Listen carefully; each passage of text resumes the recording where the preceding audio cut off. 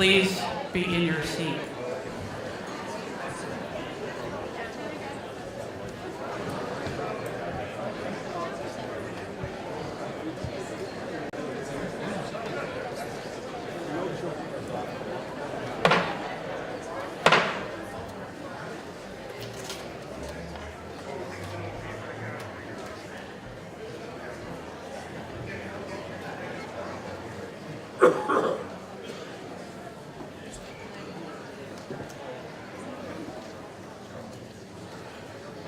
Good morning. Good morning, Democrats.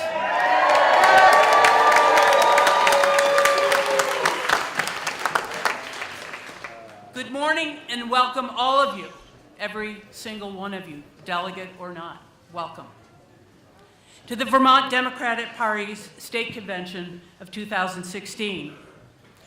Thank you all for coming out on this Sunday in May.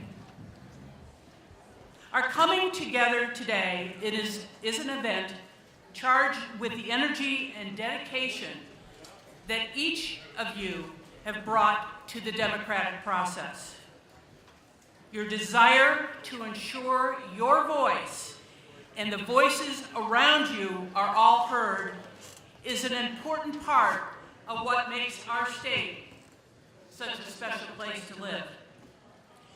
As state delegates, today's agenda of electing those national delegates that you want to represent you at the National Convention this July in Philadelphia is clear. But we must also focus beyond today. The values that drew you here today, the qualities that led you to cast a ballot back in March for your candidate are what we need to bring to Washington in November.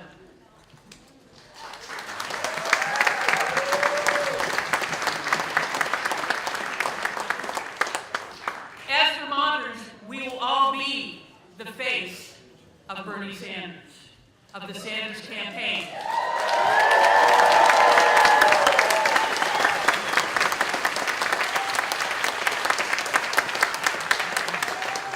The world will be focusing on Vermont. Our state often chooses to lead the country in order to do what's right. Even in the face of discord at the convention, I believe our values can draw us to set an example of civil discourse and mutual respect for other states to follow.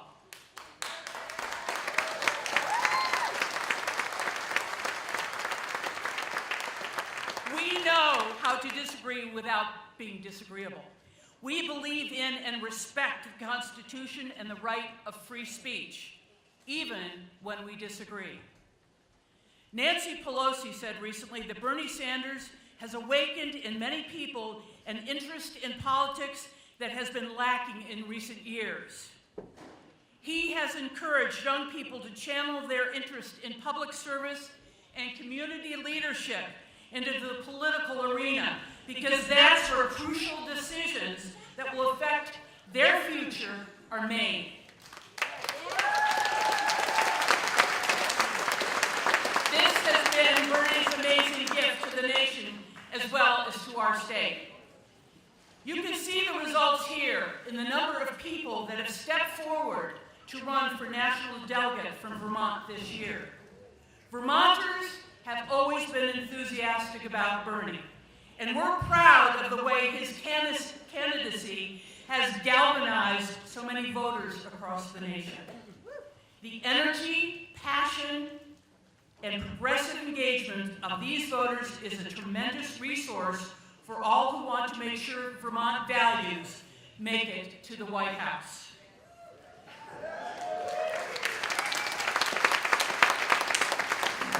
We have important work beyond the national election, though, and that is to elect a full slate of Democrats in our own state.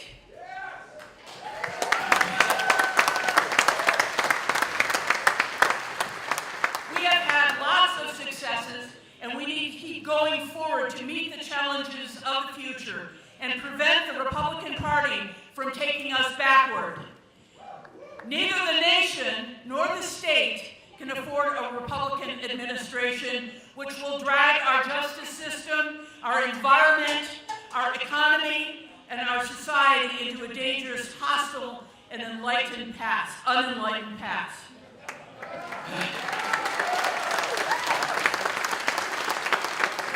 Whether your vote will be for Bernie or Hillary, either of our two Democratic presidential candidates is preferable to the Republican alternative.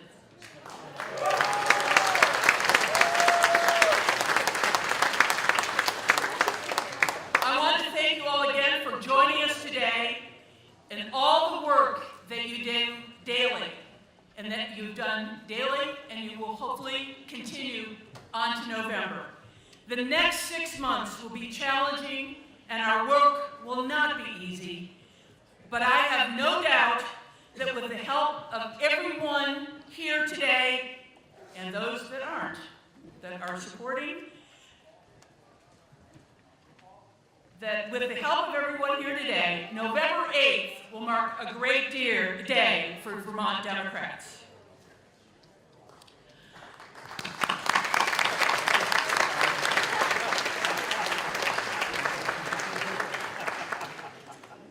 I am calling this convention to order. The next step in this convention is I'd like to nominate a convention chair. Do I have any nominations? Morris?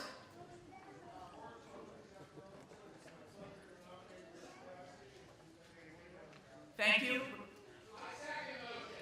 No need for seconds. Anybody else?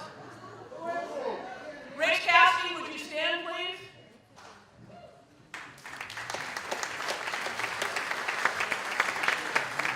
Thank you. All those in favor, say aye. Aye. All those opposed, say no. Any abstentions? Rich, our convention chair.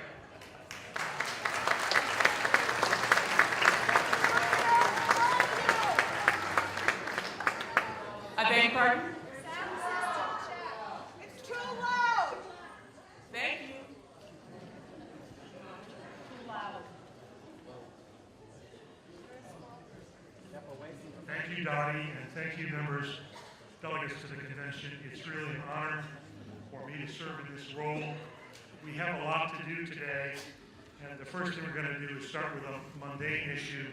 Someone driving a blue-silver Subaru, license plate ETX179. Please, you're about to be towed. Please leave the hall and move your car so you don't incur the unnecessary expense.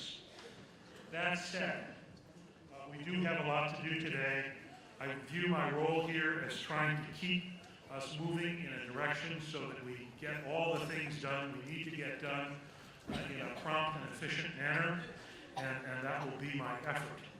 Before we turn to the official business of this convention, I do want to note that since the Democratic Party has been assembled in state convention 4 years ago, a number of Democrats who have been stalwarts of the party have passed, including John Burgess, Ned Coffin, Jim Layton, Bert Thompson, and I'm sure there are others.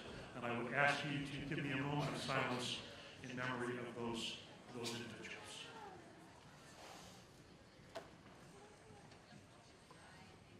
Thank you very much. As I said, we have a lot to do. Let me just outline the major elements of our agenda. We need to elect the delegates, the district-level delegates to the National Convention. We have a number of candidates for office to hear from. We need to elect a Democratic National Committeewoman and a Democratic National Committeeman. We have a couple of resolutions to hear, and I believe there's going to be a significant motion made late in the day. I hope you will all stay to the very end so that all of that can occur. And the next thing I would like to do is call upon the chair of the Committee on Rules, Credentials, and Resolutions, Jack McCullough, for the committee's report. Jack?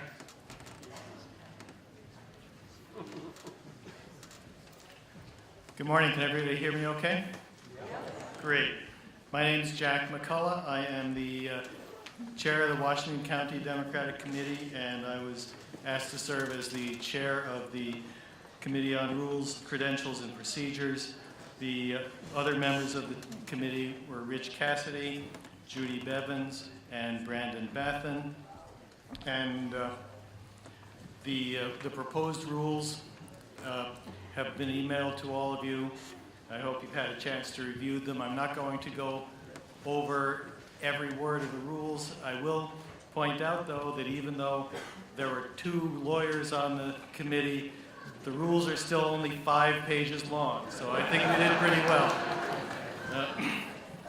The overview of the rules is that rule number 1, pre-convention actions authorized, all of that stuff has already happened, and I can tell you that the rules are essentially based on the last convention's rules.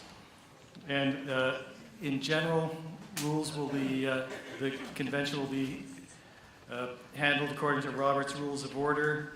There are a couple of things I want to point out that we should all keep in mind. We have a lot of people here. We've got 600 some delegates who were elected to the convention, and so I'll point out that we do have a rule that on any question, a delegate shall not speak twice on the same subject until every other speaker who desires to be heard has been recognized, and speeches on any subject will be limited to 2 minutes.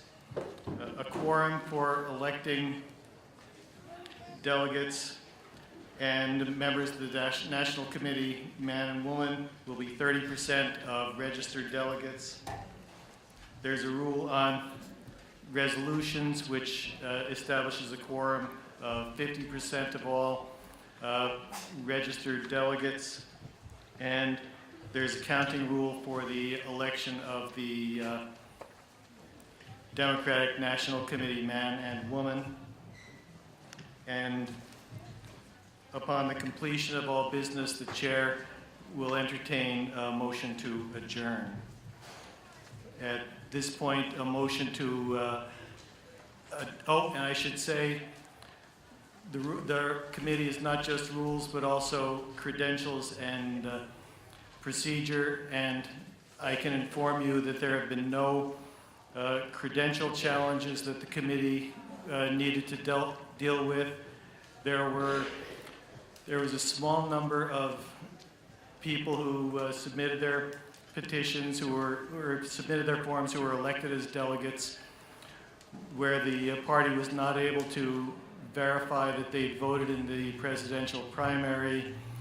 We believe that that was essentially a clerical error, and so in the interest of the greatest possible degree of inclusion, the committee decided that we would accept affidavits from those people as evidence that they had voted in the presidential primary and were eligible to serve as delegates. That concludes my report. Are you going to call for the vote? Yeah. Thank you. Thank you, Jack. The chair would entertain a motion to accept the report of the committee, which will in effect adopt the rules. Is there such a motion? It's been moved. Is there a second? Is there any discussion? Hearing none. All in favor, please say aye. Aye. Any opposed, nay. Let me just add one other logistical matter. Standing here at the podium, there are lights in our eyes. If you are trying to be recognized and I don't seem to see you, it may be that I cannot see you. So please make yourself heard if that becomes necessary. We do want this process to go forward, as I say, in an expeditious but also in a fair manner. The next item that we have on our agenda is a video message from Bernie Sanders. I don't know exactly how that's going to take place.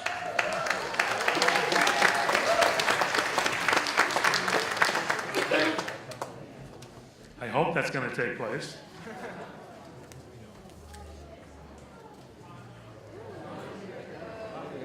Here we go. Hey everybody, sorry I can't be with you today. My but I have not been getting back to Vermont anywhere near as much as Jane and I would like. But let me begin by thanking Chairwoman Dottie Deans and Democratic Party Executive Director Connor Casey. I'd also like to thank Congressman Peter Welch, Secretary of State Jim Condos, State Representative Tim Jerman, and Rich Cassidy for their support as party leaders. Also, let me just say this. As you know, we have been involved in dozens and dozens of campaigns in almost every state of the country by now. We have won many, we have lost many.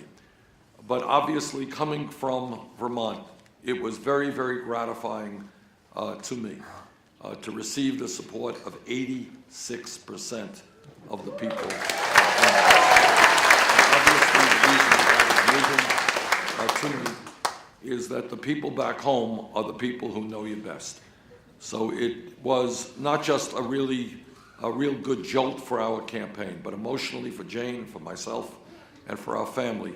We so much appreciate the kind of support that we get back home.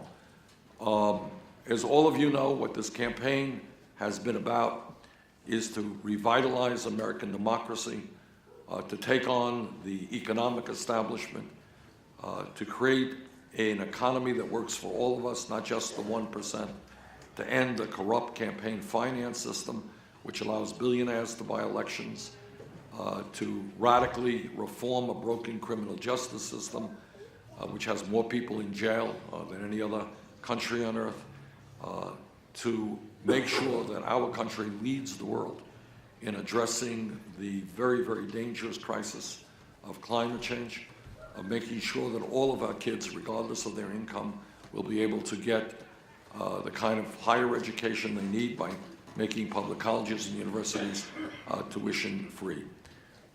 What this campaign has done is revolutionary. We have received more campaign contributions at this point, almost 7.5 million than any campaign up to this point in American history. We have now won in 19 states and look forward to winning a number more in the next 5 weeks. We have won over 45.5% of the pledged delegates. And we have won in almost every primary and caucus by a significant majority the votes of people under 45 years of age, the people who are the future of our country and of the Democratic Party. So I just want to thank all of you, not only for your help in this campaign, but for the support that many of you have given me over the years. Vermont today is looked upon as one of the great progressive states in this country in so many ways, and you have made that happen. All of you have. So thank you so much for your support, and I hope to be home soon and see you all. Take care. Bye-bye.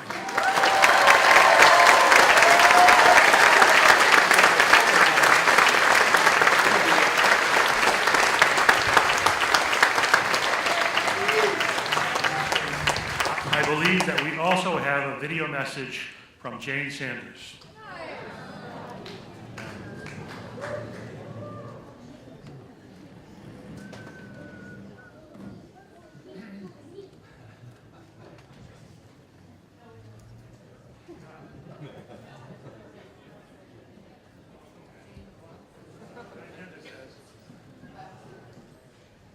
I'm advised that my agenda is in error, that we don't have a video message from Jane.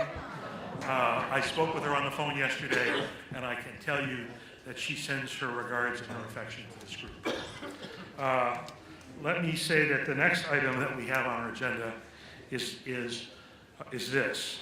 It's my great pleasure to introduce one of Vermont's finest to speak on behalf of Senator Sanders, who's run for the presidency and call for political revolution has electrified our nation and made Vermont Democrats extremely proud. Bill McKibben is an author, educator, and one of the leading environmentalists in the world. He lives in Ripton, Vermont, and founded a planet-wide grassroots climate change movement and has been a surrogate for Bernie's presidential campaign. Please welcome Bill McKibben speaking for Senator Sanders' campaign.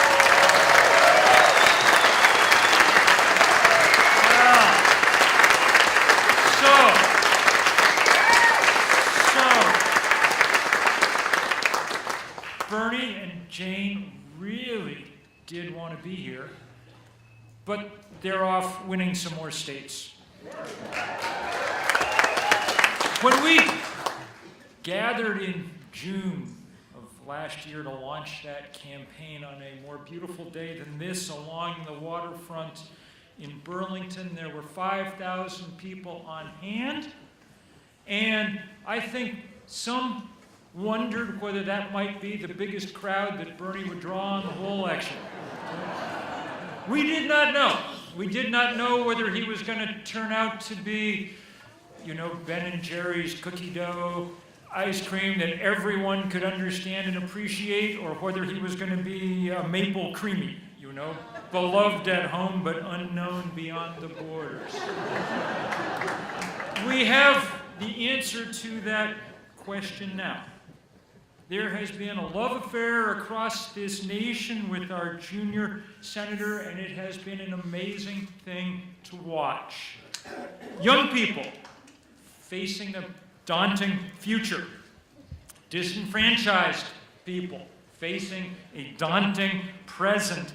They have, in a matter of months, intuited that thing that Vermonters have known for a very long time, which is that Bernie Sanders is that fairly rare breed of politician who, when he says he is for the little guy, really means it.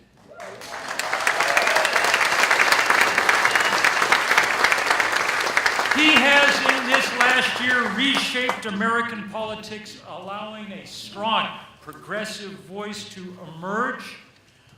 We no longer have to think twice before we say what we really believe, Of all the people who've run for president this last year, and there have been a lot, the most popular, the one with the highest favorability ratings, is the one who has taken on the corporations, the one who has said straight out loud what he thinks.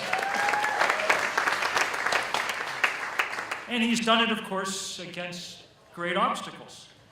If the media is ignoring you or mocking you, then use YouTube and Facebook and Twitter and Reddit to build a media of your own. If you don't have access to big money because you're too principled to take it, then figure out how to make sure that people across America, $27 at a time, can build the kind of campaign that can compete with anyone. Above all, faced with the truly daunting cynicism that change is possible in our country, Bernie has managed through sheer stubborn consistency and through boldness of vision to bring back millions of people that the Democratic Party has been trying to reach for a very long time. Bring back young people, bring back working class people, bring back the people that are required if we're going to win in November.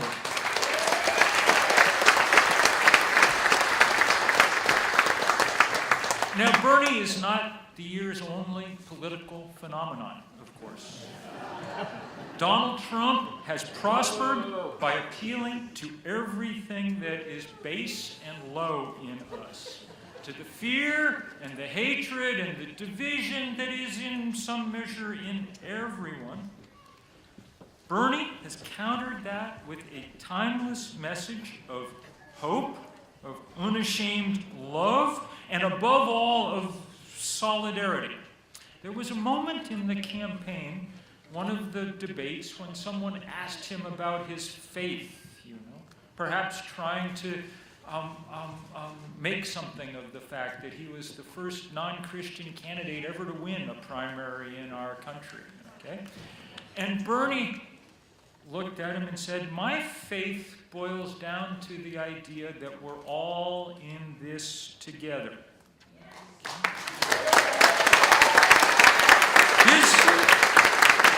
His slogan, the most beautiful political slogan of my lifetime, is "Not me, us." And if we're going to beat Mr. Trump in the fall, it will require harnessing that spirit, being true to that spirit. He's now among the tiny handful of truly great progressive politicians since FDR. And he's offered us an inspiring vision of what it could mean to be a Democrat. A politics that stands up to corporations. A politics that understands that our worst problems require solutions now, not next session, not some other time, but now. A politics that's truly small d democratic, that's based not on focus groups and a finger in the wind, but on broad-based movements that alter our society to keep it ahead of the crises that threaten us. And I think that the most important thing maybe about this campaign is that whether he's in the White House or whether he isn't, he and the rest of us will keep those movements rolling forward until they've done the work that Bernie has set us to in these past months. Yes.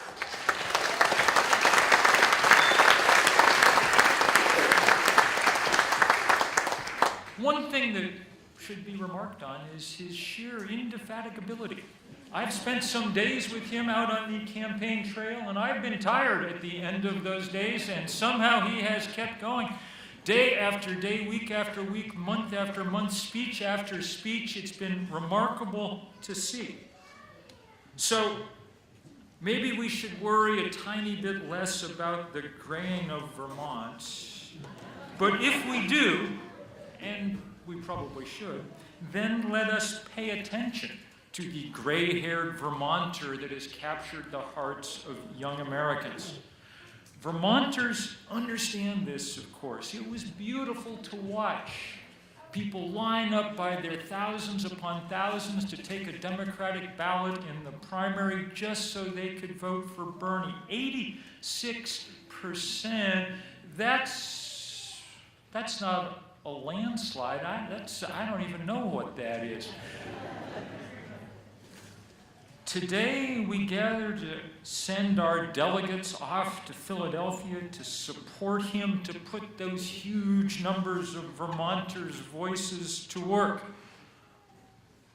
And we do it urgently. We send them off to fight today, when 25 hedge fund managers make as much money as every kindergarten teacher in America. Today, when drug makers are ratcheting up the price of their products just because they can. Today, with the news of yet another young black man shot in this country. Today, in the hottest spring of the hottest year ever measured on our Earth, with Arctic ice melting at a record pace and northern forests ablaze. Today, we need this strength, this power, this unity.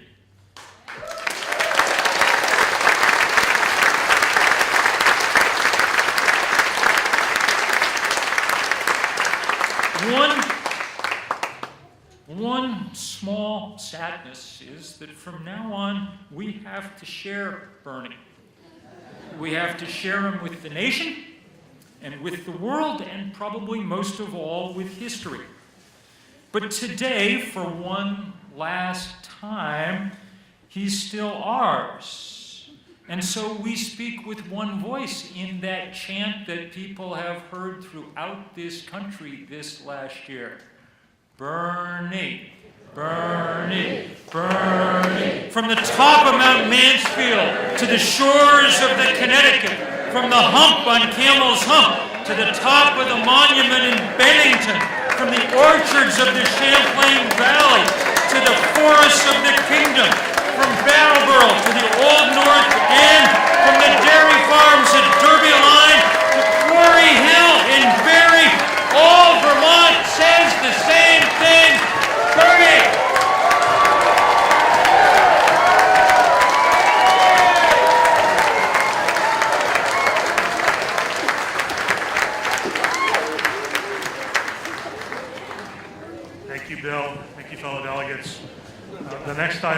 our agenda we will hear remarks from our Congressman.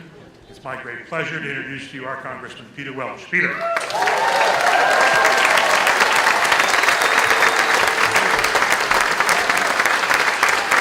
Thank you, Bill McKibben. Come on out here, Bill McKibben. Come on out. Let's hear it. Let's hear it for Bill. Yeah.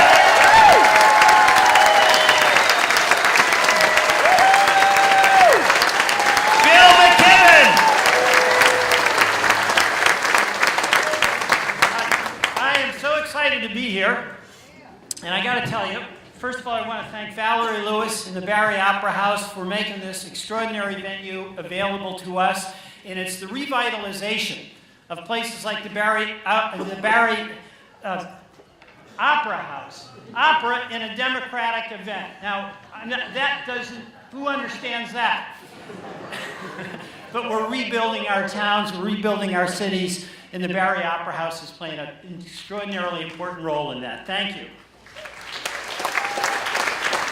Second, I want to thank all of you who are delegates, and I especially want to thank the folks who are running to be a delegate. It's hard, and you're doing it because we all share something in common. We care, and we know it matters. Politics matters, and that is really being put to the test. But just think back, as bad as it is with what's going on, this circus of a reality TV kind of political landscape where issues don't matter, consistency doesn't matter, it's cool to be outrageous. It really is desecration of what the political debate is supposed to be about, but that's the world we're in at the moment. But it really matters. Think back about 8 years when we had a choice between Barack Obama and John McCain. And as frustrated as you may get at moments when we watch what's going on right now, think of where this country would be had we not succeeded in electing Barack Obama to the presidency of the United States. And I say that because it does matter. As tough as that work is, it matters. We've got the economy back on its feet. Still, as Bernie points out, with a long way to go. But where would we be had we not righted the ship and brought unemployment down, had the American Recovery Act? Where would we be if we didn't have Dodd-Frank? And we got farther to go, but those big banks are starting finally to get squeezed. And where would we be if we didn't have this health care bill? We've got a long way to go on that. Our work is never done. And the folks here, all of us, understand that our work is never done. And the challenge we face is to remember that these ideals that we have to make a better and more perfect union, these ideals are what motivate us so that we can do the day in and the day out difficult work of making progress one day, one issue, one step forward at a time. It really, really matters. And Barack Obama, in my view, is going to go down in history as one of the greatest presidents of our country. I believe that. But we're being put to the test.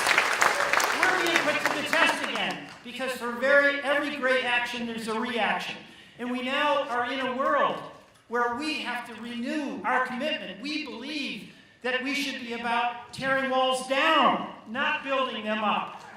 We believe that it doesn't matter if you're gay, lesbian, or transgender. We are all in it together, and the things that unite us are much stronger than the things that divide us. And we believe that government at every level, whether it's the Barry City Council, the state legislature here in Vermont, or the Congress of the United States, our job is to work for the people who sent us there to help them be successful in their lives and make better communities where they live. That's what Democrats believe, and we believe that it can only be accomplished if we do it together. So it matters. And I got to tell you, and I supported Barack Obama, but I sure am proud that this year we have a shot at Bernie Sanders.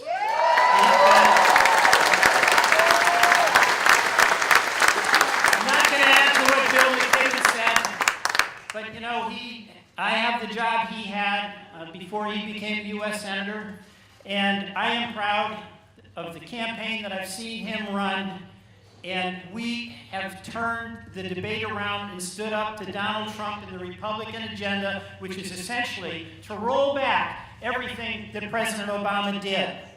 And just to put it in a context, remember what Mitch McConnell said when he became the majority leader? He defined his job to make Barack Obama a one-term president. That's not what life is about. It's not what politics is about. Politics is about, and life is about, taking a step ahead, working with people you don't agree with, reaching higher, but doing it together. So we are up against a wicked election season this year, and at the end of the day, we have to win and beat Donald Trump. We must do that.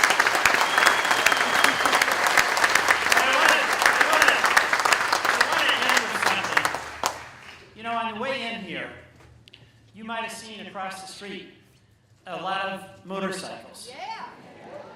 And mine was out there. I had a Harley 350. When I was with Arthur Burke, we went over and started talking to the folks. And it was wonderful. With that, there's 92 motorcycles there. And it is a group that gets together every single year, and it's called Bikers for Beth. It started 5 years ago.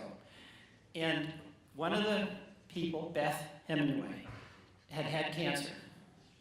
And these bikers wanted to help her out. And they started a fundraising ride. And they've been doing it for 5 years. And each year there's a couple of recipients. And then the next year, those recipients, if they make it, come with family members and they expand it out. And today they're riding 72 miles, and they're going to raise money for a couple of families. And the folks who are there, they're police officers, they're plumbers, they fix our cars, they teach our kids, and they love motorcycle riding. They don't particularly think that much about politics, but you know what? They think a lot about each other. They think about ways they can help each other. And what is it? Why don't they come over here? Well, they're out there doing really important work, and they may not have the time we have. But our job is to remember that what we're doing here together, electing delegates, electing people to office, our job is to work for them so that they can do these things to help each other. And I got to tell you, our job as a party is to make it clear to all those good Vermonters who are paying their bills, raising their kids, trying to get ahead and get educated a little bit more in their job or their skill, whatever it is, that they have confidence that those of us who, because of our interest and our way of serving, is to get involved in elective politics or to get involved in party politics, that we are doing it because we want to help them have a healthcare system where they don't have to have bicycle rides in order to have security for some loved one who has cancer. So, people ask me sometimes, Peter, how do you do it? How do you deal with the scene in Washington? You want to know something? It's pretty easy.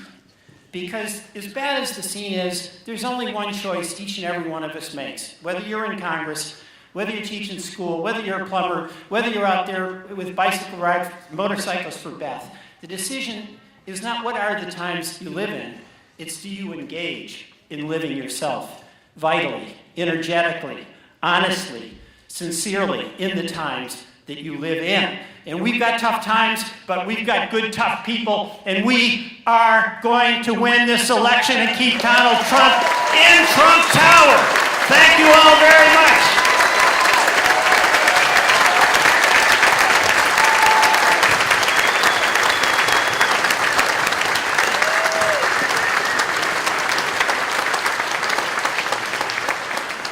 Thank you, Congressman Welch. It's my pleasure now to introduce the man who holds the job that Pat Leahy says is the best job he's ever had, the current state's attorney from Chittenden County and the sole Democratic candidate for Attorney General, T.J. Donovan. T.J.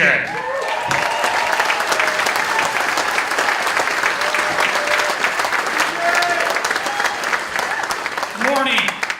My name is TJ Donovan, and I'm running for Attorney General.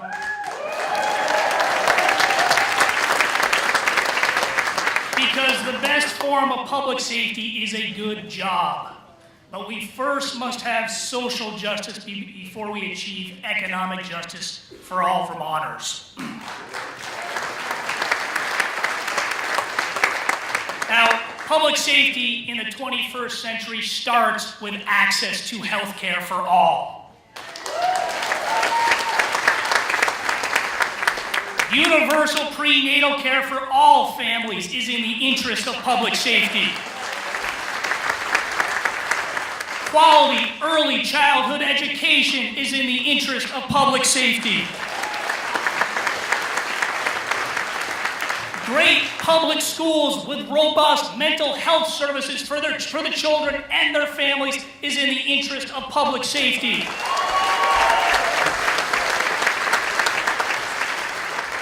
And affordable higher education so students don't start their adult lives behind a mountain of debt is in the interest of public safety.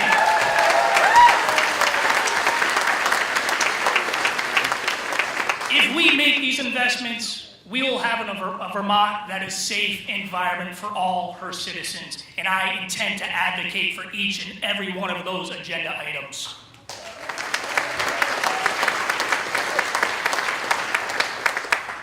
But if and when we incarcerate, we do it ourselves. No more private prisons. No more for-profit prisons. End this contract. Bring these Vermonters home. This is in the interest of public safety.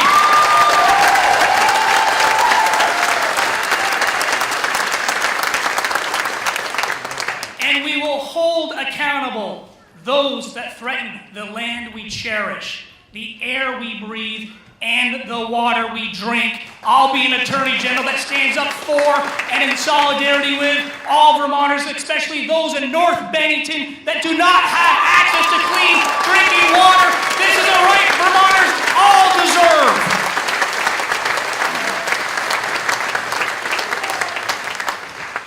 And I'll stand up against hate wherever it comes from. We're in a campaign season where hate has become a political talking point in some campaigns.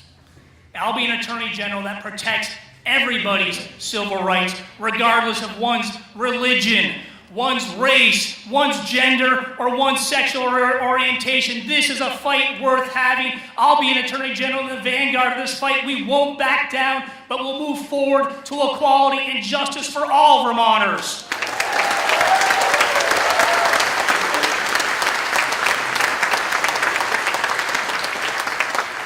And I will protect a woman's right to make a determination about her body.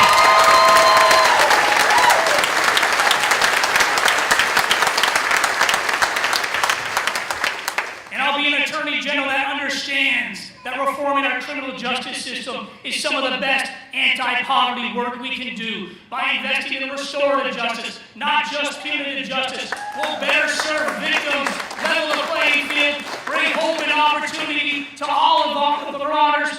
Join me in this campaign to bring justice, to bring fairness, to bring equality across this state to every corner. This is why I'm running for Attorney General. Thank you for your support.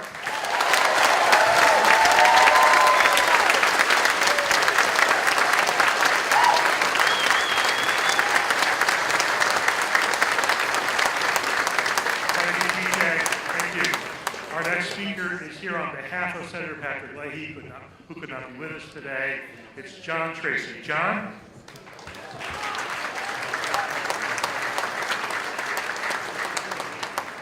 Good morning. You know, Bill McKibben mentioned Bernie's gray hair and the graying of Vermont, and as someone who's getting at that point in my life, I see gray-haired Vermonters as a value-added product, and we should celebrate it. Originally, the convention was scheduled for the other day, and Senator Leahy will be presenting an honorary degree to his old friend, first campaign manager, first chief of staff, Paul Bruin at UVN today, and that's why I'm here as his stunt double. You know, the whole world is watching, and I'd like to read a statement that the Senator put forth. The whole world is watching our election 2016 unfold. Thanks to Bernie, our small state has played an outsized role in driving the debate and in focusing on issues that should be front and center for every leader. The ability to make a decent living, to support our families, to have affordable, accessible health care, to make education a right, not a privilege, and to diminish the power of money in our elections. Since our founding, Vermont has always had an outsized influence in our country and in the world, and the arc of Vermont is often the arc of our country, from abolishing slavery to leading the way on LGBTQ rights. Yet, what Vermont and Bernie have put forth, Donald Trump would like to take away. He has a tax plan that should make a billionaire blush. He wants to criminalize a woman's right to choose. He thinks global warming is a farce. And for the Supreme Court, he thinks a court is the place you go to declare bankruptcy. And he also believes we should turn back the clock, back to the days when immigrants, people of color, and women were treated as second-class citizens. I am determined to do everything I can to make sure our Democratic nominee takes the oath of office next January. I'm also, yes?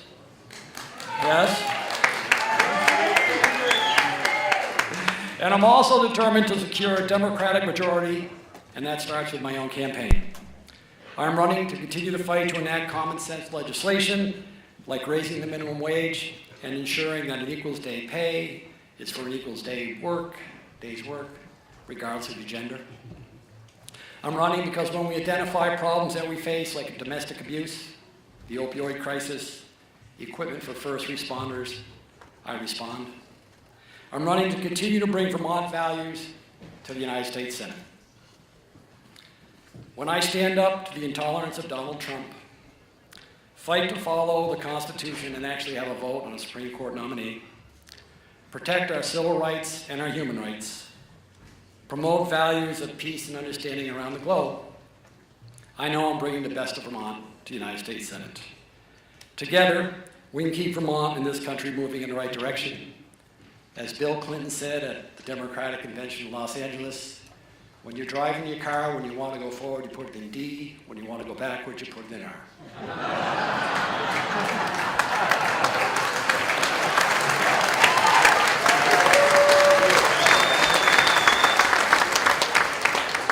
Let's put the country in drive.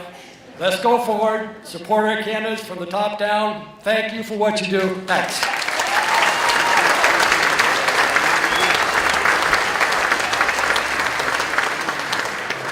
Next speaker, a current member of the Vermont House of Representatives and a candidate for Lieutenant Governor, Kesha Ram. Kesha.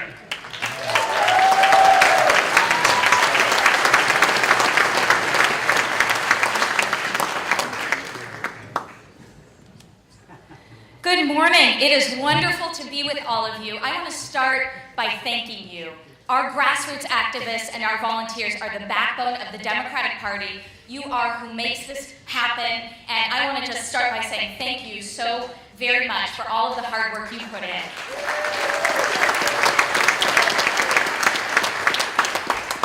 You know, in 2012, I had the honor and privilege of being a delegate to the National Convention in Charlotte, North Carolina, and some of you were there as well. And I just have to remember, Vermont as a state, our brave little state, was behind Guam and the Democrats abroad in the nosebleed section, and something tells me this year things will be different.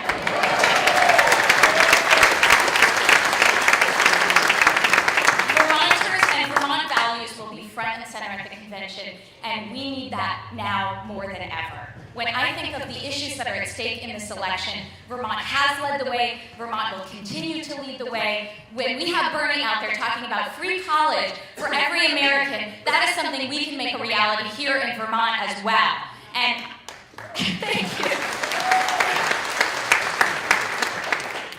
And as some of you may know, it's been exactly 10 years since I got my real start in Vermont politics. I was a sophomore at the University of Vermont. I wasn't anybody in particular. But Bernie's team sought me out. They said, we are, in our campaign for the Senate, we need a young woman on stage with us. We need somebody whose voice represents young people and who can help us share that vision. And he had brought a rock star senator from Illinois to join him to really draw a crowd. And they asked me to introduce the event. And so I was just worried about falling off stage and making sure I got through my speech, but I really wanted to get a message across that we have too much at stake for young people particularly not to get involved in our politics and in our election. When we think of issues like climate change and student debt, those issues were going to be resolved on our backs unless we elected people like Bernie Sanders and that rock star senator from Illinois to go to Washington. And so I got through my speech, and I sat back down, and our now Congressman, Peter Welch, who was running for Congress for the first time at that time, he spoke, Bernie spoke, and this rock star senator got up. And he started talking about having a father from Kenya and a mother from Kansas. And I said, wow, I have a father from India and a mother from Illinois. And he said, I have a funny name no one can pronounce. I thought, same here. And he started talking about the arc of the moral universe bending toward justice. And in that moment, I thought, I have never heard a politician like this one in mainstream America. And in that moment, he turned to Bernie and he said, and Bernie, if you don't behave yourself, we're going to run Kesha for the Senate instead of you. And we're glad Bernie doesn't behave himself. And it was the first time anyone encouraged me to run for office. And for me, that was an incredible moment in thinking about what it looks like to be an authentic leader like Bernie Sanders, like Barack Obama, to help move this country forward. So I started to think more than, I had grown up in the era of 9/11 and 2 wars and thought government doesn't listen. And here I was thinking, maybe I can, if there's a place for somebody like Barack Obama in politics, maybe there's a place for somebody like me. So I challenged incumbents for a seat in the legislature when I was a senior at UVM. And right out of the gate, I was called a kitten with lipstick. I was told I'd be curious to know what she thinks she brings to the table. Highly underestimated. So I knocked on every door in the district twice. I registered hundreds of young people to vote. I sat in everyone's living room, and I won by the largest margin of any challengers.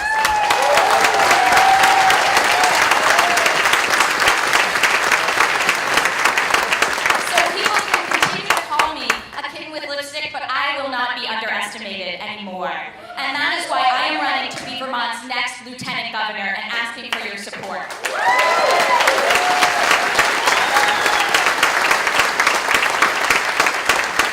Not only have I spent 8 years in the legislature building consensus with conviction, listening and acting, but I started my career in the legislature also as a preschool teacher. And I recognized, thank you, preschool, we're talking a lot about access to early childhood education, and I cannot convey how important it is. I was the Head Start advocate, and so my job was to work with families who were struggling with eviction and hunger and still trying to keep their kids stable and getting access to that quality education they so need and deserve to get a head start. And I spent 3 years as the legal director of our domestic violence program in Chittenden County, and I was helping victims of domestic violence late at night in the police station trying to get a relief from abuse order or get through a difficult criminal case.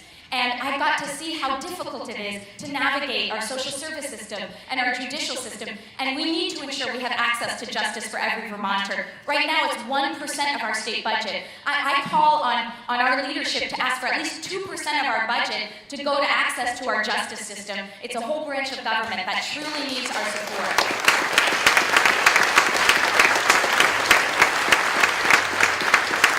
And between that and the last 3 years I've spent working as a local government employee in the Weinberger administration, what I've truly seen as well is how difficult it is to get any of your dreams accomplished, to really move forward in any way if you don't have access to affordable housing, and housing that is stable, that is safe, and get out of a high rent cycle in our state and access home ownership.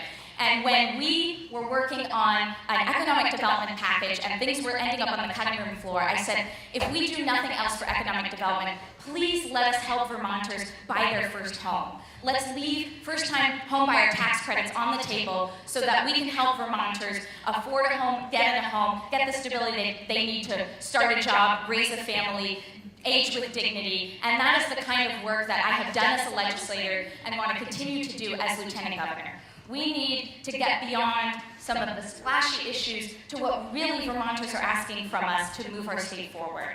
And for me, that is access to early childhood education, affordable higher education, home ownership, and high-speed broadband internet connectivity so we do not face a digital divide continuously in the state. And about broadband, I would say mission not accomplished. And many of you experience that. We still have folks who pay too much for access to high-speed internet or don't have access at all, and that's going to hurt our economy going forward as well. So when I think about what's at stake in this election in a broader sense, you've heard it before, and we're at a pivotal point in our nation. We stand at a crossroads where our choices are essentially Donald Trump or America as we know it. And we have to fight back. We have to show what makes Vermonters so proud of what we do, and that is that we are that light at the crossroads, that we will continue to open our arms to refugees from Syria or wherever folks need support, and that we will welcome them here.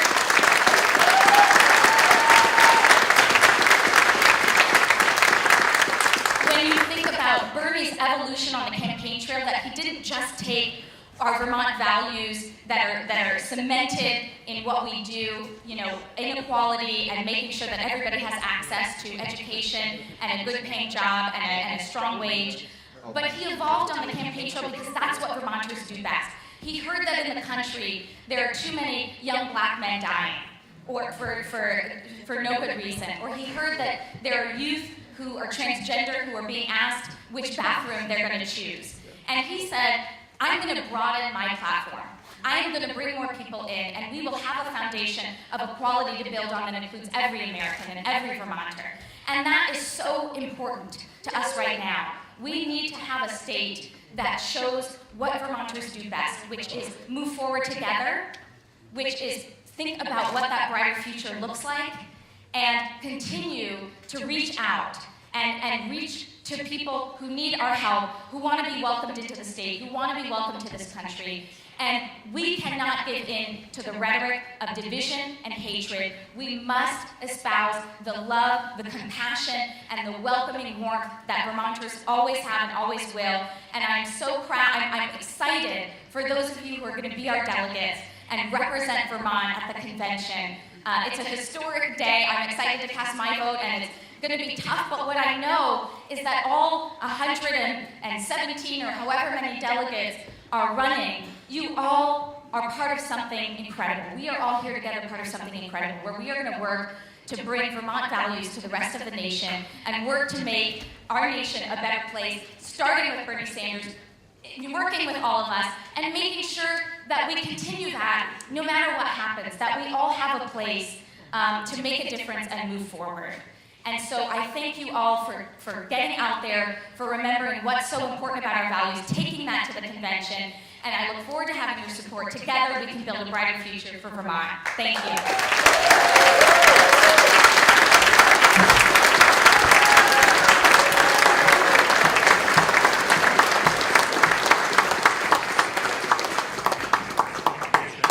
Our next speaker, a former member of the Vermont Senate, is a candidate for governor, Peter Galbraith. Peter.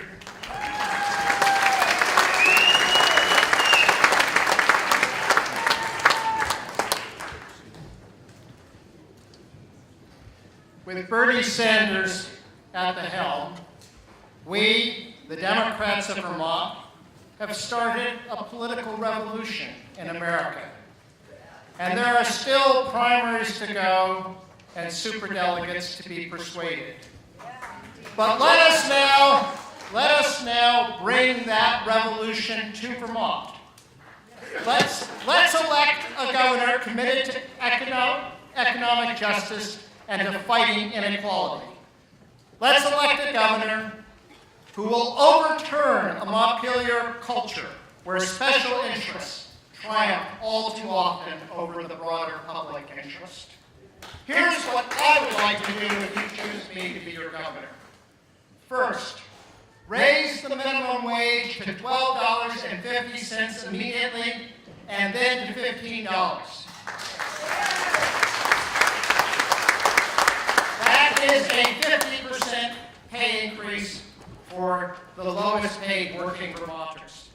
Continue the fight for universal publicly financed health care by adopting a public option on the Vermont Health Connect Exchange.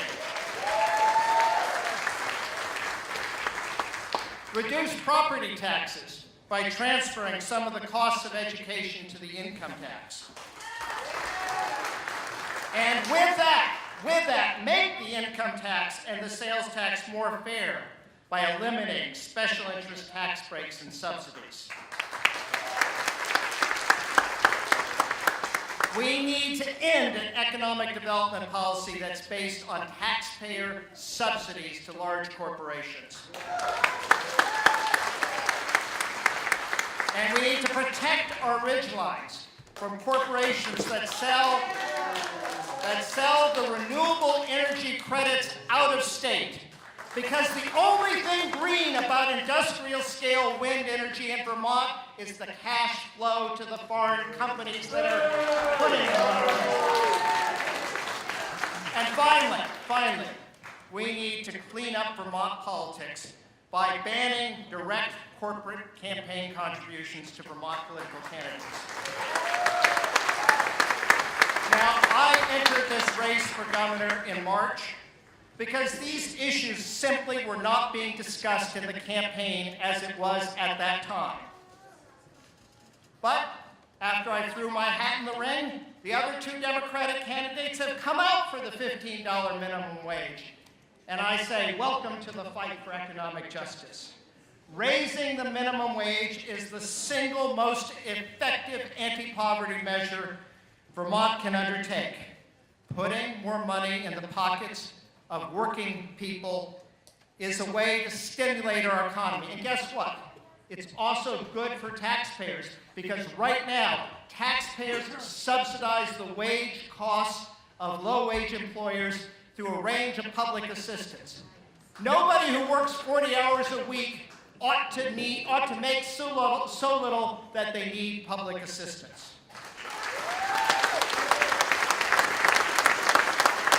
So the first item in my State of the State address, if I'm elected, will be to raise the minimum wage to $15, and I hope the other Democrats will join me in that commitment. Before I joined the race for governor, all of the candidates had accepted tens of thousands of dollars from corporations. My Democratic candidates, my Democratic competitors, are now campaigning on the fact that they have returned their corporate money, and I applaud them for doing that. But I cannot join them. I cannot join them because I have never accepted a corporate contribution, ever, in any campaign. But as a senator from Windham County, I did lead the fight to ban corporate campaign contributions. We didn't succeed. It seems like a lot of Vermont politicians want to rail against corporate money, but they don't want it taken out of their own campaign treasuries. But as governor, I will lead the fight, and if I win, there will be a mandate to end a disgraceful practice that has not been allowed under federal law since 1907, and that is even banned in the state of Texas. I hope that my competitors will now join in the rest of my agenda for economic justice.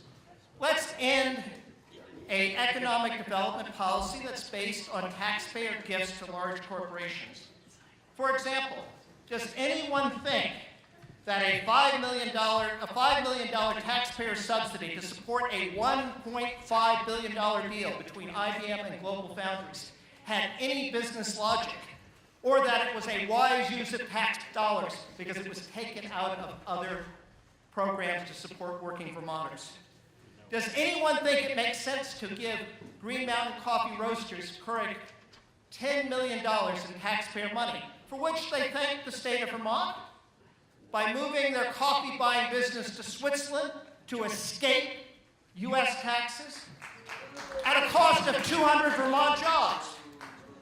And I say, let's close special interest tax breaks and deductions that is what goes on in Montpelier all the time, and that is the reward for those wealthy enough to hire lobbyists while starving public services.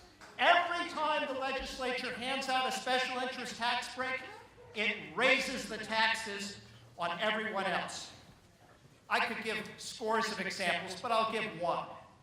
Vermont allows a wealthy taxpayer to deduct the mortgage interest on a home, a second home, that's not in the state of Vermont, that's not even in the US. What is the public policy interest in subsidizing a Caribbean hideaway? As you will have noticed, I propose to do in Vermont exactly what Bernie Sanders is proposing nationally. But I'm not a poll-driven newcomer to these causes. As a senator, I opposed every special interest tax break and every corporate subsidy. I introduced legislation to raise the minimum wage to $12 immediately in 2014, and I stand here as the only elected official in Vermont who actually offered legislation to pay for single-payer health care. I had a financial.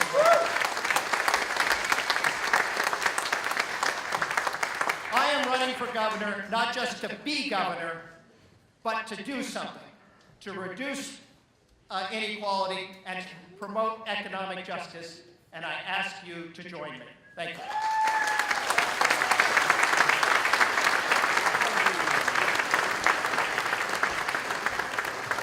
Peter. Our next speaker is the current Secretary of State of the state of Vermont and a candidate for re-election, Jim Condos. Jim?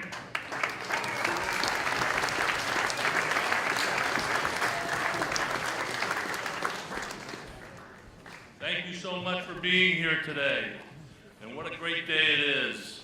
I'm Jim Condos. I am your Secretary of State. And in case no one noticed, this is an election year. I'm mindful that it's an important election year. And as your Secretary of State, there's one particular item of distress for me, and that is the ongoing suppression of voter participation across the U.S.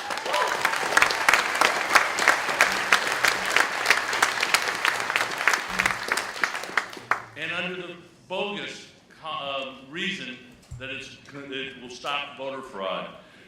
It is bogus. It really is. Many of you in this room are well aware of what has occurred in states like Arizona, Wisconsin, Michigan, Ohio, Kansas, Oklahoma, the Carolinas, and others. Let me provide you with a little bit of background about Vermont, about the U.S. as a nation. We have struggled with the issue of voting rights for a good part of our history. The priority has long been, though, to improve voter equality, and voter participation. Since the early founding days of our country, when only male white landowners were allowed to vote, we've had at least 10 constitutional and major laws that have passed in Congress, and all have been about expanding the right to vote. We've worked too hard to pass and enforce these expansions of voting rights to now turn back the clock. As a nation, we should be proud and we should promote greater participation of eligible voters in our electoral process. Instead, we see states attempt and sometimes succeed to reverse this trend. Democracy and access to voting should not be a partisan issue, but it appears to be heading in that direction.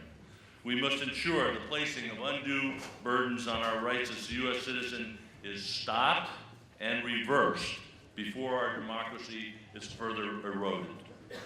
Denying the real voter fraud that exists, is denying eligible voters the ability to use their constitutionally protected right to cast a ballot. That is what is real voter fraud.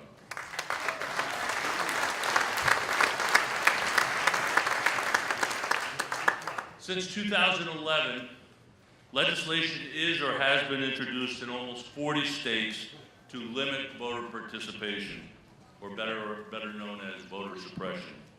The most affected will be young adults, seniors, minorities, and low income. A year ago, a little less than a year ago, my dad passed away. He passed away at the age of 89. Neither he nor my mom had any voter ID, any government-issued voter ID, photo IDs at that time. And I've had to struggle with trying to get things converted over to my mom's name because she doesn't have a photograph ID. It's really unconscionable. They have voted their entire lives in this country, and now because they are elder and they are do not have their they have expired passports, they have expired licenses, they don't have the ID that they need. The very basis and core of our democracy is under siege in this country. However, Vermont is looking for ways to improve access. My approach, and I am proud to say that I've worked hard to remove unnecessary barriers throughout our laws while protecting the integrity of our elections process. Here's what we've done here in Vermont. We now have a paper ballot trail. We have extended early voting from 30 days to 45 days. We have 17-year-olds eligible to register and vote in the presidential primary and August general election if they will turn 18 by the general election. We have a new state-of-the-art statewide voter checklist system, a new state-of-the-art elections management system. We now have campaign finance and lobbyist disclosure online when we were told it couldn't be done. We passed last year, the legislature and I worked together to pass same-day voter registration. That will take effect in 2017.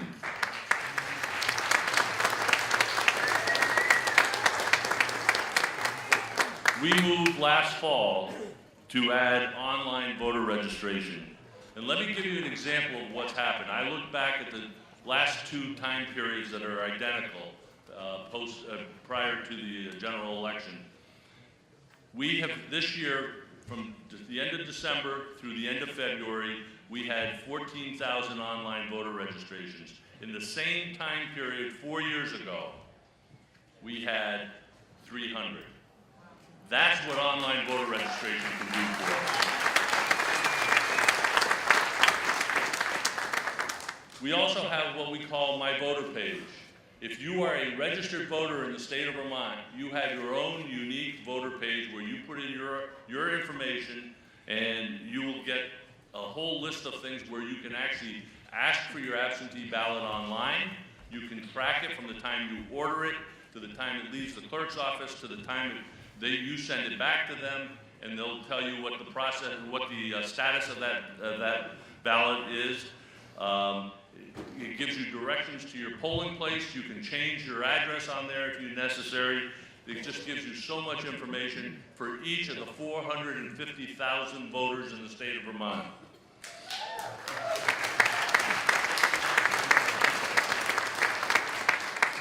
And what I am really proud of with the legislature this past year, we kind of thought it was going to be on a whim, that we didn't know that they would actually take it up this year.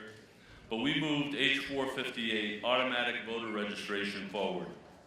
We became the fourth state in the country behind Oregon, California, West Virginia.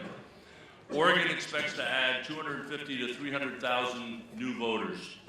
California expects to add in almost 6 million new voters. And here in Vermont, we expect that it's going to be 30 to 40,000. Not quite as many.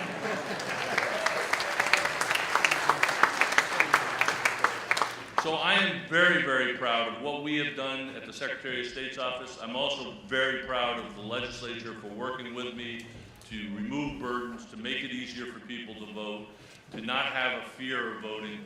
And I just hope and pray that this year we don't go backwards.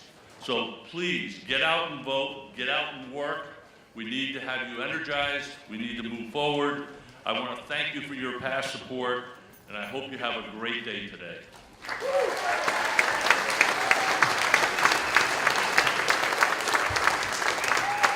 Thank you, delegates. Thank you, Jim. We are running a bit behind. I want to acknowledge that. But I thank you, each of you, for your enthusiastic attention to our candidates and our office holders. We have just one more speaker before we move on to the delegate selection process. And with that, it's my great pleasure to introduce the Auditor of Accounts of the State of Vermont, Doug Hoffer. Doug.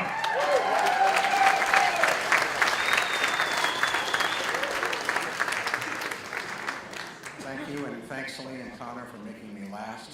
It's grateful. You're all still awake, I can tell. You've had a bunch of stem winders. It's been a long program. I'm going to be very short and somewhat more prosaic. I saw a guy on the golf course last fall, the day after we released an audit report that had been covered by the media. And he saw me 50 yards away, yelled, he said, "Hey, Hoffer, why don't you just tell us what works?" And like you, we laughed a little bit, but the message was clear. It's not surprising that there's a bunch of people who are not at all surprised when we tell them that we've identified problems in the management of state programs. In fact, there are a lot of people who think state government is incapable of operating effectively and efficiently. That is a gross exaggeration, but there is a kernel of truth in that. You know, candidates, all the folks that have been here, the ones you're going to hear this afternoon, talk appropriately about high-minded public policy issues, and that's as it should be. But in order for us to achieve that shared vision, we need broad public support. The only way we're going to get that is to demonstrate to people that we can operate government efficiently and effectively.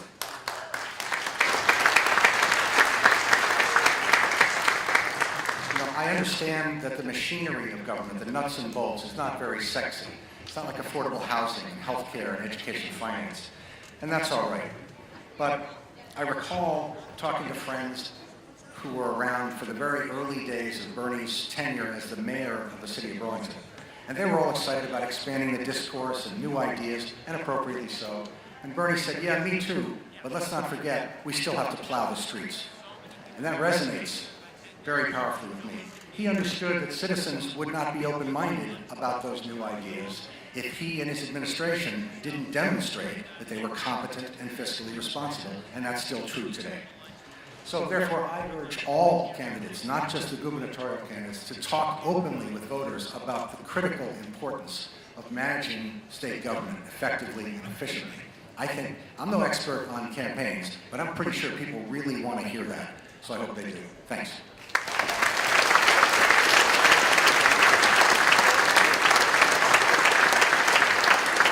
Thank you, Doug. Thank you very much. We're now going to move on to the process of selecting our district-level delegates. And this is just a little complicated, so there are a couple things I need to go over with you. First of all, you need to make some changes in your ballot. We have had some candidates who have withdrawn. I don't want you to waste your vote on candidates who are not seeking to be elected. And due to some technical difficulties, there are some names which sadly were left off the ballots. So these people are not write-in candidates. They're candidates who timely filed, but for due to administrative oversight, their names were missed. So am I correct that ballots are being passed out now? As soon as, do you have your ballots? Everybody have a ballot? All the delegates, okay. So if you have a pen, I'd like you to make some changes. The persons who are candidates listed on your ballot who have withdrawn are the following. Kelly Hershey.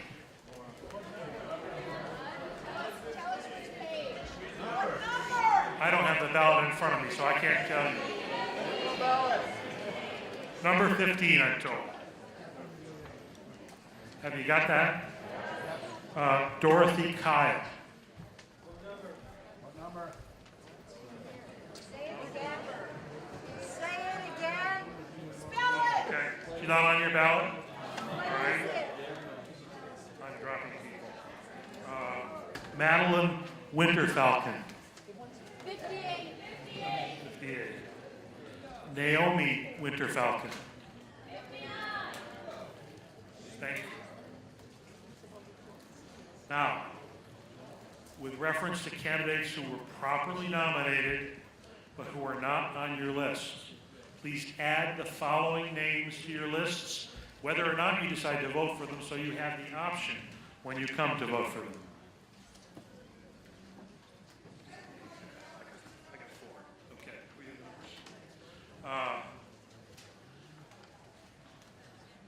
On the women's side, Vivian Jordan, who will become number 61.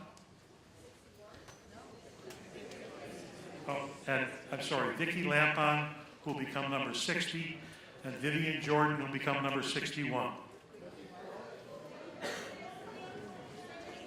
Say the names. Yes, the names again. Vicki Lampon, who will become number 60. Lampon. RON, thank you. And number 61, Vivian Jordan.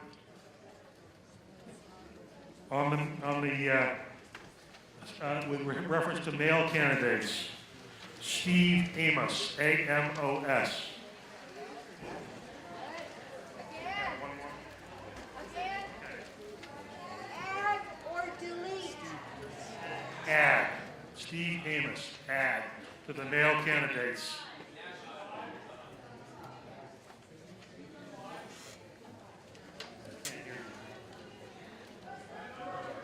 He's also a candidate for committeeman, but he's a candidate for district-level delegate, Steve Amos, on the yellow sheet. Yes, he will be number 55, thank you. On the women's side, there's one more name. Oh, I'm sorry, it's on the men's side. On the men's side, one more name, Michael Roche, R-O-C-H-E. Number 56.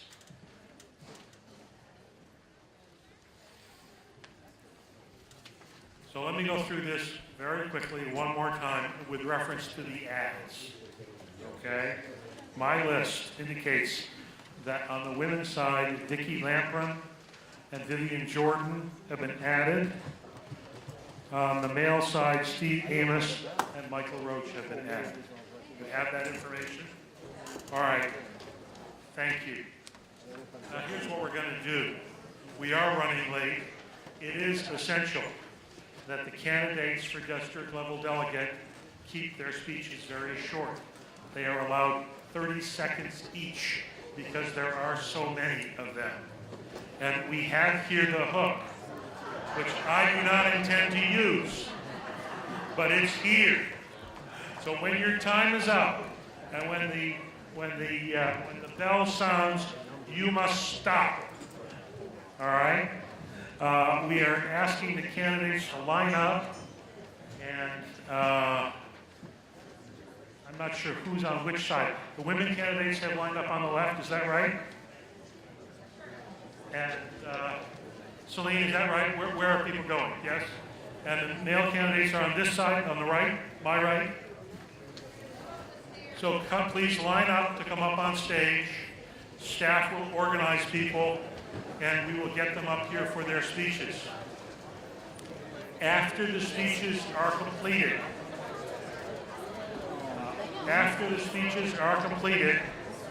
we will you'll get the opportunity to cast your ballots. We will try to coordinate that with eating lunch, because we do have lunch available, but we are running very late. So what we're going to do is I'm going to divide you into 3 groups, and I will ask that groups from Addison, Bennington, Caledonia, Essex, Franklin, Lamoille, Orange, and Orleans go out first while the other delegates are voting, then come back to cast their votes. Then the delegates from Chittenden will be given the opportunity to go and eat lunch, and then the delegates from Rutland, Washington, and Wyndham will be given the opportunity to eat lunch. So lunch will be outside in the lobby area. Some of you may want to step outside while you eat, so there's more space. If you do that, we will make an announcement outside before the election, the ballots are closed, and then we will count the ballots as we continue with our afternoon speeches. So that is our plan. And let me ask the staff, are we ready with candidates?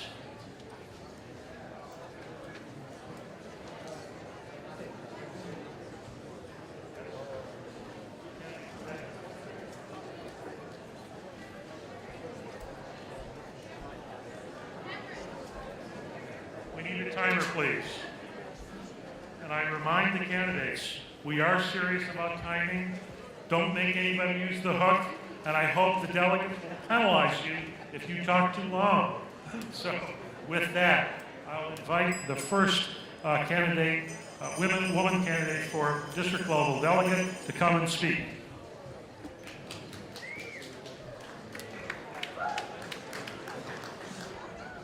Timers, are you ready? All right. Hi, I'm Martha Allen. I'm a teacher from Canaan. I've taught for 30 years in the Vermont public school system, and I'm presently president of Vermont NEA, the largest union in the state, and I'm very proud that our 12,000 members were the first union to support Bernie Sanders in the country for president. And I hope to have your vote to bring that to Philadelphia. Thank you very much. Hi, Stu Arnold, Greensboro, Vermont. I am a Spalding grad, I am a UVM grad, married my high school sweetheart who's also those things. We live in Greensboro. We love the fact that Vermont is going to be the only state sending 100% of these pledged delegates to the National Convention in Philly. Let's go to Philly and feel this burn. We'll send that message forward. Let's go and regain the majority of the seats in Congress so that this president will be able to have the support to do this.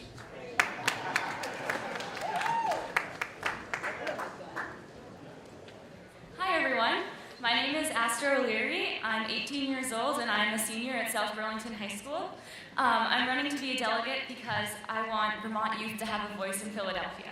I know I don't have as much political experience as some other candidates, but I want to put myself out there as someone who truly embodies the interests of youth and who will only become more involved in politics in college and beyond. Again, my name is Astor O'Leary. Thank you for your support, and go Bernie! Hello, my name is Alexander Lee. I'm a history teacher. I work here in Barrie at Spalding High School. And what I wanted to say is, these are times that try men's souls. The summer soldier and the sunshine patriot will, in this crisis, shrink from the service of his country. But he that stands it now deserves the love and thanks of man and woman. Tyranny, like hell, is not easily conquered, but we have this consolation with us that the harder the conflict, the more glorious the triumph. Thank you.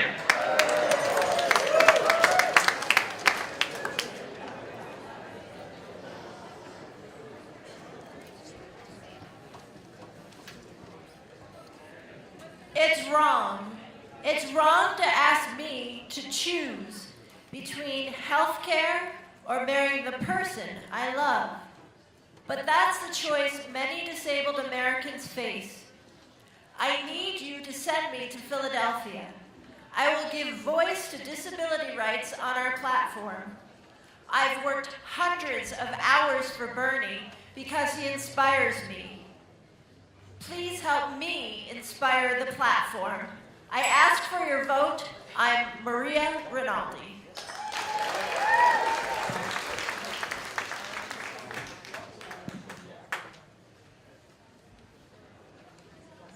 Maria, thank you very much. I'm John Moran from Wardsboro, number 32 on your ballot. It's time to take Senator Sanders' revolution to Philadelphia and beyond. I ask for your vote to be a Bernie delegate to reclaim the soul of the Democratic Party. Thank you, John Moran. 20 seconds.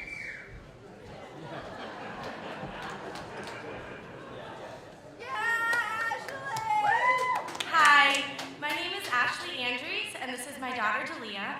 As a single mother, my concern for her future and my passion for justice and equality have caused me to become active in politics, including running for House of Representatives and being an active member of Upper Valley Young Liberals. Young people deserve representation, so please vote for Nick Clark, Noah Detzer, and myself, Ashley Andrews, to show young people across the country that it is our responsibility to be involved.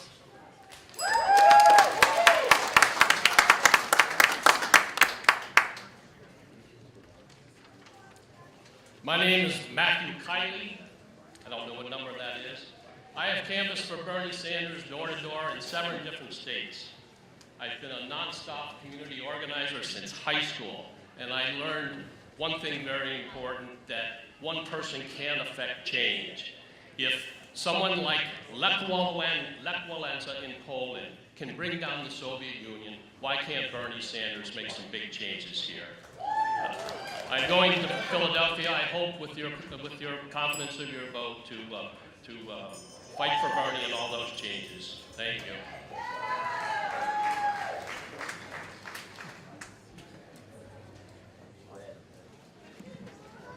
Hi, I'm Betsy Allen Pennebaker. If you send me to Philadelphia, I will stand strong behind Bernie. I'm also a professor at Champlain College. I just taught a class called #FeelTheBurn, and I want to bring back that experience to my students and transform all that social media into young people's votes. Betsy Allen Pennebaker, number 2.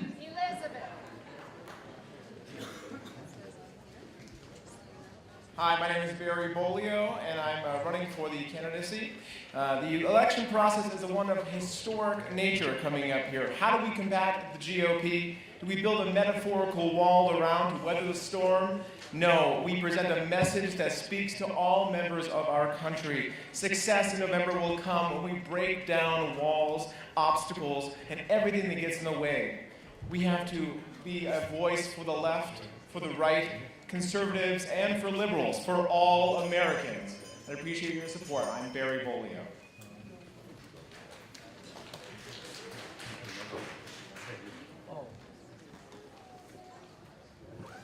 Hi, I'm Naomi Weinman. We know a few things. We know that the convention will be contested. Poll after poll shows that Bernie is by far the strongest candidate, especially in the critical swing states.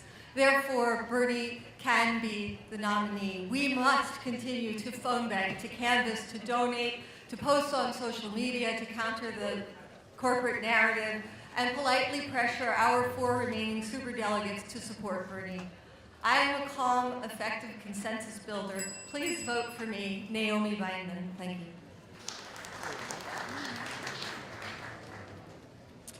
Hello, I'm Brian Pine, and for nearly 35 years I've worked alongside Bernie Sanders to make life better for low-income Vermonters.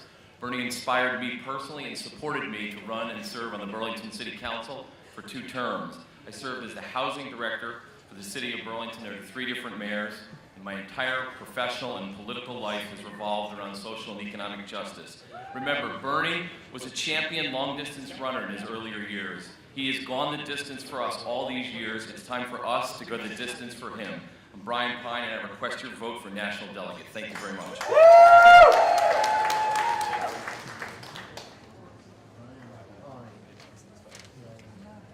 Hello, my name is Jill Charbonneau. I am a trade union activist, and subsequently I'm also president of the Vermont State Association of Letter Carriers, AFL-CIO.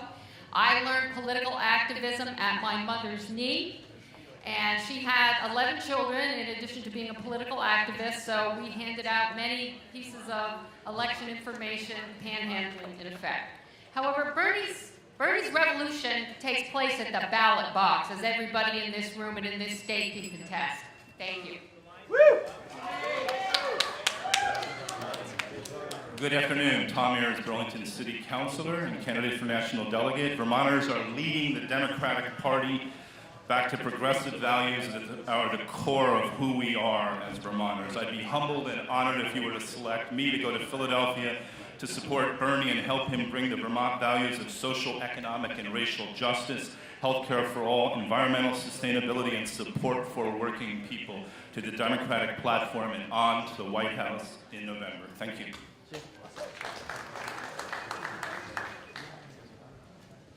Good morning, or actually good afternoon now.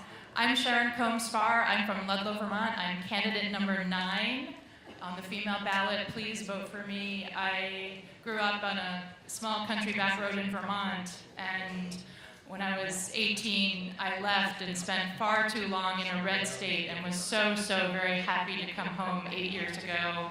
And I've been feeling the burn ever since he announced. I'm the former vice chair of the Windsor County Democrats, and probably my most recent biggest claim to fame is that I taught Senator Dick McCormack how to use Facebook. number 9. Hi, my name is Paul Forlenza. I'm number 17. When I was elected to the select board in Lincoln, a woman pulled me aside. Turned out she was an 85-year-old dairy farmer. And she said to me, "You don't have to like everybody in town, but you do need to help them if they need help."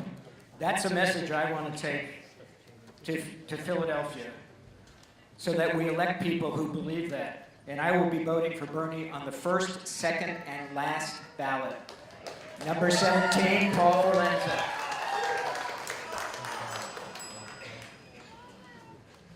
Hi there, I'm Rachel Kinney, number 21, and I am a lifelong Democrat, and I hope you will send me to Philadelphia to represent a typically underrepresented demographic of young working mothers. I believe our platform needs to have room for accessibility to childcare and early childhood education, and I'll be a voice for that in Philadelphia. Thank you. Number 21.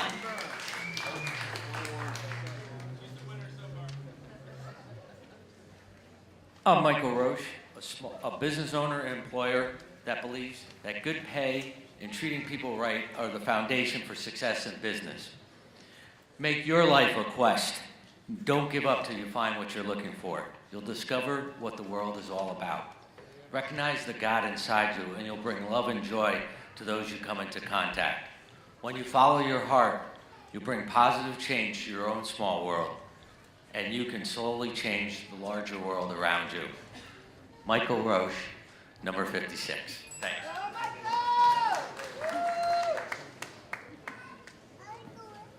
Good afternoon. I'm Valerie Lewis. I'm number 28 on the ballot.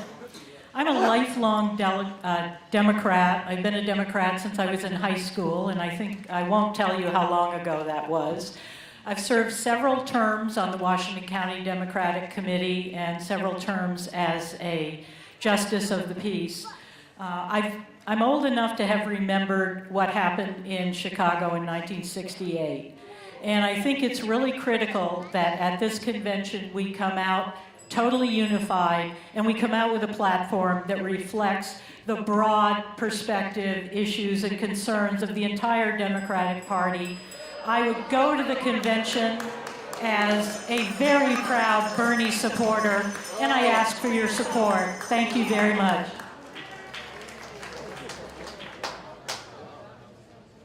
I'm David Nichols, retired in Rupert, Vermont, and active in the Rupert and Bennington County Democratic Committees. Formerly energy efficiency analyst, before that political science professor, and if you like, I would love to go to the convention and practice what I taught. Number 35. Hello, I'm Sabra Huey, number 11 from Vershire. I've been an organic farmer and lived off the grid solar for 34 years. Not Nouveau Solar. I started a nonprofit called Vershare, and recently I went on a trip to the Middle East and to England, and I connected with a very broad array of supporters, Sephardic Jews and Muslim Jordanian Palestinians. I can tell you that if I get to the convention with your vote, I will represent Bernie Sanders and connect to people broadly. Thank you.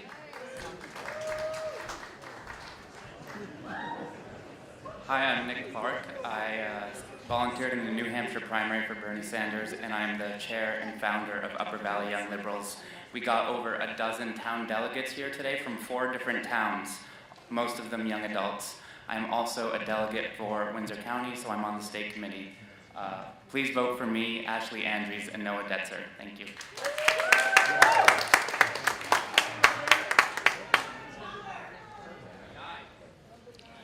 Hi, I'm Karen Grace, and I had some prepared remarks today. I'm number 14 on your ballot, but I'm not going to say them because I woke up this morning and realized all you need to know about me is that Bernie's campaign, values, and ideals have inspired me in a way I have never been inspired. And I ask for your vote to represent you in Vermont, in Philadelphia, because our nation has this chance to get it right, and I believe it is the most important thing I will ever do.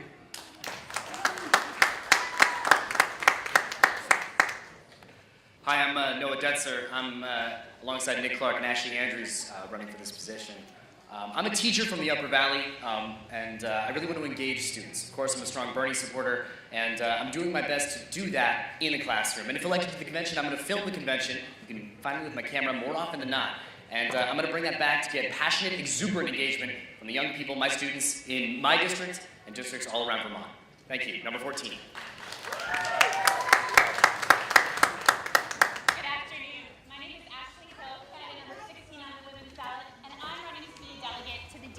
Because I am hopeful that we can change the way.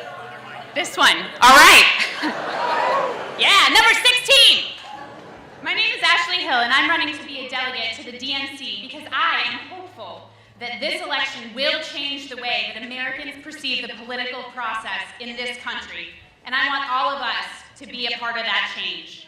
As a woman coming of age 2 years after the Supreme Court handed Bush the White House, my generation bears the brunt of the Bush legacy. My generation now is fighting to take back this country.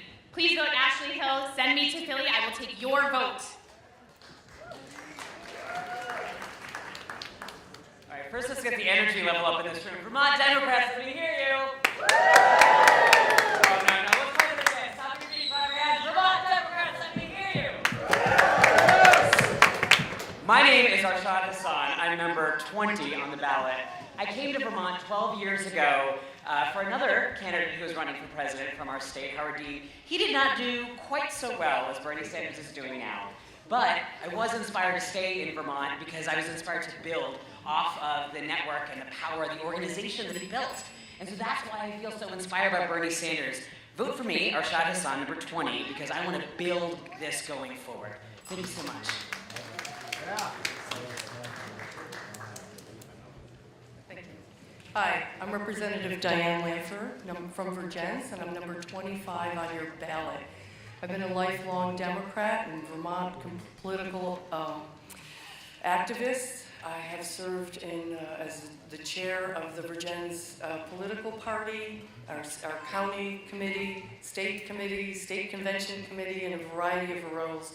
But most especially proud of the fact that I worked to help get Bernie elected in '06 and housed his Addison County campaign field office. And I look for your support. Number 25 on the ballot. Thank you.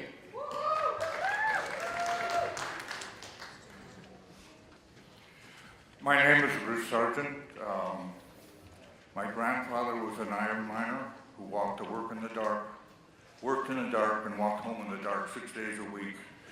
My dad worked in the same mine, night shifts for 9 years, hitchhiked down to a college, worked on his degree. Took him 9 years to get a BA, he got it. Needless to say, I'm a Democrat and a pro-labor Democrat. This afternoon, I'm bringing you a resolution on electoral integrity, and I hope you support it. Hello, I'm Kirsten McNeil. I'm number 33. I come to this candidacy as a scientist, an educator, volunteer, and mother. It is my role as a mother of 2 young boys that has spurred me to run as a delegate to the National Convention. I believe my boys have a bright future in America, and supporting Bernie in Philadelphia will make this belief a reality. Thank you. Good afternoon. My name is Matthew Byrong. I'm the owner of 3 Squares Cafe in Virgins, and I'm a member of Main Street Alliance Vermont. In the last year, I've helped on the passage of paid sick day legislation at the state level, ban the box, and expansion of Dr. Dinosaur. Federally, I lobbied this past April for corporate tax transparency and tax haven abuse reform, and I want to thank Congressman Welch for co-sponsoring that. I want to bring the ideals of socially responsible small business and the ideals of all Vermonters to Philly this year. Thank you very much. Matthew Byrong, number 3.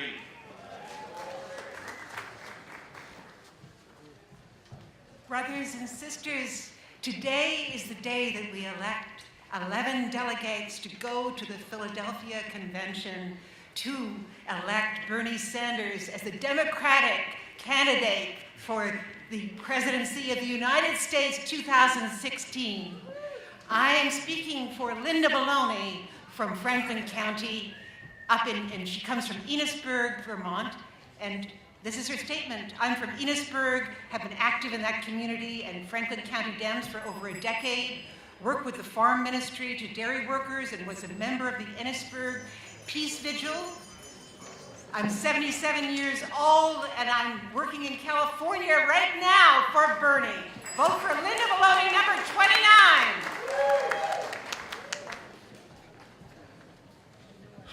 It's been 48 years since Robert Kennedy, and hope is finally alive again. My name is Ron Murphy. I have circulated 2 documents. One is a Benjamin Franklin political cartoon, and the joined side reminds us of a modification of that cartoon that reminds us of the exceptional hope of Bernie's campaign and the need to bring all these elements together. The pull-apart side soberly reminds us of the cost of falling short and not splitting up a destructive agenda from the other side. And the petition reminds us of the problems within our own party. Together they voice the huge amount of work needed to do in June and even more at the National Convention. Please, thank you.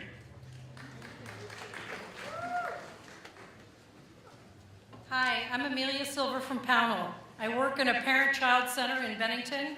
I work with adolescents who are pregnant, homeless, addicted.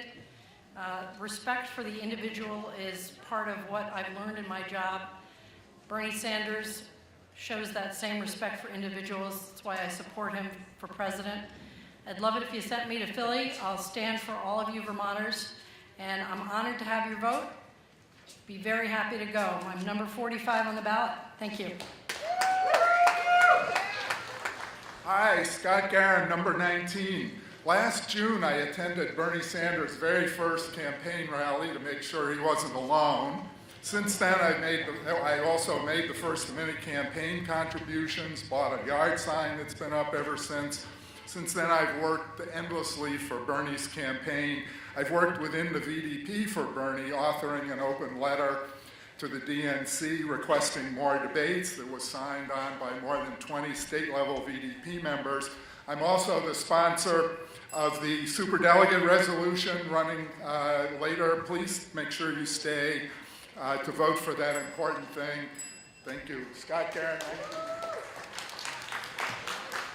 Hi, my name is Ruby Labriciano-Karras. I'm from Marshfield, Vermont, and I'm 20 years old and a student of political science at UVM. I have always been grateful to have grown up in a state where being a Democrat meant being progressive, being open-minded and radically liberal. It is that version of Democrat that I'm hoping to represent at the National Convention, not confrontational and not maintenance of the status quo. I am ready to be the determined, level-headed, liberal voice of the next generation of Vermont politics, and it is for that reason that I ask for your vote to send me to Philadelphia, number 24. Thank you.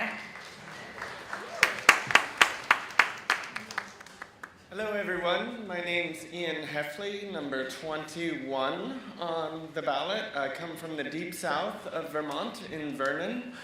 And I'm here to ask your vote because I first heard about Bernie when I was a kid, and my dad was talking to his newfangled cousin saying about that crazy man just elected. I looked into him, and I work at the School for International Training where I first met him.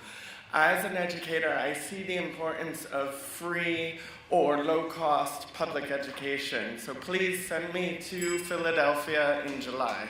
Number 21.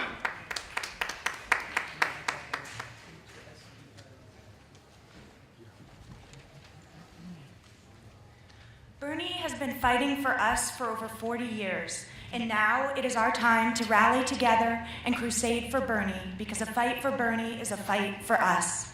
If selected as your delegate, I will work tirelessly to represent you at a time when many of our superdelegates are willing to spit in our faces, even though we have brought them to their power, and I will be your voice. I don't have a political career and looking to further. I am doing this for my children, for your children, for our families, our friends, our communities, and our states. Number 32, Adrielle McGill. Hi, I'm not Bob Hooper, number 22. Unfortunately, Bob's attending to a death in the family.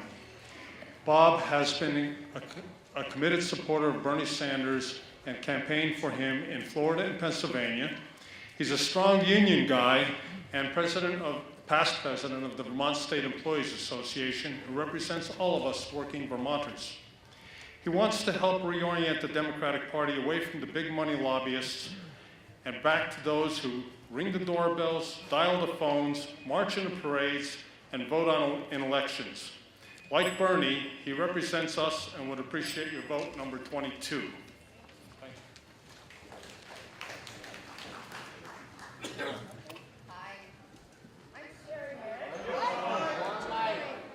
Okay, hi, I'm Sherry Merrick. I'm a retired operating room nurse after 40 years.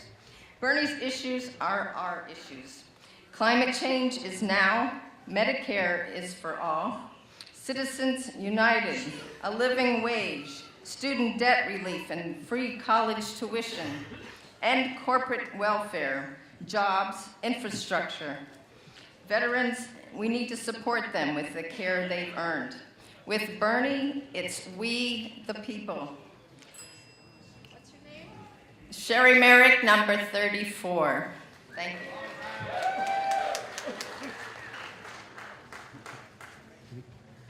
Hi, I'm Ken Cook. I'm number 10 on your ballot. Ever since 1982, I've been very proud to campaign for Democrats all across Bennington. And I'm on the Bennington County Democratic Committee, Bennington Town Democratic Committee. The first campaign I worked on, the hardest, was for Bernie Sanders' 1990 campaign. Single-payer health care I'm a big supporter of, and that was his signature issue back then. And he won with 35,000 votes that year, and we're very proud of that. And he's going to be our next president. I'm related to.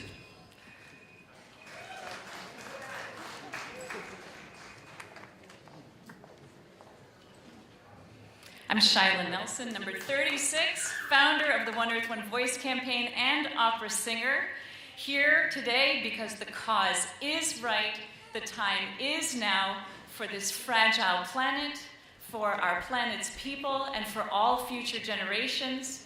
I hope indeed to represent Vermont at Philadelphia this summer because these green mountains are my home. Number 36, thank you. I've heard a lot of talk about unity at the convention, but when the leaders of the party do not exhibit an understanding of the impact of the devastatingly unfair money system in our country today, an economic system, then the discussion needs to be about how do we build this movement, okay? Inside the convention, outside the convention, before, during, and after. So that's number 36. Number 36.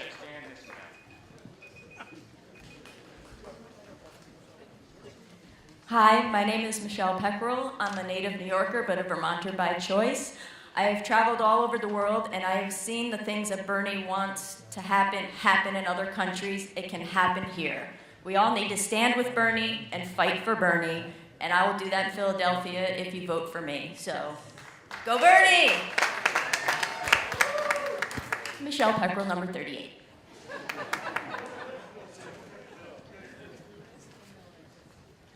Hello, everybody. I'm Bill Sander, number 41 here. I'm a tad mobility impaired, so I'm doing it from here. I've been a progressive liberal activist for my whole life, and I've paid for it. Paid my dues over the years. It was exactly a half-century ago that my university teaching career ended when a couple of FBI agents convinced the president of the college that they shouldn't really have somebody that believed in civil rights for those black folks, except that's not the words he used, teaching at the school. That was in 1966. And a year later, over already? All right. Well,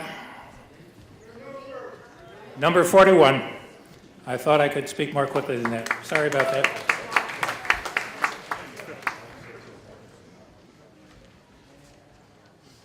Hi, everyone. Thank you for all this long wait. I hope that didn't go towards my 30 seconds. My name is 39.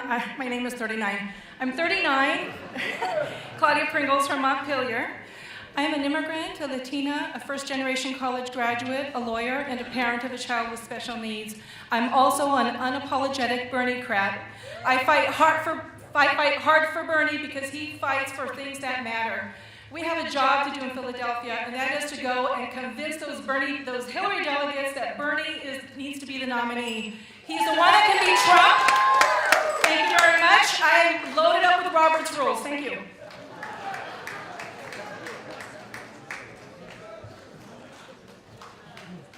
Hello, everyone. I'm Kevin Coach Christie. I've been an advocate for Vermonters since I got here in '73. It's about kids and families, and Bernie is about kids and families, and he's about Vermont, and I feel that I am too. I give him my utmost support, so you will get my support for Bernie if you choose me as your delegate. Kevin Coach Christie, number 8. Thank you.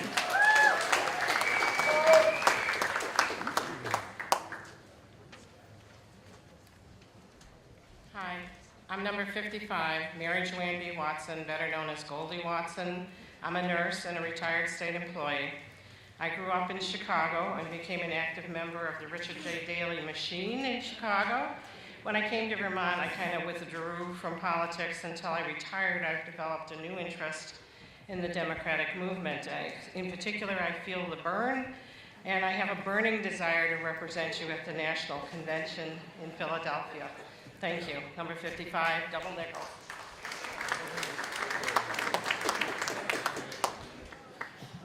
I am Dustin Tanner. I am number 49 on your sheet. I'm a track coach at Milton and a volleyball coach at Enosburg. I've been fighting for the Democratic Party since 2012, and I asked for your vote to go to Philadelphia as I've spent my last $10 going to knock on doors for Bernie in New York and New Hampshire. I'm Dustin Tanner, number 49.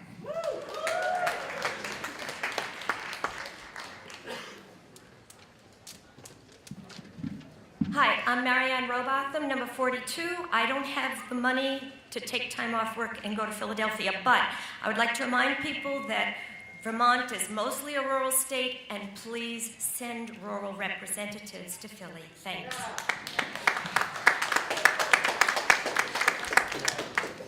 Good afternoon. I'm Steve Amos from Wheelock, Vermont, number 55, a good birth year for me.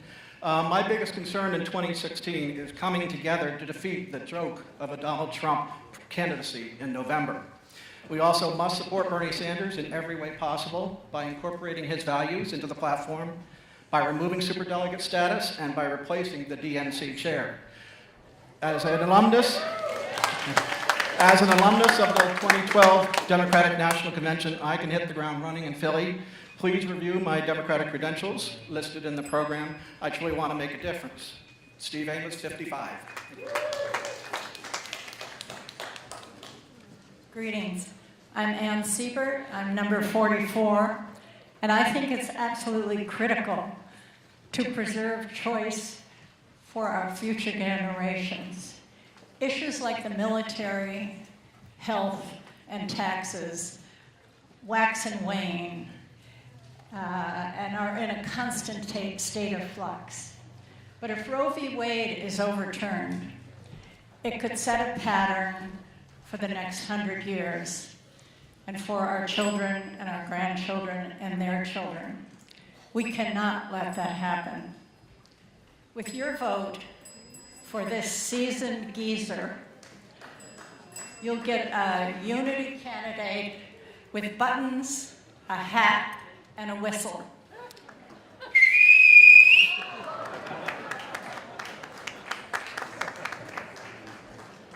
Hello, Vermont Democrats. My name is Theo Fetter, number 16.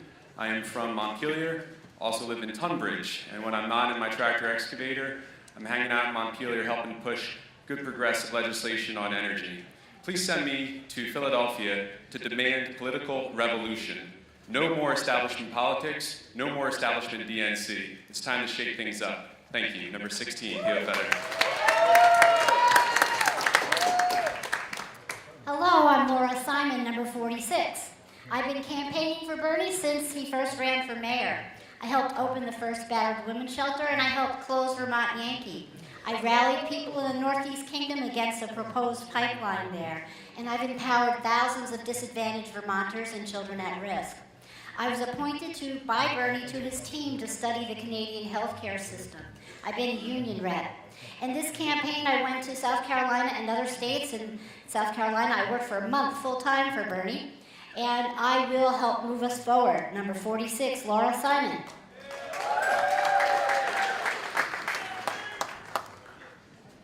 My name is Ken Dean. I'm from Montpelier and a lifelong Vermonter. In 1972, I was George McGovern's youngest elected delegate. 10 years after that, in 1982, I and 3 others led the fight against superdelegates and the Hunt Commission. I returned in 1992 working for Governor Jerry Brown of California. He beat Bill Clinton in 6 primaries across the country. I was the campaign manager of 2 of those victories. I served on the National Rules Committee of that convention, again fighting superdelegates. There was a time in Vermont and across America where this chamber elected all delegates in publicly elected chambers, and we need to return to publicly elected delegates and end superdelegates, and that's my cause in Philadelphia. Thank you. Hi, I'm Mary Phillips. I'm the state rep at the south end of Burlington. It has been beyond thrilling to be part of this political revolution. I've knocked on doors, done all the work for Bernie, really spread the word far and wide. As much as I could. I've known him personally for over 20 years. As we all know, he's the real deal. Really want to go to Philadelphia and finish the job. Mary Sullivan, number 51. Thanks.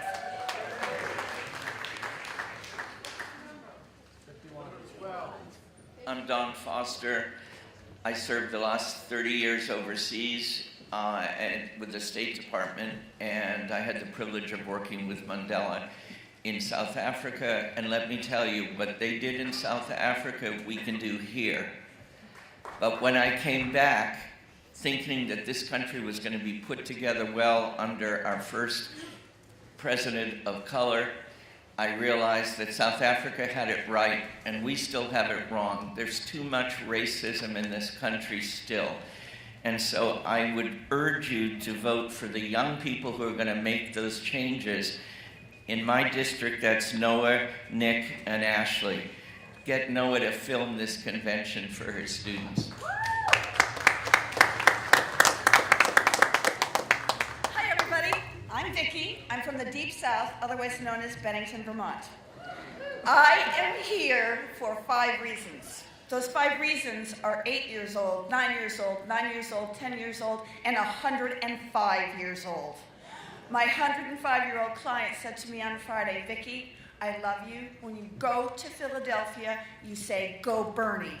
My 10-year-old granddaughter says, go Bernie. So I want to be here to be the example for those 5 females back at home who say, go Bernie. Thank you. I'm number 60, Vicki Lamprin.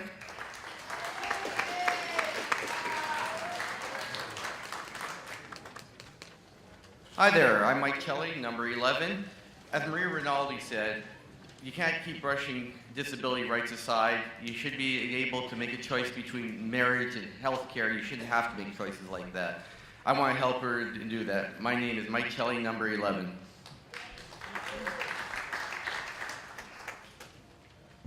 Vivian Jordan, number 61, and I did get my 30 seconds of fame. Thank you. 44 years ago, I campaigned for George McGovern full force, and I'm still here to do the same thing for Bernie. Barbara Walters asked Bernie, as president, what word would you like to be known for? His answer, compassion. Bernie had already held my heart, but at that point, he touched my soul. Thank you very much. I'd love to have your vote. Number 61.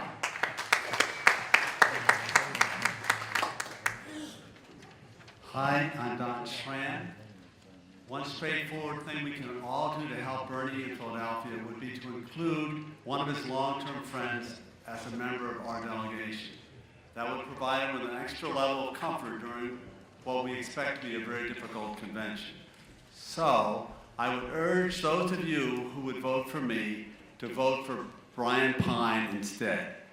Bernie has known Brian personally since 1982. and Brian Pine will be there in Philly to ensure that Bernie and his agenda are treated with the respect and fairness that they deserve. We are nearing the end, but we are not at the end of the district delegate speeches. But before we go to the end, I have to ask you to make one more change to your ballot.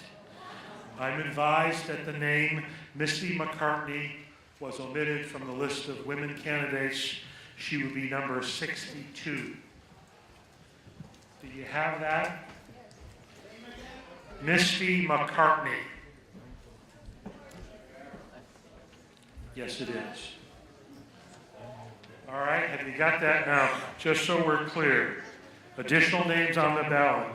On the women's side, Vivian Jordan, Vicki Lamprin, Misty McCartney. On the men's side, Steve Amos and Bill Roach. Michael Roach. I apologize. Thank you for the special introduction. Democrats, thank you. My name's Misty D. McCartney. That's like Paul. You spell that with a check mark, M-I-S-T-Y. No, but seriously. I am 31 and a half. I'm from Montgomery, Vermont. I am a Vermont law student. I spent my 30th birthday at the Climate March supporting Bernie. I have had 5 years of public service, and I canvassed for Bernie. And I want to go to the convention and help keep Vermont weird. That's number 62, Misty McCartney, like Paul. Thank you.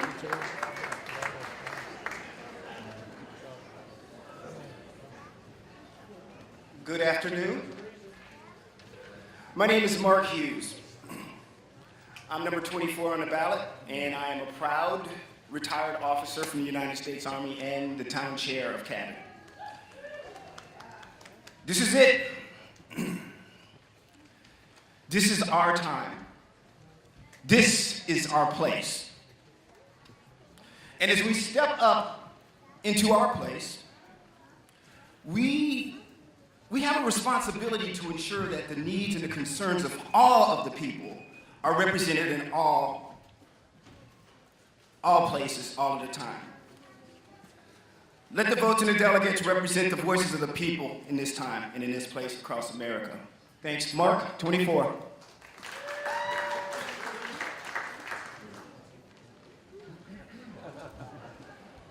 My name is Stephanie Hoffman. I'm number 18, and this is my partner, Casey Long. She's number 29 on your ballot. We're pooling our 1 minute, please. These 3 little ones are accompanying us today as small business owners hailing from Jeffersonville, Vermont. We hosted the 3rd biggest Bernie rally on July 30th last year. We brought over 400 people to that event, and we're the only handicap-accessible event anywhere in northern Vermont. At the time, Maria Rinaldi joined us there, and I encourage you to support her as well today. We believe that the future of Vermont is in people like us, and the future of Vermont is in people like these little ones here. We ask for your support to send ordinary people, not politicians, to support Bernie in Philadelphia. Thank you. Bernie!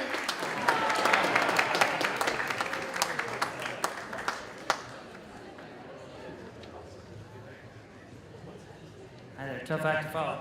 I'm 48, Theo Talcott. It says Edward on the thing. I'm a videographer. I'm making a program called Bernie Blackout News. It's on cable access as well as YouTube.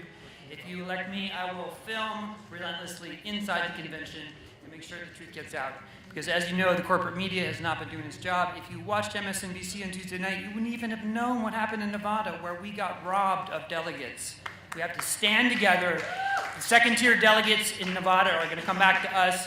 We're going to fight like hell in Philly, and we're not going to be denied. Come to Philadelphia, even if you don't become a delegate. Don't be denied. Sweetman, number 47 on your dance card. 42 years in education, 50 years of marriage, 54 years working for Democratic candidates since all of the New England states, started with Ted Kennedy and Obama and Bernie. Damn proud to have that 3 group. I have high expectations, high attitudes. I go the extra mile for people. I'm Vermont strong. I'm proud of our profession, proud of our state, our party, President Obama, and Bernie Sanders. And one last thing, please, a message from my wife. After having been married for 50 years, she says, please send my husband out of state. Sweetly, thank you.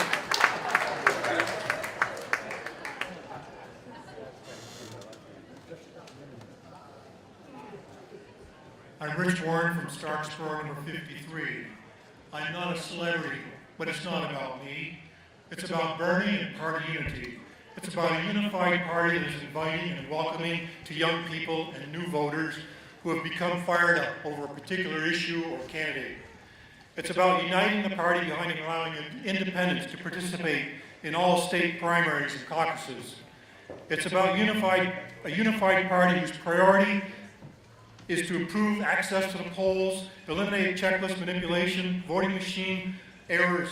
It's about party unified behind voters in all states to determine total allocation, no superdelegates. Thank you. Rich Warren, number 53. Wow. What an amazing group of candidates we have today.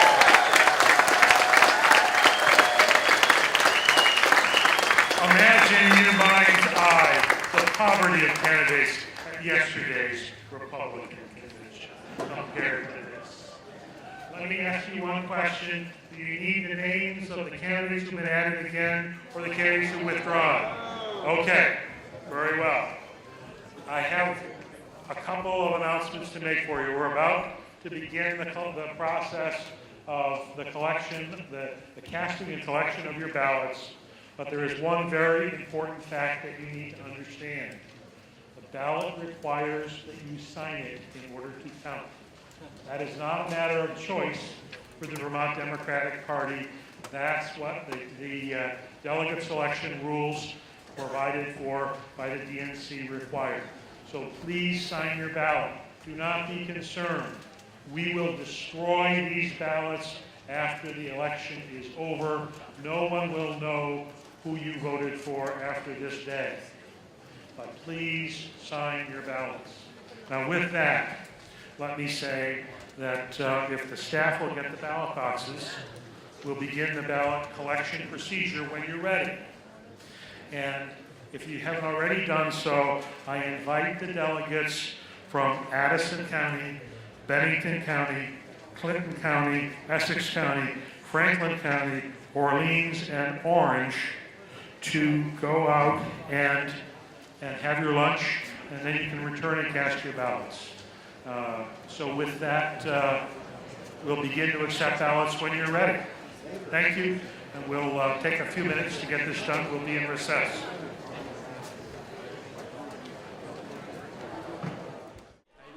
Hi, say your name, please. James Haslam. James Haslam. Yes. And what are you running for, James? I'm running for an at-large delegate, but I'm also here, with a lot of people that are pushing for a resolution to amend the process around superdelegates and the process of electing our president. Did you found a group in Burlington?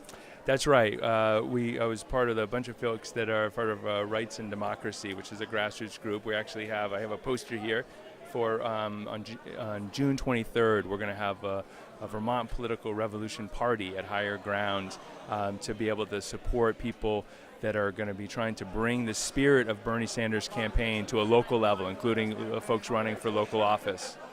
Okay. James, just the 30 seconds, can you give me a rundown on what one of the resolutions is, the superdelegates?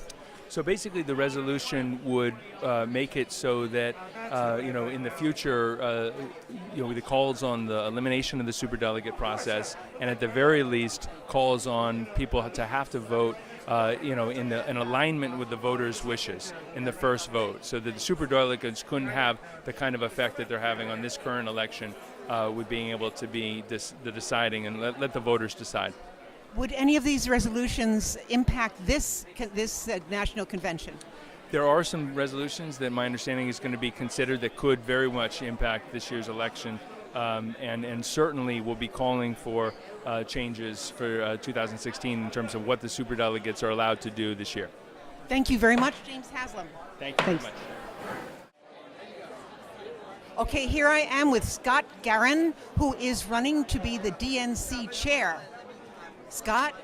DNC Committeeman, which I think is, we're at a really crucial time. I'm hopeful Bernie's going to win in Philadelphia, but win or lose, we need to take the fight to the DNC. The way that the primaries have been run has been unfair. Debbie Wasserman Schultz, the chairwoman, is running in completely unaccountable dictatorship down there and totally ineffective. The Democrats have lost Senate seats, House seats, state legislators. We need to bring a progressive caucus to the DNC and start the Democrats winning across the country again. What would you expect to find in Philadelphia if you are a delegate and if you are elected to the DNC? Honestly, my hope is Bernie wins enough delegates in California and the remaining states that he has a majority of the pledged delegates, and that the superdelegates see the writing on the wall and vote for Bernie and he wins on the first vote. How likely is that to happen? Hard to know. And if he doesn't, it's going to be a fight. It's going to be a fight for every delegate, for every superdelegate, for every plank on the platform. And I'm going to be there to fight for Bernie and fight for all of us.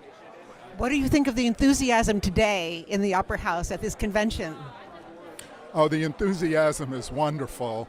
And compared with a lot of other states that have had extremely contentious conventions, this is just great. The energy level, the sense of unity, it's just wonderful. Of togetherness, right? Togetherness, right. Together behind Bernie. Yes. And Scott, I understand you have a resolution that we're going to vote for or at the end of the day. Could you tell us about that? Yes, I'm sponsored a resolution on superdelegates that has 3 sections. The first section, since we can't change the rules for this election, we're in the middle of it, is asking our superdelegates to vote the will of the people. As you probably know, as your listeners know, some of our superdelegates, like Senator Leahy, are committed to Hillary, and we'd like him to change his mind. The second part of the resolution calls for the Vermont delegation to urge the DNC to do away with superdelegates. Superdelegates may have started out innocently as a way to capture the experience and knowledge of senior Democratic politicians, but it's turned into, in this era of big money politics and Citizens United, it's turned into a way to buy votes. Super PACs make huge contributions to politicians' campaign funds, and they support the super PACs candidates. So I think we need to do away with superdelegates. The third part, in case the DNC doesn't do away with superdelegates, will change the way the pledged delegates are awarded in Vermont, so that the next time the total balance of the delegation, pledged and unpledged, will reflect the will of the voters. Well, that sounds good, but what kind of clout will these resolutions have for this election? For this election, I think, honestly, really no impact, except possibly to energize people with Bernie supporters with the sense that change is possible. Yes. Thank you very much, Scott. My pleasure. Yes. Thank you. Thank you. Is back in session. Please take your seats. Please take your seats. Cast your ballot if you have not. Our recess is over.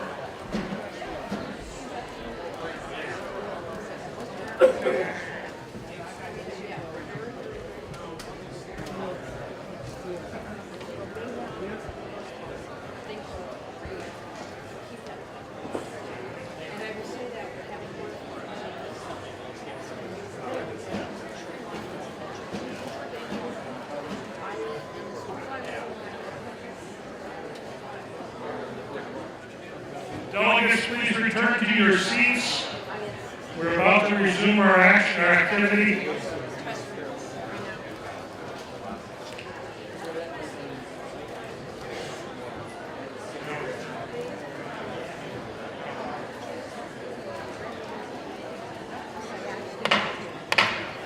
Please take your seats.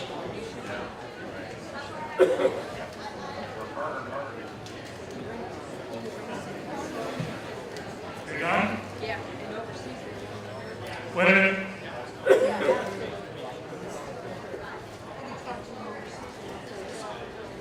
Not closed yet.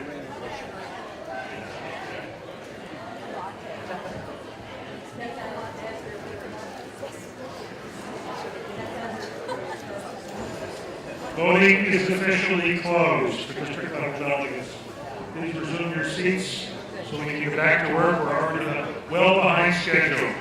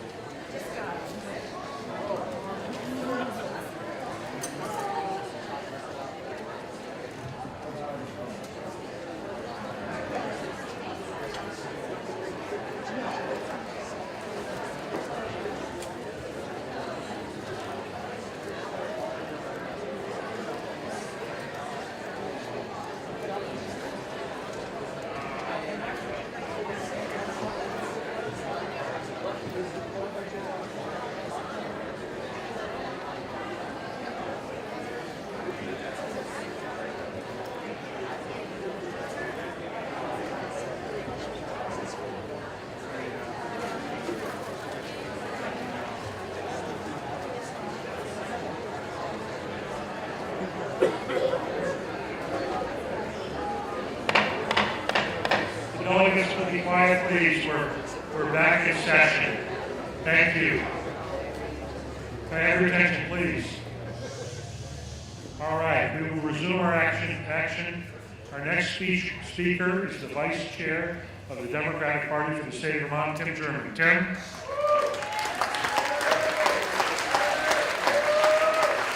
Thank you, Vermont Democrats.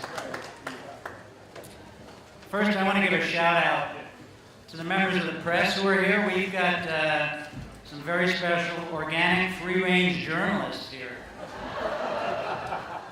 They've been let go from their cages and they've been allowed to roam free. Feel free to talk to any of them. We're very blessed to have such a great press corps in Vermont. Let's give them a hand.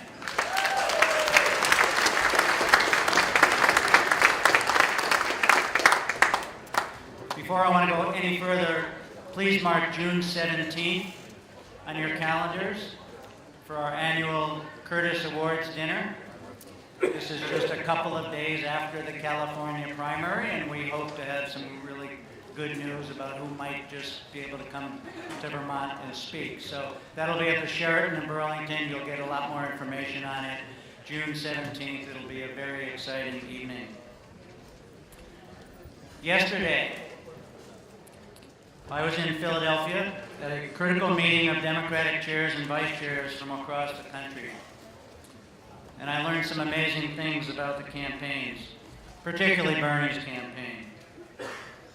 First, raise your hand if this is the first time you've ever been to a state convention. Look around you. Look at all the hands. Let's give everybody a hand. First timer, stand up. First timer. This is truly amazing.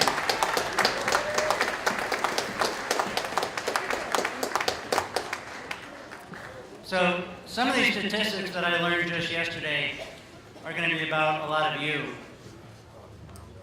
Bernie's campaign has made 65 million phone calls nationwide.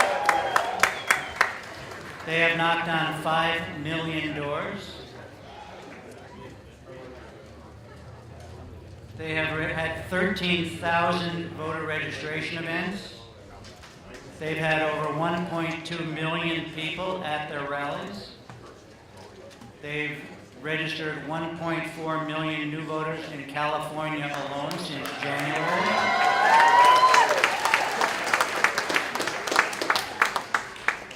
70% of all the new voters registered are under 40 years of age. And I'm taking that one to heart because, as many of you know, I'm not running for re-election, and we're going to elect two great younger Democrats from Essex Junction. We had both campaigns there yesterday, and the message that really did come out at the end, there's going to be a lot of contention between now and the convention, but the message was about unity. Both campaigns understand very strongly that they can't win without the other supporters. And that was made very clear, actually by the Sanders campaign, who said that according to their research, between the two campaigns, we have 66% of the youth vote, and that in itself is going to be enough to swing at least 4 key swing states, and we cannot go this alone with either campaign. So Bernie's had 2.5 million individual donations, and the commitment from both the campaigns is to come together in unity at the end of this campaign. So that's all I want to say, and it's just incredibly fantastic to see you all here. I want to give one more shout out. The incredible staff of volunteers. Our BDP staff is as great as it's ever been at every position.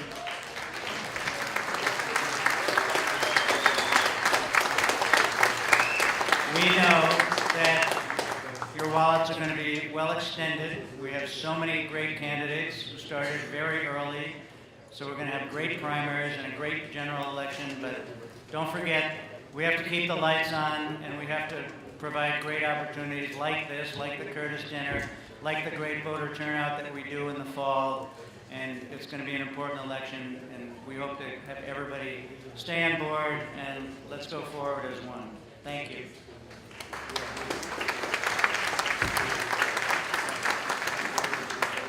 Thank you, Tim. And Tim, thank you for your years of effective service in the House of Representatives.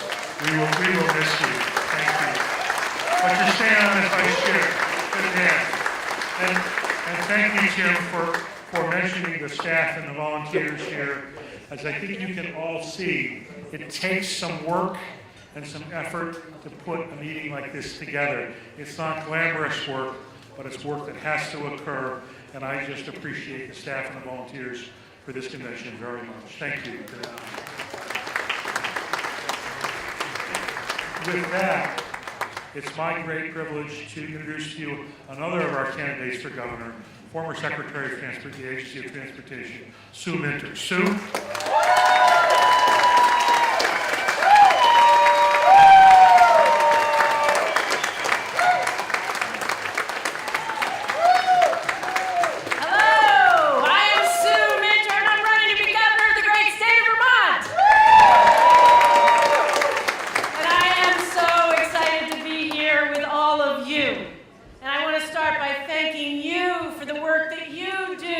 to keep our Vermont Democratic Party strong. Thank you.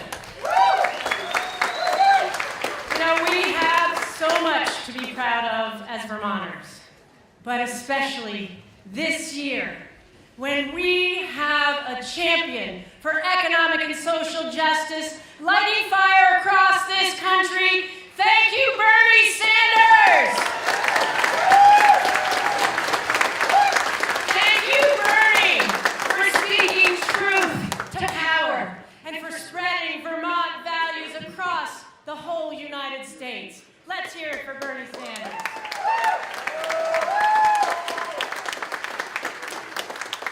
I want to tell you, it is an extraordinary privilege to be able to run to be the governor of our great state. And I have had the opportunity to travel all over the state, all corners, all people from all walks of life. And you know we have a wonderful state. But I want to tell you what I see. And it is that too many Vermonters are struggling just to make ends meet in an economy that is stacked against them, because wages are not keeping up with the cost of living. And I am running for governor to change that story.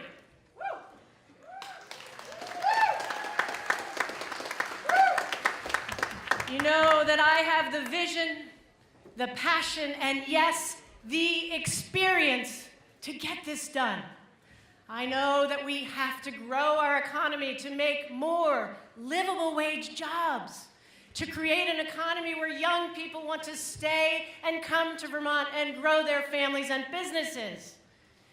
I want to support our working families by increasing the minimum wage, by passing paid family leave.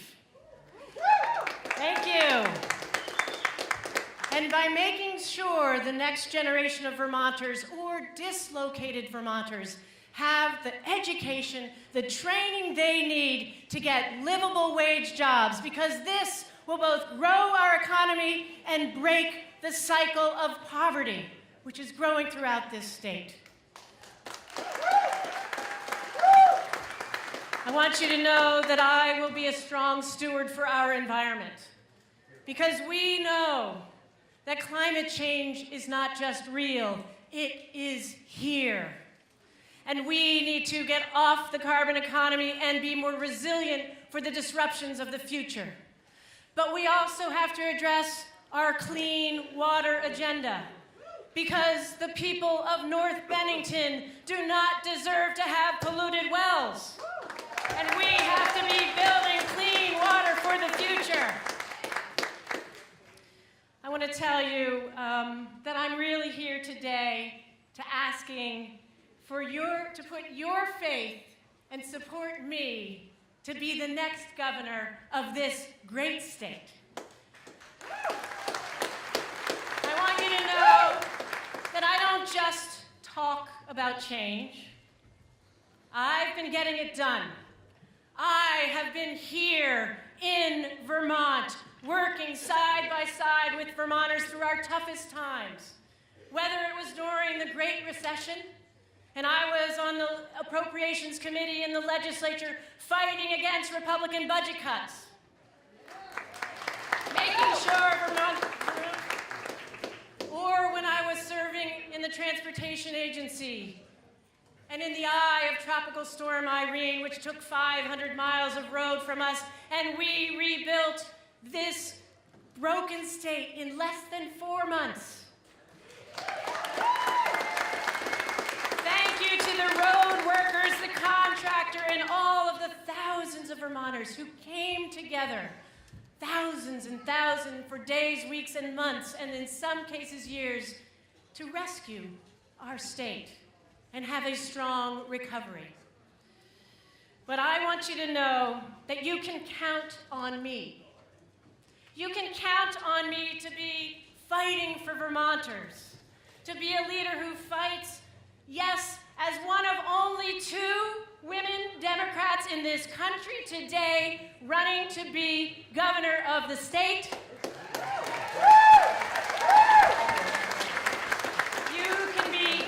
You can be darn sure I'm going to be a leader who fights for women's economic security, who fights to end the epidemic of domestic violence, who stands up to the NRA and fights for gun safety, because we know women behind closed doors need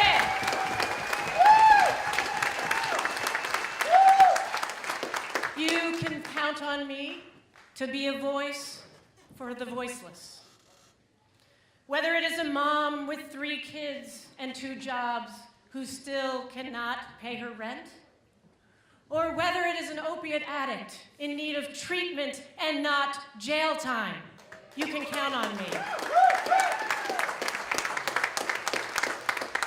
You can count on me to be a governor who doesn't look to slash our budget. We do not need austerity budget, we need an opportunity budget. And on this point, I want to tell you how important this race is, not just for Vermont, but when you look across the country at great Democratic states like Wisconsin, where their governor changed from blue to red, and there was an assault on public unions, not here in Vermont.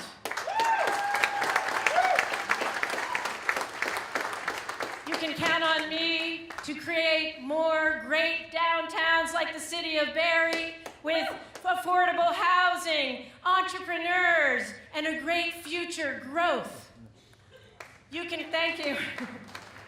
Most of all, you can count on me to be a leader who listens and who leads through good times and bad.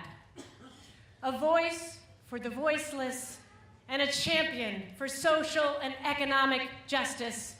We have so much to be proud of as Vermonters, and I believe in our great state. I believe we can be a magnet for young people, for entrepreneurs, for innovators, and lead our nation as the great renewable energy state. We have a great future, and I ask you to support me to be your governor so that Vermont can continue to be a great beacon of light in this country. Vermont strong, our green mountain state. Let's keep it blue. Thank you for your support. Thank you for being a great part of the wonderful state that we all love. Have a great day.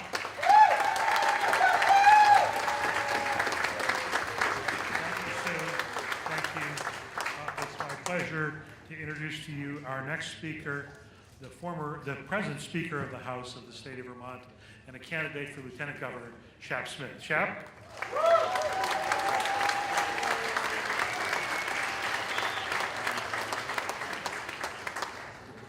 It is great to be here today in Barrie City. This is a great industrial city. Its past has been wonderful, and we need to make it great again. It's on the path because we've been doing things like investing in downtowns throughout this state.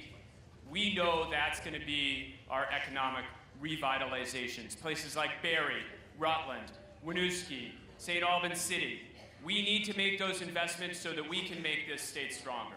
I can tell you, when I was growing up in Vermont, when I was growing up in Lamoille County, we used to come to Barrie City because this was a place of industry and a place of commerce. Let's make our downtowns great again and attractive for Vermonters and for young Vermonters. That's what we need to do together.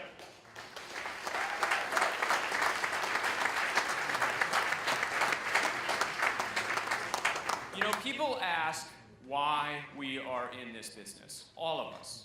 Why are we here on a Sunday afternoon? And let me tell you a story about why I'm here. You know, my kids are 14 and 11. My daughter's in 5th grade in the same school that I grew up in, People's Academy Middle Level. And last fall, she was having a Halloween party, and she invited a couple friends over. And her friends were just sitting around the table, and they were talking. And one of them, great kid, wonderful kid, was talking about the struggles that she was having at home. Her mom was having a hard time getting a job, had gotten divorced, was pregnant with another kid, and they were really struggling. And she said, I'm not sure I want to go home. And the next day was my day to be the chauffeur for all of the kids. And I remember driving her home and driving in to the parking lot. And I struggled letting her go. I wanted to wrap her up in my arms, and I wanted to take her back home with me. I wanted her to have a stable environment, and I wanted it to be a better place for her. And what that meant to me was that we needed to get back to work to make sure that we had an economic system that created jobs so that her mom could get a good job, so that they would have an education system that would work for them, so that we would do the things that would make this state and this country vital again. That little girl is why I'm running for Lieutenant Governor and why I have been in public service, because I want to make this a better place for the next generation. and I believe that all of you do too.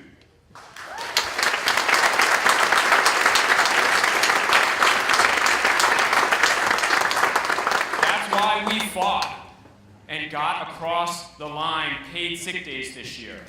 That's why we've raised the minimum wage. That's why we fought for organizing rights for people in home care and child care. And that's why we fought for fair share. If you're going to get the benefits of a contract, a union contract that's negotiated by the union, you ought to pay for it. That's why we have fought for those things. And that's why, after the Labor Board said that this was going to be the contract terms for the VSA contract, I went to a press conference and said, if that's our promise, that's the promise we're going to keep. And I fought for it, and it was fully funded when we did the final budget. Because if we're going to make promises, we better keep them.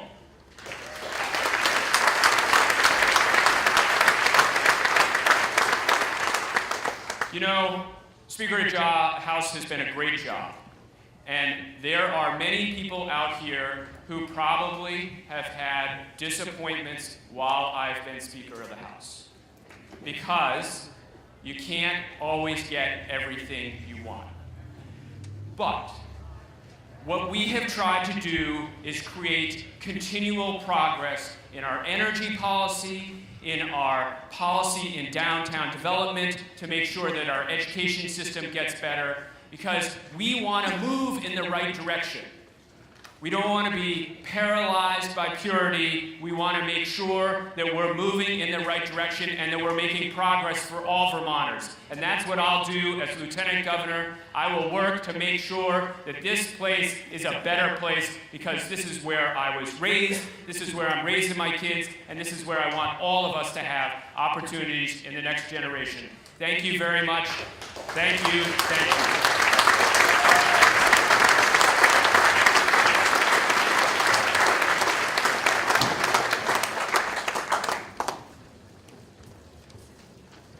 Shap.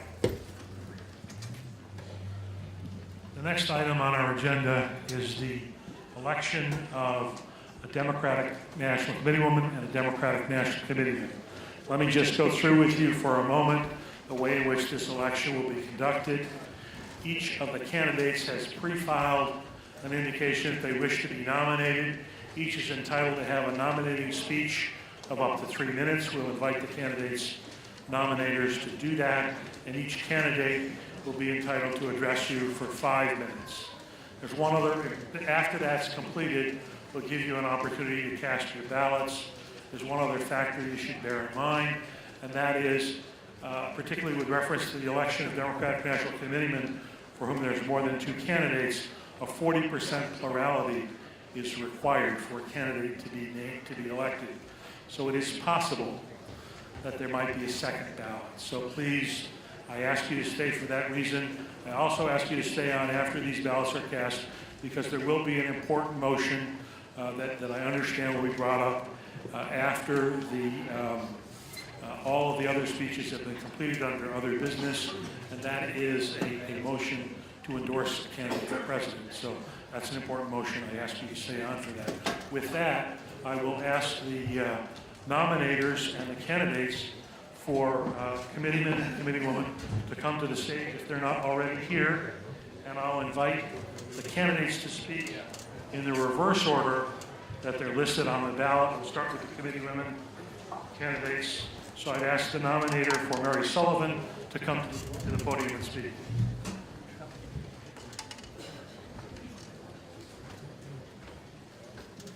Thank you, Richard. My name is Christopher Curtis, and it's my great privilege today to introduce and formally put into nomination the name of Mary Sullivan for National Committeewoman. I've known Mary for all of my adult life, all of my political life, since I started getting active in politics way back in 1992. And Mary is a champion.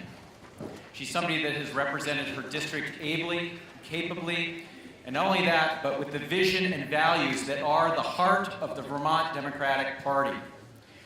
She was an early and avid supporter of presidential candidate Bernie Sanders, and it makes me proud that she was a Democrat that came on board and said, this is the vision and values that we want representing our nation. We're going to send that Vermont statement to the rest of the country.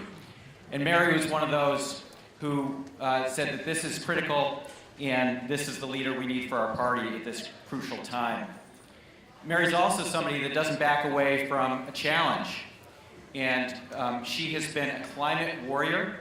She's somebody that was an early endorser of a carbon tax to say that big business and the polluters should pay for the environmental injury that they're causing our country. And this is a means to address it. So she's not afraid to back away from a challenge. She is somebody that will bring your voice, our collective voice, to the national party. That's the kind of leadership that we need.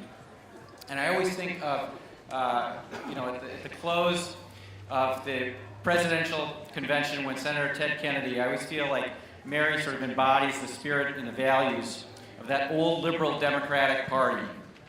When Senator Kennedy said, "For all those whose cause is our concern, the work goes on, the cause endures, and the dream will never die." And in my view, that's Mary Sullivan at her best. She will take our voice to the National Convention, and we appreciate your support today. Thank you.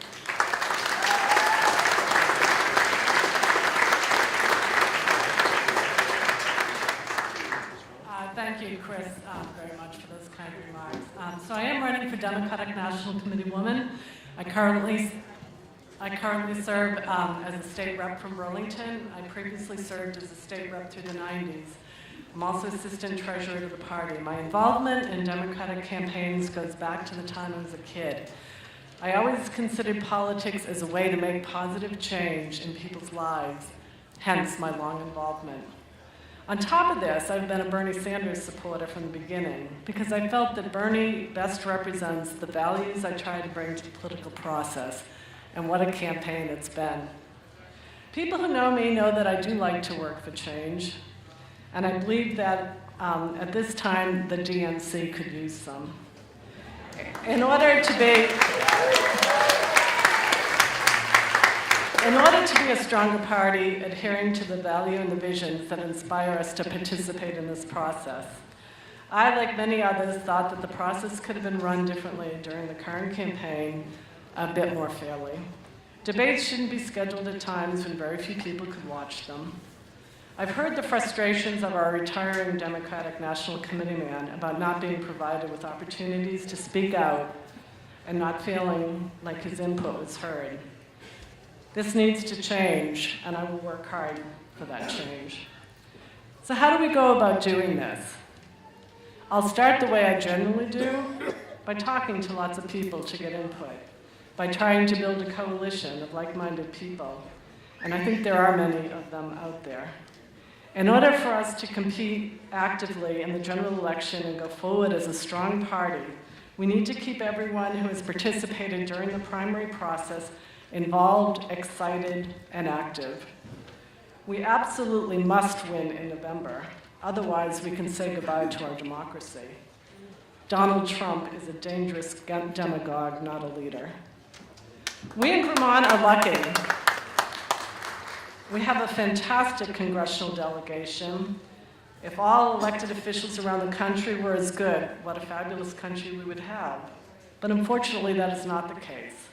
Let's leave here committed to making the changes that we know we need to happen onward to November. I ask for your support for National Committeewoman. I promise to work hard, report back, and help make the changes that we need. Thank you.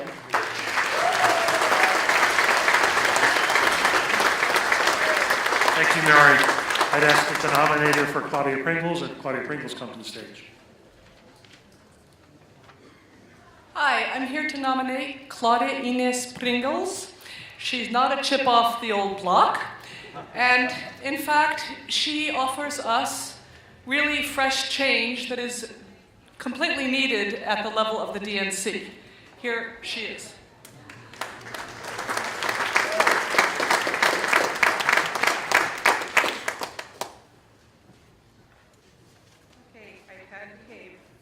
So I've got my drivers on, but but with my drivers, I can't read.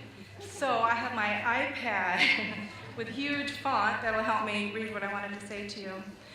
So just a little bit about me. I was born in Buenos Aires, and I moved with my family to Southern California when I was a small child. We spoke Spanish at home, and I didn't learn to speak English until I was in school. Like other immigrants, my parents came to the United States because they wanted to better the lives of their children and to work hard. My parents wanted their kids to get college educations and to progress in a way that it was difficult for them. My father had finished high school, but my mother had only gone on to 8th grade. I'm proud to say I'm the very first person in my entire family to ever get a college education, and then I went on to law school. I like to say that I'm part of the 1%. That 1% is that of all the attorneys in the United States, only about 1% are Latinas like me. Thank you. It was a purposeful decision to become a U.S. citizen. It's not a decision made easily for people that have come from other countries to know. I did decide to become a citizen. I really, really wanted to vote. That was very important to me. So while I was living in Los Angeles, I started the process of U.S. citizenship. It started with standing in line for a long time. A year later, they'd ask you for your fingerprints. Another year later, you'd go back. They'd lose everything. I mean, it just took years and years to take place. I have been a citizen now for about 10 years, but I've been a Democrat in my heart my whole life. So people ask me how I ended up in Vermont. About 14, 15 years ago, I had a small online business. I went online one day and I said, where's a great place to live? These are the values that are important to me. And a couple years later, I got on a plane ride, one-way ticket with my kids, and I hoped for the best. And I ended up here, and I absolutely love it. And I like to say that the Hispanic population of Montpelier doubled when I moved here. So I'm 52, and I live with my husband and 2 daughters in Montpelier. My oldest daughter has autism. She inspires me to be my very best, and because of her, I started to practice in special needs law. My daily battles are to help people get access to Social Security, Medicaid, education, civil rights, all of it. It's very important to me what I do. What I would bring to the table as a committeewoman for the DNC is my experience as a lawyer, including my ability to negotiate, find common ground, and come up with solutions with others. I spent a lot of time volunteering, and I'm proud to say that I've had some pretty good accomplishments. A few years ago, I helped get a law passed at the State House with insurance lobbyists on my tail, and we were able to get a great law passed. It's a model for the rest of the country, and I got a national award from Autism Speaks for my work. I feel another great skill I have is that of being a good listener. As an attorney, I take my guidance from my clients, and I don't substitute my judgment. I would do the same for Vermont at the DNC. On that note, I'm proud to say that I'm a signer of the resolution that will be submitted later to change the superdelegate rules. Depending on how the vote goes out today, I promise you, if you nominate me to be the DNC committeewoman, I will take that message to the DNC, and we will change the superdelegate status, because there's no way that a single person should have 10,000 votes. Like many of you, Bernie has inspired me to do a lot more. I first met him at an airport a few years ago, and he was standing there. I went and I talked to him about a favorite topic of mine, and that's helping people with disabilities. We talked for quite a while, and I was very impressed about how engaged he was in talking with me. Ever since then, I've worked very hard for him. I've done canvassing in New Hampshire. When I traveled to California, I put a bumper sticker on my rental car as I traveled all over the state. I put my Bernie t-shirt on every place I went where there were crowds. I wore my Bernie t-shirt on the train to Philadelphia not too long ago. I run several websites for Bernie. I'm connected with a lot of people that are very pro-Bernie in this state. So in short, I'd like you to vote for me. I'm not part of I'm not a legislator, I'm not a politician. Frankly, I've always felt that to make change, sometimes you need to be the mosquito in the room rather than the elephant. Thank you.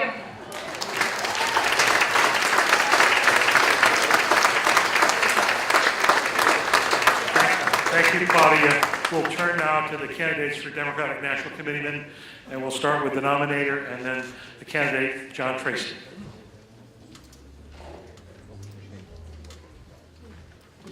Thank you, Rich. Good afternoon, Vermont Democrats. Hey, for a moment, please recognize what a great day today is. So many great people here today on Sunday afternoon.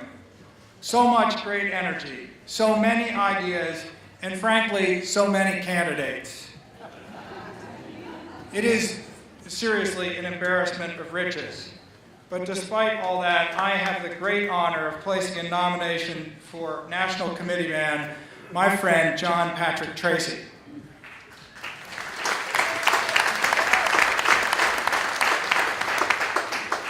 I met John as a freshman legislator in 2003, in January of 2003, and true to form, I hadn't met him before, and he said, well, you need a place to stay tonight, come on over. And that's where I stayed my first night here in Montpelier.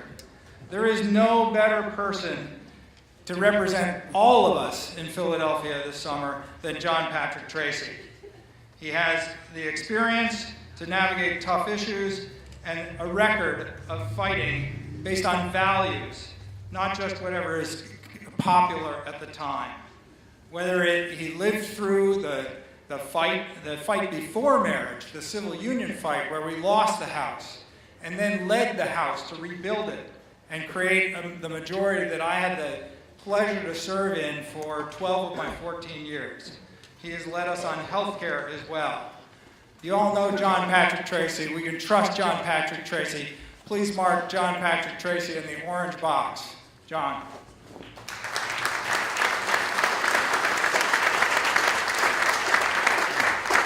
Thank you, Willem. Thank you very much. You know, Ralph Waldo Emerson said nothing great was ever accomplished without enthusiasm. And the fact that this place is packed, the number of people who are attending the first Democratic convention shows that you have that enthusiasm. There are things you want to do individually. There are things you want to do as a group. There's things you want to do as Democrats. And we can do that. Change is coming, and it's going to be change in the right direction. Politics is a team sport. Anybody who tells you they did something by themselves is not being honest with you. And it takes those teams to get significant progressive movement on legislative issues that makes a difference in people's lives. Now, there will be change to how the Democratic Party runs its business. We need to make sure that it's transparent and inclusive, and that people really feel that their voices are heard. I mean, the fact that we have Bernie Sanders in the hunt for the presidency, yet the guy won his first term as mayor in Burlington by a handful of votes. Now more than ever, we need people to believe that their votes matter. Things will change. The system the DNC has in place now has been around for decades. It wasn't always like that. It's been that way since the mid-'70s. I can tell you it will change again, and I look forward to working on those changes. We want to change where our nation is going. You know, where we have our priorities. We'd like Congress to spend their time on things that actually make a difference in people's lives. Kids shouldn't be going hungry. People shouldn't have to worry about having a roof over their heads. If people work hard, they should be able to share in the benefits of the production that they help make. And when it comes to time of war, we should make sure that we have exhausted every possible political avenue we have before we commit our men and women to go on a war.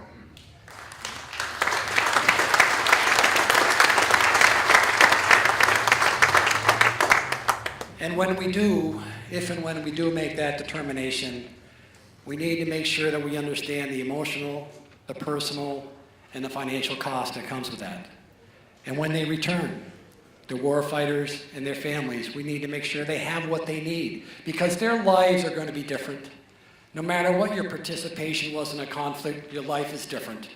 I have twin boys, I have 5 kids, I have twin boys. One of my twins did a tour in Afghanistan, and a good friend of mine said, you know, as tight as those guys are, it's different now. Because one of them has a life experience that'll just change the way they look at life. You know, we need to make sure that higher education is affordable. Many of us have had to refinance our homes to help our kids pay to go to college because it's the right thing to do. But we need to improve that, and education is probably the best investment we can make. And so yesterday I was talking to my son Marcus. You know, again, I've got 5 kids. They grew up while I was in the legislature. They saw the ups and downs, and there's a number of people here that I served with. And we dealt with some significant issues: education funding reform, civil unions, legislative reapportionment for minority position, and healthcare reform. And those were not easy times. And if you take it personally like a politician should, you take it to heart. So my kids experienced that. And so my son came over yesterday. He's the guy who helped put my thing together in the brochure. And I said, Marcus, what should I say? And I'll paraphrase what he said to me. He said, Dad, you're a public servant.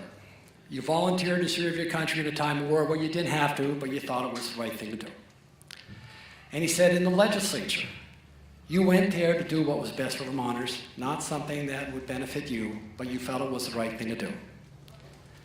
As legislative leader, during the civil union debate, you worked hard with a team of other people to try to keep a divided caucus together, because that debate had all the elements that you shouldn't have in a polite dinner conversation: sex, politics, and religion. It's just the way it is. But to keep the caucus together, so once we were able to pass that law twice in the House, we could go and continue to do other things that were important. And he said that when you're working on health care, you spend your time traveling around the state of Vermont trying to get health care reform passed rather than run a campaign, because you felt the health care reform for Vermonters was more important than a campaign. He says, you always taught us that politics is about making life better for people, and that's the way you've led your life. So tell the people what you've done. That'll show them what you're going to do.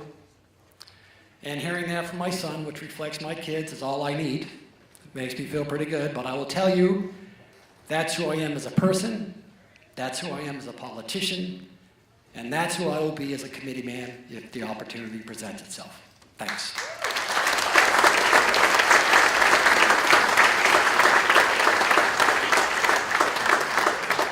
Thank you, John. And now I'll invite the nominator and the candidate to come forward in the case of Scott Garrett.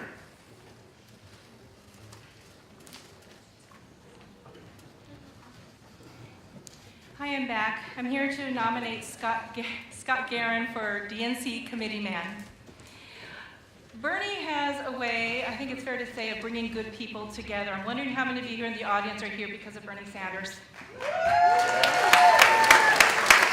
And because of Bernie, many people have come forward and are doing a lot of things, because it's very important that we make some changes at the DNC. I've heard about Scott for a few months. I don't know him very well. We just met earlier today, but from what I've heard about him, he is fearless, and he would go to the DNC and stand up for people in Vermont. He is the lead sponsor on that superdelegate resolution that I had mentioned. So I'd like to welcome Scott Guerin.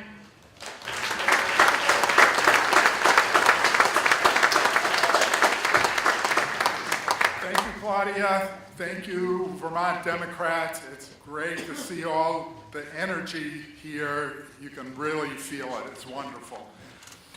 Before I get into my role, I'd like to take a minute and thank Rich Cassidy for everything he's done as our current DNC committeeman and convention chair. I'd also like to thank Tim Jerman, vice chair of the committee, Dottie Deans, Connor Casey, and all the other VDP staff who've worked so hard to put this together, and thank you for being here. I'm here running for DNC committee man, yes, to bring Bernie's political revolution to the DNC. It's badly needed. We've seen a huge growth in wealth and income inequality in this country in recent decades, and it's distorted our political system badly. The flood of money unleashed by Citizens United has turned too many of our elected officials, and yes, some of them superdelegates, into clients of big money interests. We need to change that. There's been a drift in parts of the Democratic Party, not so much here in Vermont, from the party of working people into another party of the rich and powerful. Bernie Sanders has set the direction of the political revolution to bring the Democratic Party back to its roots, and I'd like to be active on the DNC to help that happen. The DNC has been complicit in this drift of power, and we need to change that. And how? Well, here are some of the specific things that needs to change. We need to protect and enlarge voting rights and voter participation. I trust you're all going to stay a little later to hear the resolutions, and there's a resolution on voter transparency and accountability here in Vermont that's going to be a good start to move that nationally. 48% of voters have lost faith in our political process and don't identify with either political party. That number is growing. By 2020, that's going to be a majority of Americans. We need to reach out to them the way Bernie has. We need to open all our primaries and caucuses to all voters.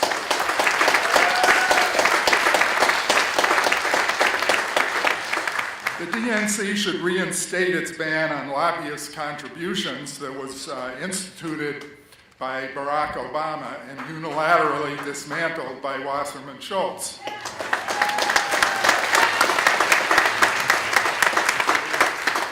Since 2008, the Democrats have lost 13 Senate seats, 69 House seats, 910 legislative seats, as well as the majority control of 30 state legislative chambers. We need to fix that.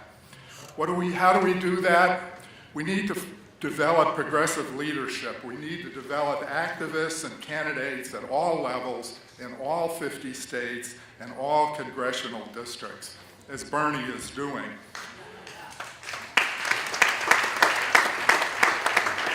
Bernie said recently, the party has a choice, and I'm quoting, the party has a choice of whether to be dependent on big money campaign contributions and be a party with limited participation and limited energy, or welcome into the party people who are prepared to fight for real economic and social change. I would like your vote, so go to the DNC and fight with Bernie in that area. I've been involved in progressive causes here in Vermont. I've been active with the Vermont Workers' Center, where I'm a member of their Finance Committee. I'm an early member of Rights and Democracy, where I'm treasurer of their Political Action Fund, PAC. I feel a little ambivalent about that, railing against PACs when I'm a treasurer of one, but there you go.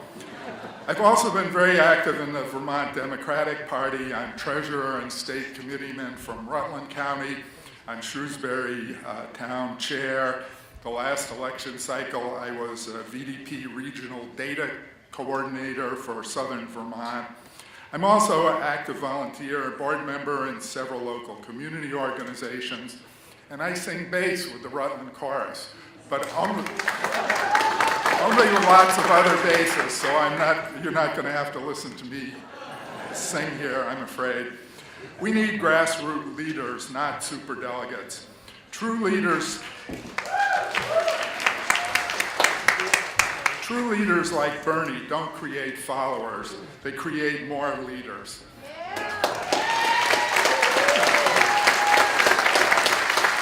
Let's create new leaders on the DNC.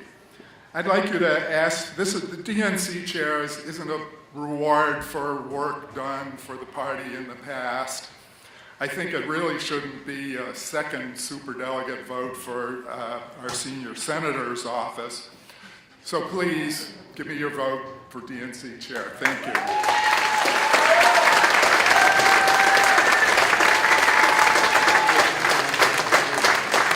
Thank you, Scott.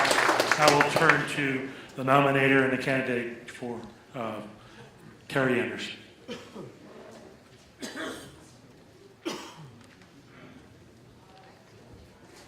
Good afternoon. Good afternoon. My name is Maida Townsend, and I am so pleased to place in nomination the name of Terry Anderson for Vermont's Committeeman to the DNC. I have been lucky enough to know Terry since the late 80s.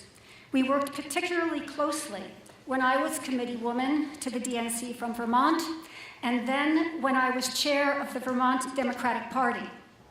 There was never, I reiterate, never, an instant when Terry was other than fully committed to the betterment of our party and to the betterment of people's lives.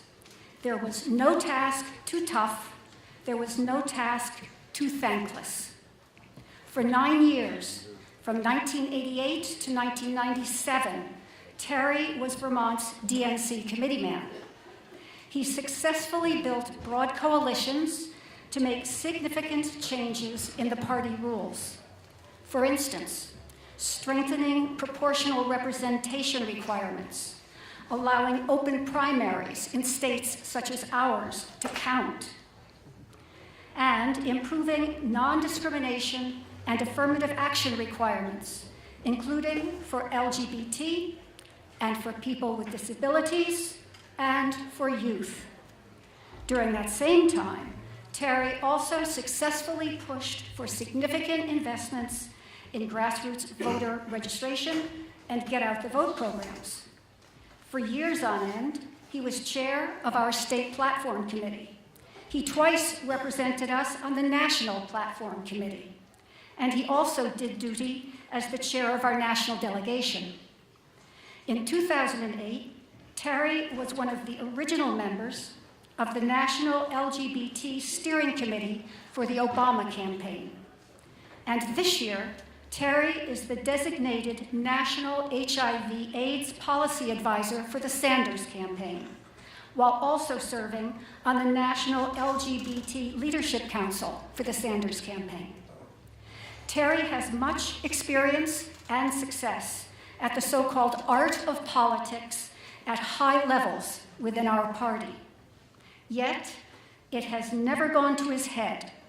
He has never sold out to or been turned by the lure of power.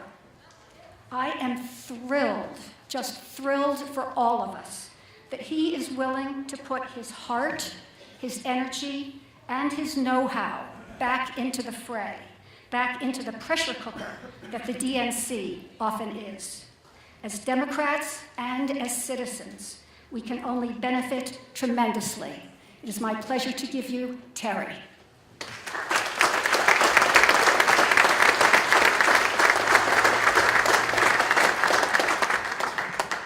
Thank you, Maida. I can't tell you how much it means to be nominated by somebody like Maida, a long-term labor leader, a state party leader, a valued state legislator. Her support means so very, very much to me. I'm amazed this year.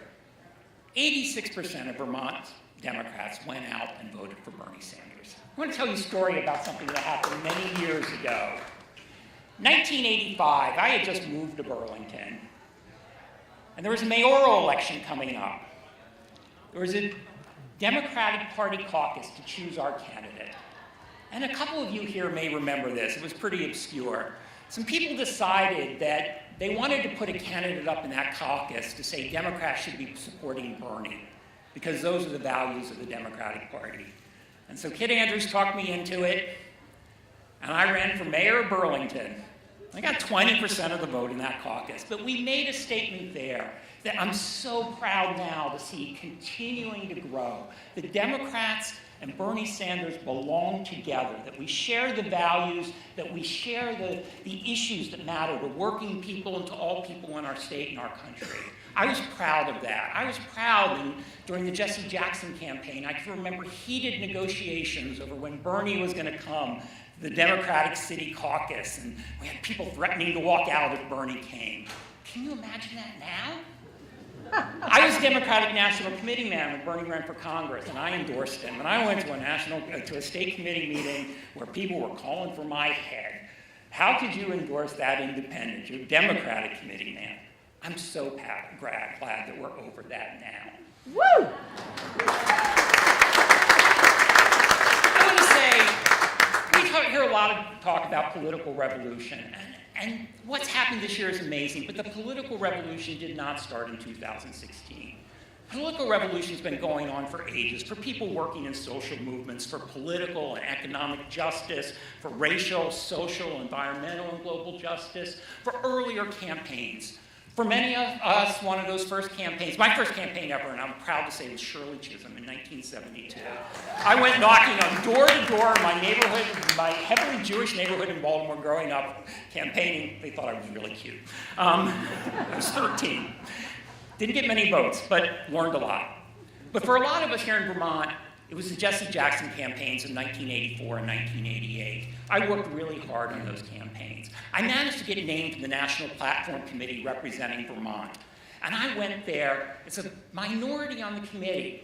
But we managed to use that position, the Jackson delegates and working with other progressives there, to push platform planks, to push the party to go further. And we got concessions. And I got to tell you, as we think about Philadelphia this year, I hope to be able to bring that experience to making sure that we're going as far as we possibly can on writing the most progressive platform possible, that we can bring Democrats, Sanders supporters together around a progressive vision for this country that can win voters, that can turn people out in the fall. And I believe that Vermont's delegation is going to be so front and center at the convention that we'll have an incredible opportunity. I hope to be able to be part of making that happen.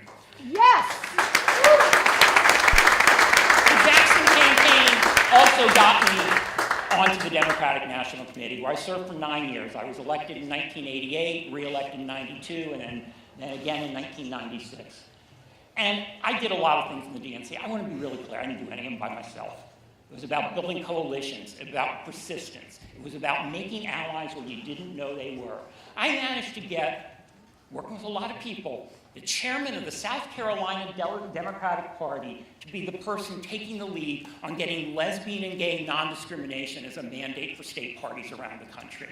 You do that when you show up, when you convince people that your cause is just, and you don't give up. That's the lesson I learned from being on the DNC before.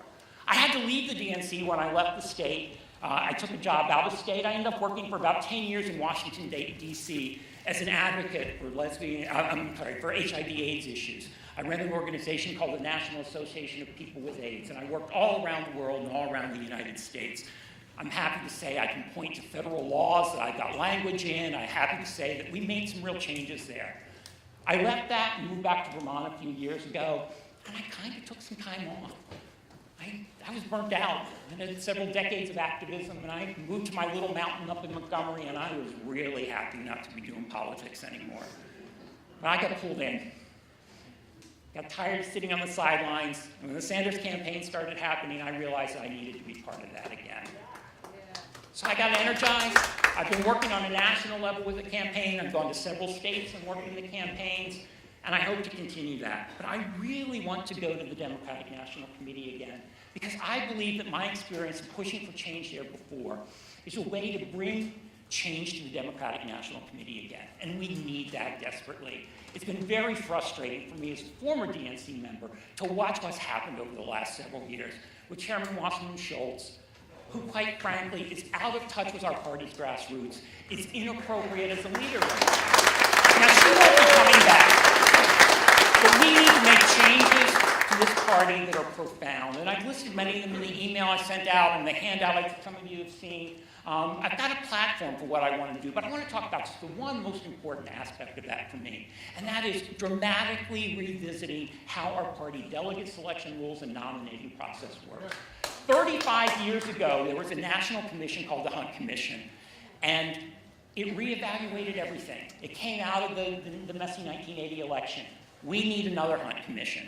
I've already talked to friends of mine on the DNC, people coming in who got elected as Sanders people from other states this year, old Clinton friends of mine who are on the DNC, and people are open to that idea.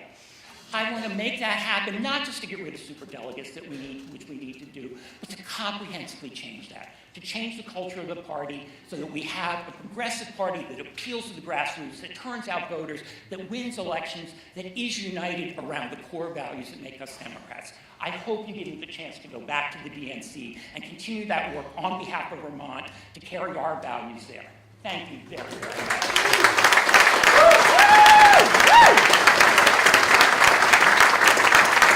Thank you, Terry. Now I'll call our last candidates nominated forward. With the nominator for Steve Amos, and Steve, come forward.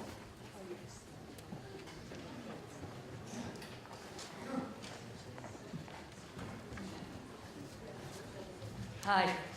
First of all, I just want to say how wonderful it is to be in a room full of people who have had such histories with the Democratic Party, who have worked for so many years at so many different jobs. It is so energizing and exciting to hear from all of you, so thank you.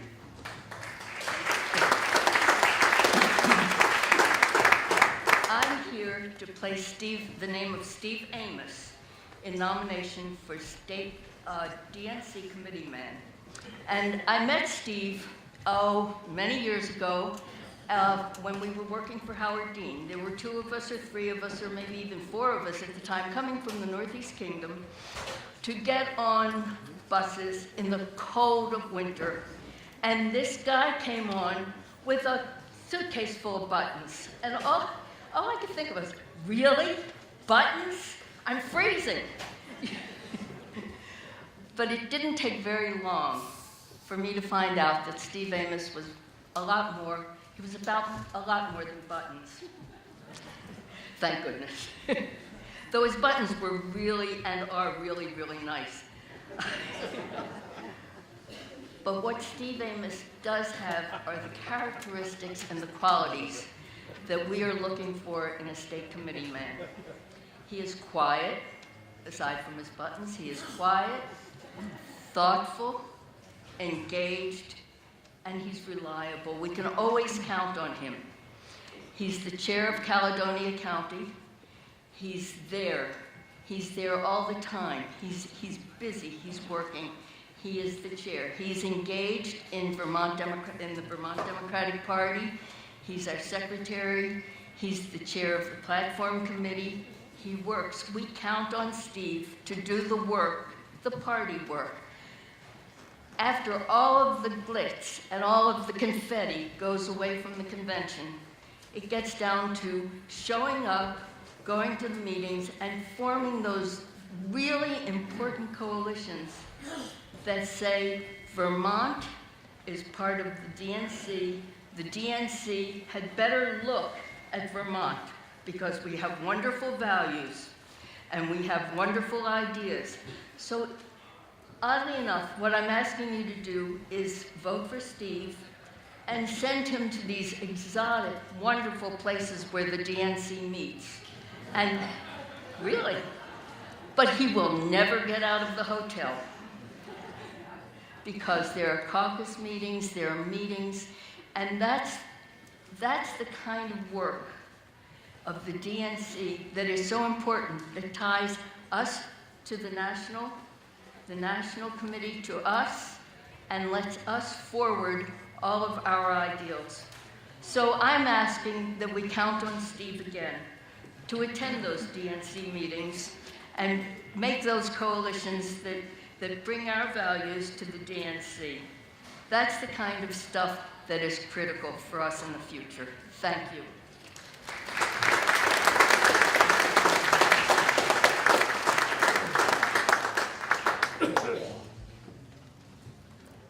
Thank you, Judy, for your nomination. And yeah, I am wearing one of my own buttons for National Committee Man. There are many more outside.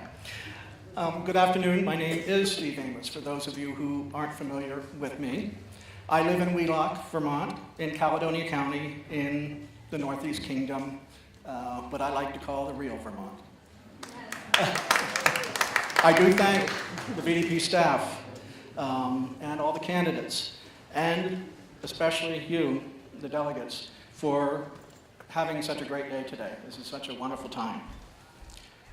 As an educator, a writer, and a biologist, I have been trained to listen, observe, and respond to issues of concern. These, I believe, are particular strengths, truly core prerequisites for a national committeeman. I first got interested in the Democratic Party when I was a teenager, watching on television on the contention of the '68 Democratic Convention in Chicago made me realize that politics is not a simple matter. It brings opinions and passion of Americans to the forefront. Since moving to Vermont with my family in 1988, I have been actively involved in service as a school board member, town selectman, chair of the town's historical society, and serving on various committees working to provide a better quality of life for Vermonters. And for over 12 years now, I have committed myself to Vermont's Democratic Party, being elected at the grassroots level as a town chair, then as Caledonia's vice chair and chair, and up to my current position as secretary of the party. In 2012, I ran for state senate from Caledonia Orange District. You may have seen Joe Benning on television yesterday. I could not defeat him. I ended up third. But traveling through the district, countless miles, listening to the concerns of potential constituents, I realized that there's an awful lot of concern out there, especially in small towns. I have listened to discussion and debate, to resolutions and rebukes across the state. These collective voices have infused in me a view that we all love discussion and debate, no doubt about it, with Democrats. But Vermont Democrats do have one common goal, a commitment to enhance Vermont's quality of life. I have traveled all 14 counties in my professional work presenting science programming to a diversity of audiences. By visiting with and listening to these people, I feel the heartbeat of the geographically and culturally disparate communities of the state. I am proud to live in Vermont. Each and every value that we, as Vermonters, believe in and have fought for over the years are at the core of Senator Bernie Sanders' popularity as a presidential candidate. They are intrinsic of what America could become, and I would support the inclusion of every one of them in the DNC platform. They include, among others, universal health care. Vermont understands the basic right for all people to have medical coverage, although not quite there yet. I am a cancer survivor, and I have a paralyzed right diaphragm. My wife has had 2 open heart surgeries. The associated expenses could have been catastrophic. Fortunately, they were not. Every American has a basic right to this peace of mind when faced with illness.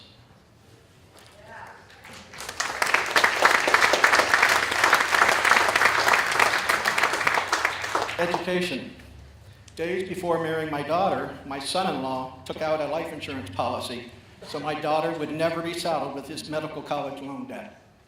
Tuition-free college education is today a vital necessity. Environment.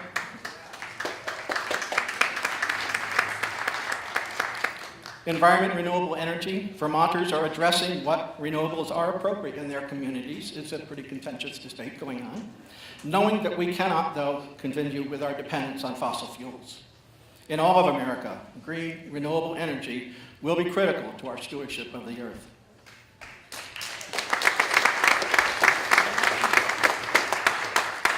Gender equality. In 2009, Vermont became the first state to pass marriage equality without a court-ordered mandate. That's great. And yet, some may not know that in March of this year, Vermont's Education Secretary Rebecca Holcomb released a position paper to administrators, school administrators, reviewing laws reflecting guidelines for LGBT students to feel safe in school. This was 2 months before President Obama came forward with his announcement. So Vermont is at the forefront. In past election cycles, rarely has there been contention at the primary level similar to what we're seeing in 2016. Bernie is educating the nation about what has already been implemented and is working in Vermont. As Vermont's National Committeeman, I would favor removing superdelegate status.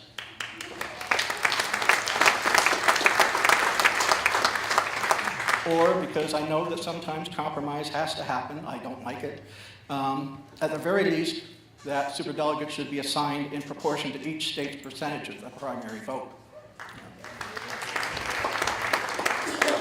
We need an objective DNC chair. We must revise the bylaws of the DNC to reflect that any future chairperson be carefully vetted before being selected for office. I've attempted to convey that I would represent all Vermont Democrats. I would be attentive, providing methods to invite their issues and concerns. I would attend DNC caucuses important to Vermonters and return with ideas and suggestions to the state party that would take Vermont's core strengths to the national level. I believe that my credentials and experience demonstrate I would work to make changes to strengthen the national platform while ensuring Vermont's stature as a leader of such changes. Over my tenure with the VDP, I have worked with 5 party chairs and observed firsthand the fine development of the party with a series of effective executive directors. Each of these dedicated people has made major contributions to the VDP. I value the wisdom each has offered. This past Monday, I attended a memorial service for the great John Burgess. John was a figurehead of the VDP for much of his many years of service to the state committee. As a Lamoille County delegate, he was vociferous with his issues. As parliamentarian, he was a stalwart of Robert's rules. As a man, he was courteous and kind. He was the first person I met when I was a newbie delegate. His attributes, as those of others I have mentioned, have instilled in me yet a greater reason to serve. I will use this knowledge I have gained if you favor me with your vote as National Committeeman. Thank you very much for your support.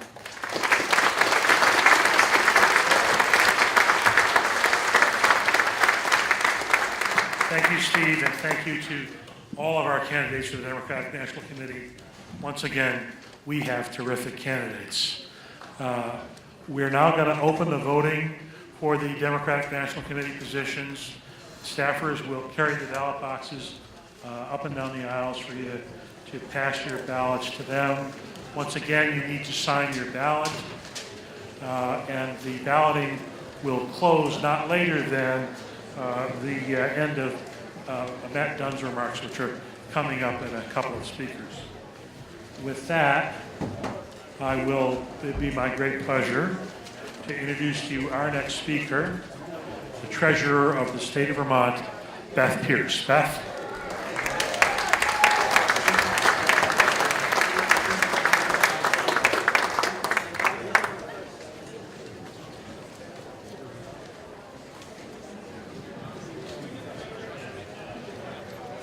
How are you? Having a good day? All right.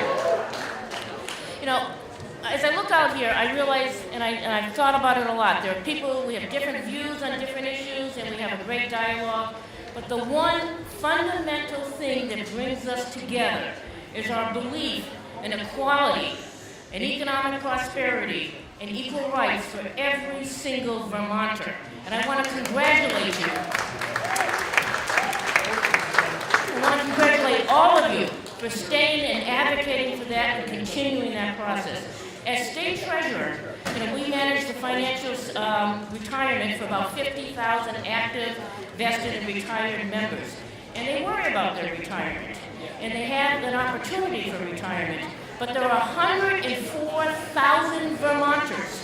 That's a number that AARP gave me. 104,000 Vermonters who are either self-employed or in occupations or employment where they do not have access to employer-sponsored retirement plans. That's wrong. And what that means is they do not have an opportunity, thank you, they do not have an opportunity for that economic prosperity and for that dignity in retirement. Every single Vermonter who should have a good paying job, should have equal access, should have good wages, equal wages, and should have an opportunity for that dignity in retirement. And as a treasurer, we are working on a committee right now to try to address that issue and to see if we can find a way to make every single person have that opportunity. No, thank you.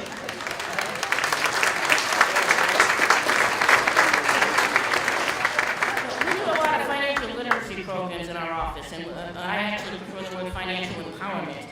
And the bottom line for us is, what does that mean? And for me, financial literacy is about achieving or having the opportunity for a lifetime of financial well-being. Every single person in this room wants that for their children, for their grandchildren, for their families. We are working together, every single one of you, to achieve that for every single Vermonter. And I want to thank you very much for what you're doing there.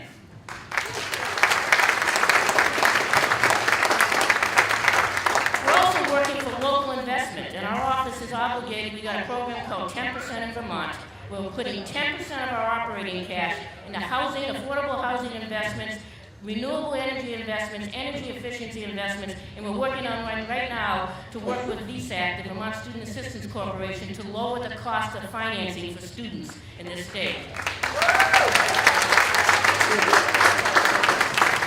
These are the ways that we achieve that prosperity. And I'm honored to be able to stand with you today and say thank you for your good work, thank you for your partnership. We're going to continue to work together to make Vermont a state of prosperity for every single citizen. Thank you very much.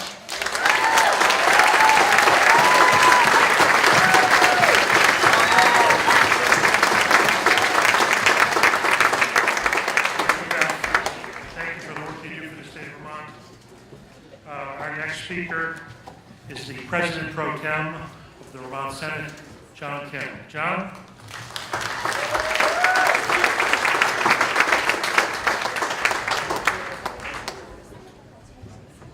Good afternoon, folks. How are you all doing? You know, I've been watching here, and you know, the one thing I don't own is a watch, but I'm going to promise you that this is going to be under 5 minutes. Actually, you know, somebody said, well, what are you going to say? And I was watching all these wonderful candidates we had, and I said, maybe I'll just go out and tell them I'm running for governor. But then I said, no, I don't think that'll work either. But anyway, first of all, thank you. I got to thank all of you in this room for what you've done, not only for the party over the years, the 16 years that I've been involved in politics, but also for me personally.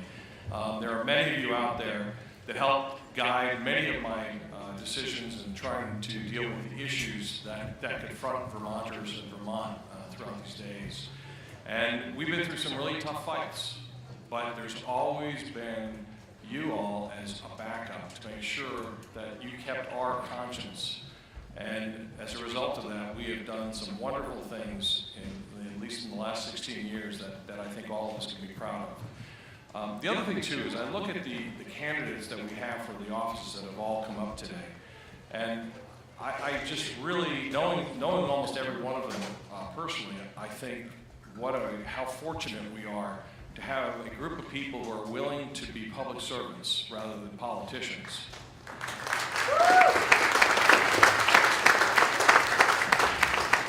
They give not only their time, but also their family's time. And they do it not because of the ego, they don't do it because of the money, obviously, but they're doing it because they really care. They care about you, they care about your families, they care about this country, they care about the globe. And that is so important because we, Vermont, this little state, is always in the forefront. And people, I can tell you from all parts of the country that I talk about, when I mention Vermont, the first thing they think about is Vermont is always in the news, and they're always there with some issue that really means a lot to them and to their families. So, in closing, the one thing I do want to say is that we've been very fortunate as Democrats in the state. We do have the majority in the House, the majority in the Senate, and we've been fortunate to have also the administration with our governor for the last 6 years. However, one of the things that I caution is that we cannot rest on our laurels. We cannot just sit there and think that the Democrats and the Democratic policy is going to continue unless we work and we make sure that we continue to have a bench. We have people who are willing to run for the offices and who are willing to talk about tough issues. So one thing I can tell you, that what Bernie Sanders has done in this country is amazing when you look to see how he has energized the youth of this country to the point where they understand that civics is something really important, being involved is something important, and that they do have a voice. So I would encourage all of you that when you do see young people that are interested in politics or interested in government, that you encourage them to become part of that. With them, we'll continue to make sure that your lives and our lives and the lives of others and our grandchildren and their children are as wonderful and healthy as we currently see. So again, in closing, I can't tell you how much I appreciate having served for 16 years and the support and help that you all have given. So thank you very much, and I'll still be around watching from down the street. So thank you.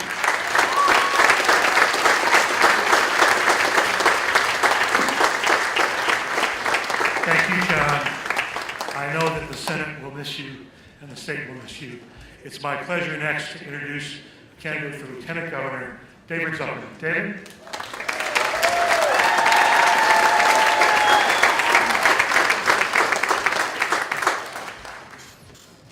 Thank you, Richard.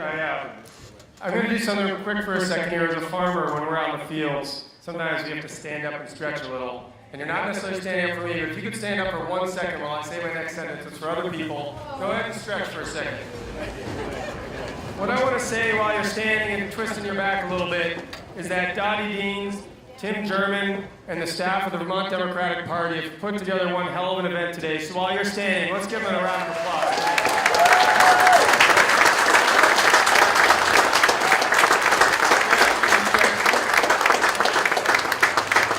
Thank you, I appreciate it. I hope that helps you out a little bit. I also want to thank Bill McKibben earlier for speaking on behalf of Bernie Sanders. I had a great opportunity to do that. I had an opportunity to do that in New Hampshire about a week before the primary. It was an incredible honor when Bernie asked me to speak as a surrogate for him to the organic farmers in New Hampshire as an organic farmer and help bring out some more votes for him. It was a great crowd, and I'm really honored that Bernie asked me to do that. Bill McKibben did a great job, and I'm pleased to have his support in this race as well. So, I'm David Zuckerman.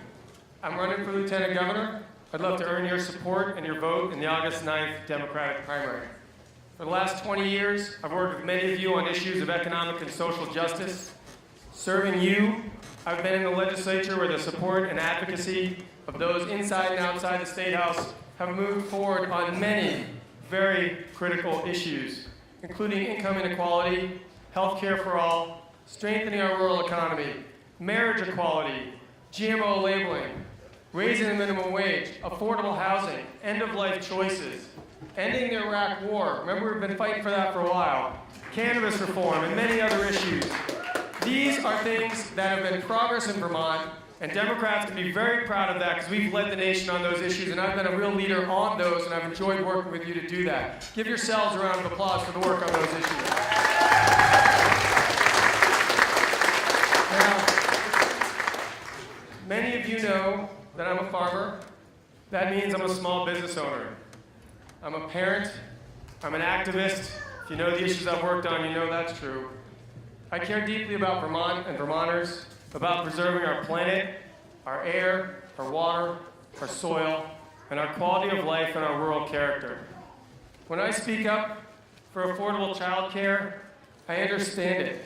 Because I have a daughter, she's 10 years old now, but when she was born, it was hard to find child care. It's hard to find affordable child care. And it was hard to think about trying to make it affordable for us while knowing that child care workers weren't making a livable wage so that they could meet their basic needs. These are real challenges.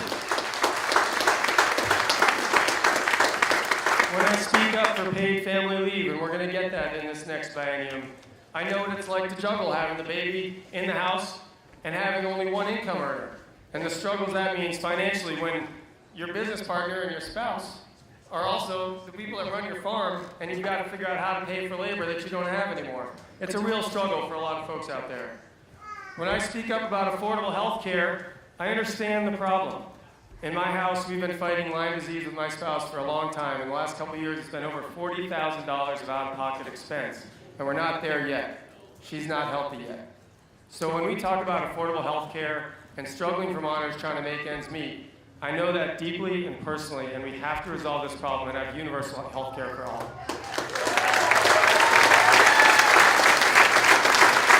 Thank you. When I speak for raising the minimum wage, and I believe we have to get to $15 an hour, and we have to do it methodically but perpetually to make sure workers know that they're going to get a fair shake in our state. I get it from both. Thank you. I get it both as an employer who struggles to make enough with my product to pay my employees, but also as an employee. It's tough on both sides, and we all deserve more. We all deserve not to be fighting against each other, but looking at the system that has created such inequality, as we obviously know Bernie has made very loud and clear on the national stage. Let's applaud Bernie for that leadership.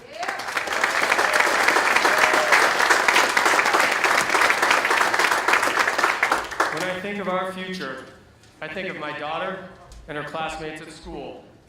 I'm haunted by statistics I heard again recently. 1 in 6 Vermont children are growing up in poverty. And half of those children are in extreme poverty. Considering the wealth that exists in this country and in our state, that is completely unacceptable in this day and age. We must resolve those issues.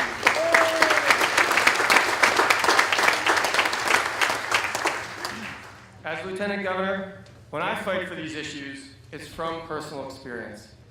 As a legislator and in my day-to-day living, raising a family, running a business, I'm trying to make sure that when I leave this planet, my daughter is better off than I am, and the soil I work is healthier for the next generation of farmers, so that future families can have access to healthy food.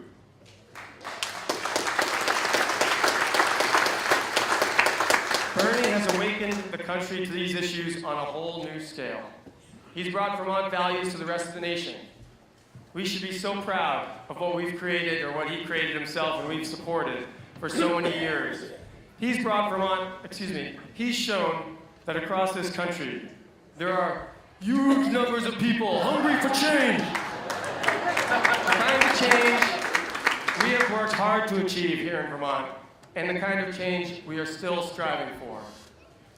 Bernie inspired me to get into politics when I volunteered on his congressional campaign in 1992. I was an idealistic youngster who thought the political system was a load of crap. And I heard about this guy, Bernie, who was a straight shooter and fought and said really important things, and he inspired me tremendously. I then ran a few years later for the House. I lost the first time, but won the second time. And I've carried his message and received his endorsement in each of those previous campaigns from then until now for 20 years. I am so proud of what he's done, and I'm extremely excited to be running for statewide office when he is running for president, to be a part of that revolution that he's talking about.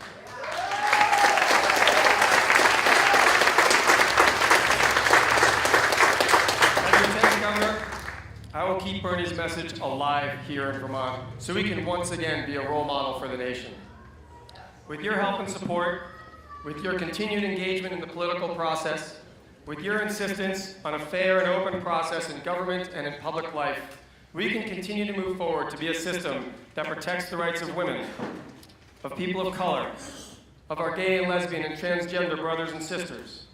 We can move towards a more vibrant economy, one that pays a livable wage and provides everyone health care, and a political system that's not rigged and attracts young people and people of all races, classes, and cultures, small business people, farmers, and entrepreneurs into our emergent economy.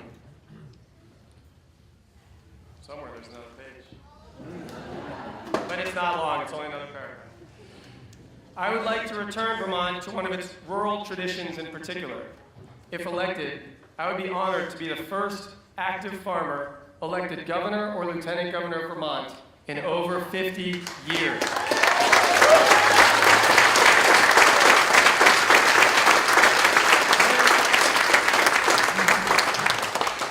I'm excited for Vermont and Vermonters as we head toward November. We have challenges to overcome, and I'm prepared to help lead that effort. I'm ready to bring my leadership, facilitation skills, and experiences both inside and outside the State House to Montpelier, but I can't do it without you. I'm asking for your help, your hard work, your support, both political and financial, and your vote by August 9th. It starts June 24th, nearly a month away, so it's time now for everybody to get engaged. And as your next Lieutenant Governor, I'll continue to work with all of you to ensure Vermont remains rich in beauty, deep in opportunity, and respectful of all of its citizens. Thank you, and I look forward to your support.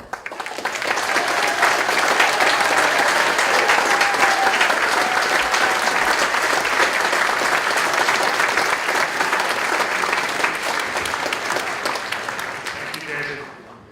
It's my pleasure now to introduce a former member of the House and the Senate and a candidate for governor, Matt Dunn. Matt?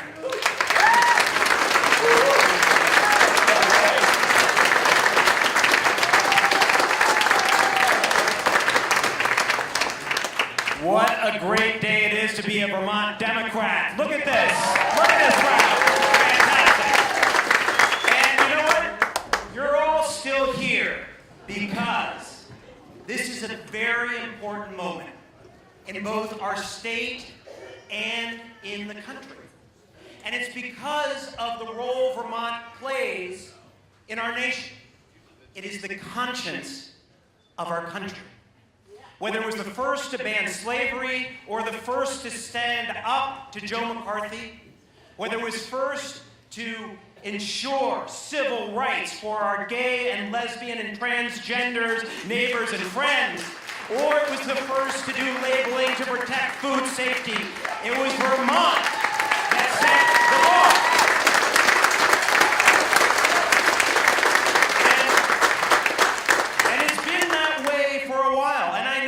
From growing up. You see, my father brought his Vermont values to the University of North Carolina, where he organized students to stand up to segregation.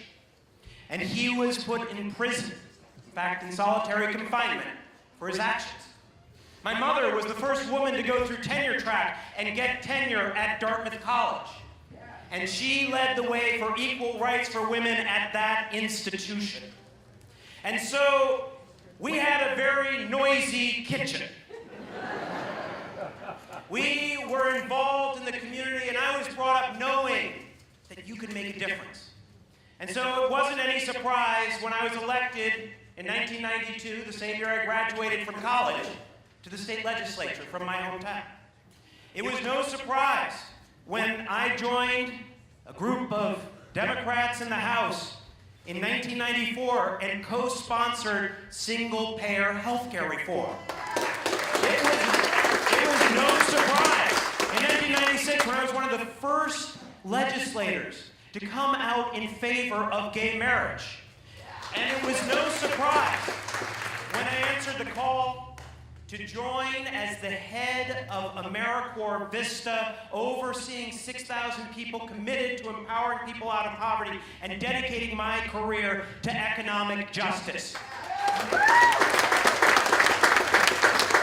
And to my friends, it was no surprise when I was the first candidate for governor in the entire country to endorse Bernie Sanders for president.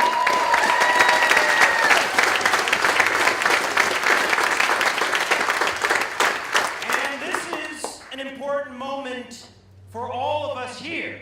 Not only have we given the country Bernie Sanders, but this is a moment in time in Vermont of real change. We are going to have a new governor and a new lieutenant governor, a new president pro tem and a new speaker of the House, and new committee chairs in the legislature. And what we have seen Bernie do across the country is nothing short than change democracy forever. But what Bernie will tell you is that what he is doing, what we are all doing, is not about one person running for president. It's a movement. It's a movement that started here in Vermont and must continue here in Vermont. Bernie's fight is our fight.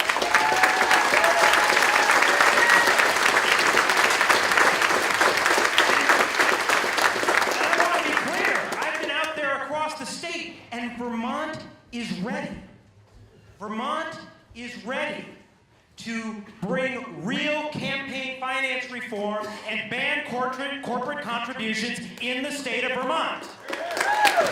Vermont is ready to make sure that no one works 40 hours a week and is in poverty and can bring us to $15 minimum wage. Vermont is ready to do what we have all known to be true, to bring us universal health care, because health care is a human right. Vermont is ready to make poverty and homelessness at the top of the agenda, not at the bottom. Vermont is ready when there are states across the country that are attacking Planned Parenthood to embrace Planned Parenthood and to make sure we lead the nation in ensuring reproductive rights for all Vermonters.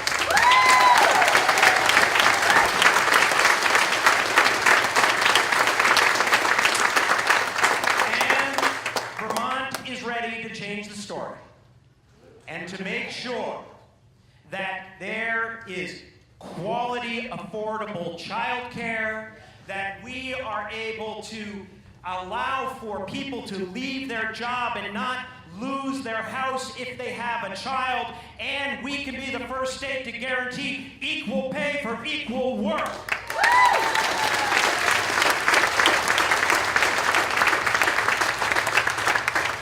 But I want to be clear with all of you here as Democrats, and as we stand here in Barry, that window closes if Phil Scott is elected. All progress that we have made will stop. And we cannot afford that to happen. And I am ready to beat Phil Scott.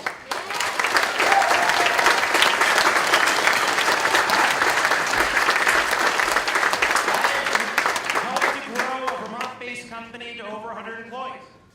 I oversaw a 6,000-person public enterprise, an agency that we transformed into an organization ready to fight poverty in the 21st century.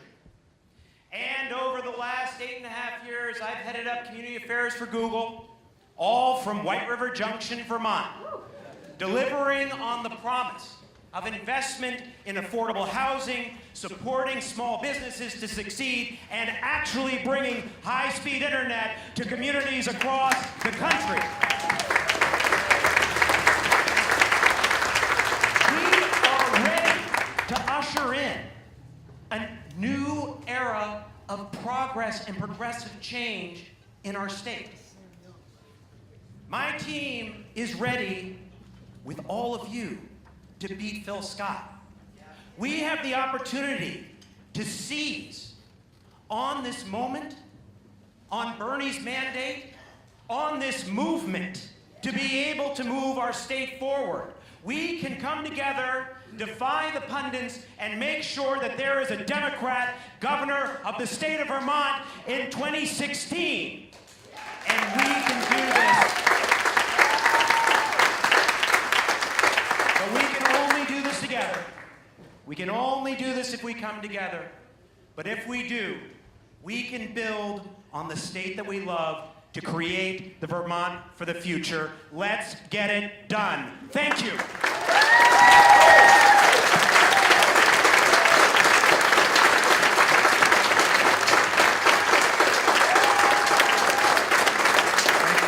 Thank you, Matt. Now, I want to ask this question. Is there anybody out there besides me who hasn't cast their ballot for Democratic National Committee? Last call.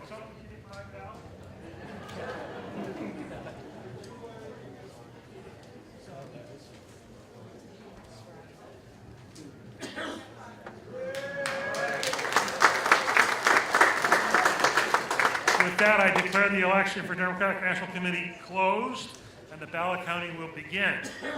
And we'll turn now to the next item on our agenda, which is resolutions.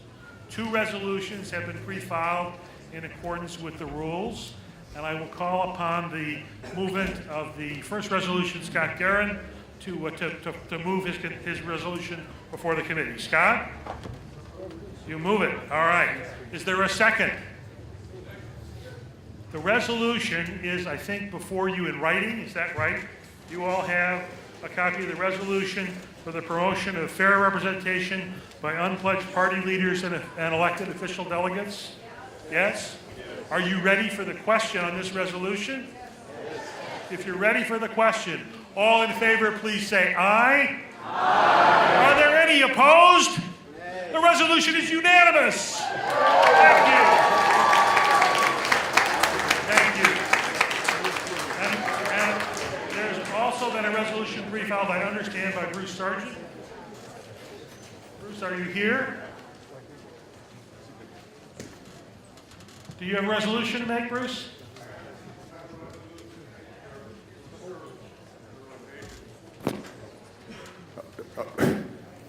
Yes, I have a resolution. It's intended to deal with the issue of electoral integrity. And it's, let's see, am I to read it now, or? It's your choice. Okay. Again, it's in the beginning. It's considers election fraud to be very important. It's an attack by domestic enemies of democracy on our freedom and our right to vote. The next suggestion is an alternative to the way things are counted now, getting the votes out of the territory voting machines and getting them audited. And then where the voter registration was confused, hacked, there's a solution to that, and that's to make the states responsible for it. And if they're not, then they have to run the election over. It's expensive, and it's a very good reason for getting it secure. I've had a second to this. Shyla? Do you second the motion? The motion's been seconded. Okay. I'd like to amend it, Chairman, to strike the phrase "as deadly as in any attack on foreign invaders or tourists." I'd like to have that struck out. Second agreeable to the amendment? The resolution is amended. Okay. And at this point, because I feel the discussion of this proposal is divisive, it takes a look at Republican fraud, and I try to confine the argument to that, but we also, in our own house, have a problem. And that is divisive. And to really go into that at this point in this election cycle, I think is the wrong answer. I would like to bring this resolution to the Platform Committee where it can be really hammered out and people can take a look at it. But I really don't want to see us as a body here go into, as the last event here, something that divides us. Not everybody will agree with this. The math says it's true. People don't want to agree with the math, but that's okay. It's a little bit like when the World Trade Center started to burn. Not everybody wanted to believe that it was a problem. I need you all into the stairwell and leaving. I don't want to leave anybody behind here. I don't want to roll over some of the other positions. So, sir, could I withdraw this resolution and bring it to the... If it's your request, and if your second agrees, your resolution will be deemed withdrawn and referred to the Platform Committee. All right? With consent, your resolution has been withdrawn and referred. Thank you, Delegate Sergeant. Thank you, sir. Thank you. Now, we probably do not have election results yet, do we?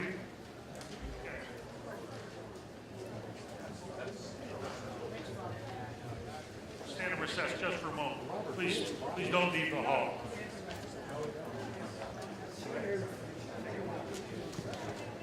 So we're going to move a little bit out of order because we don't yet have the election results. The ballots, I think, for the Democratic National Committee spots are still being counted.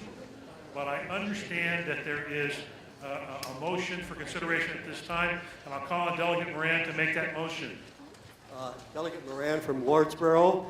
I move that the Vermont Democratic Party 2016 State Convention endorse our Senator Bernie Sanders for President. Is there a second for that motion? I believe that has been moved and seconded. Are you ready for the question? All in favor, please say aye. Aye. Are there any opposed? The resolution passes.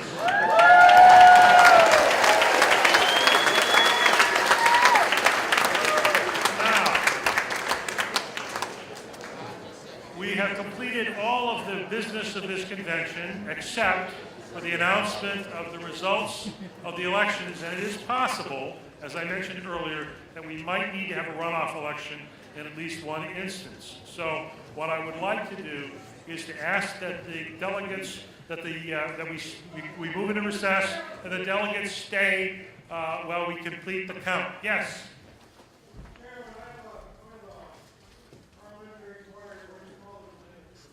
Make your inquiry.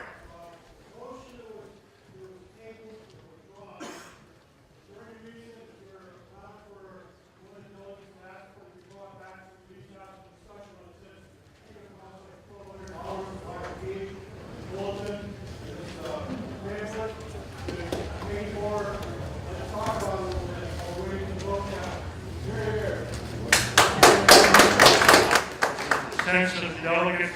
I will say this. Technically speaking, the resolution has been made and withdrawn. It's not properly before the body. But if there's a majority that wishes to suspend the rules, it could be considered. Point of order, Mr. Chair. All right, there's a motion to suspend the rules in order to discuss, as I understand it, it's a discussion item, but not an action item, the Sergeant resolution. Is that your motion? Yeah.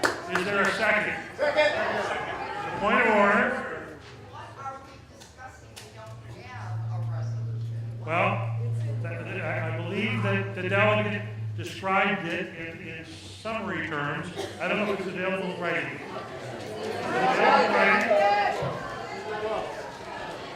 You have the resolution? Yes. Okay. It was amended.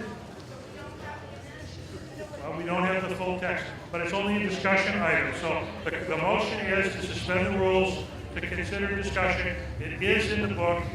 Are you ready for the question? I see a hand here. You wish to recognize? That's correct. All right. All those in favor of suspending the rules to discuss this item, please say aye. Aye. All opposed? No. It is clear to the chair that the rules are not suspended. So we will stand in recess until the election results are complete. Thank you for your patience. Yes, in order. I believe you were first.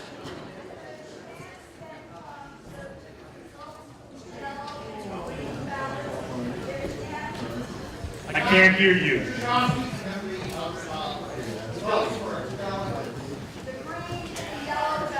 Yes?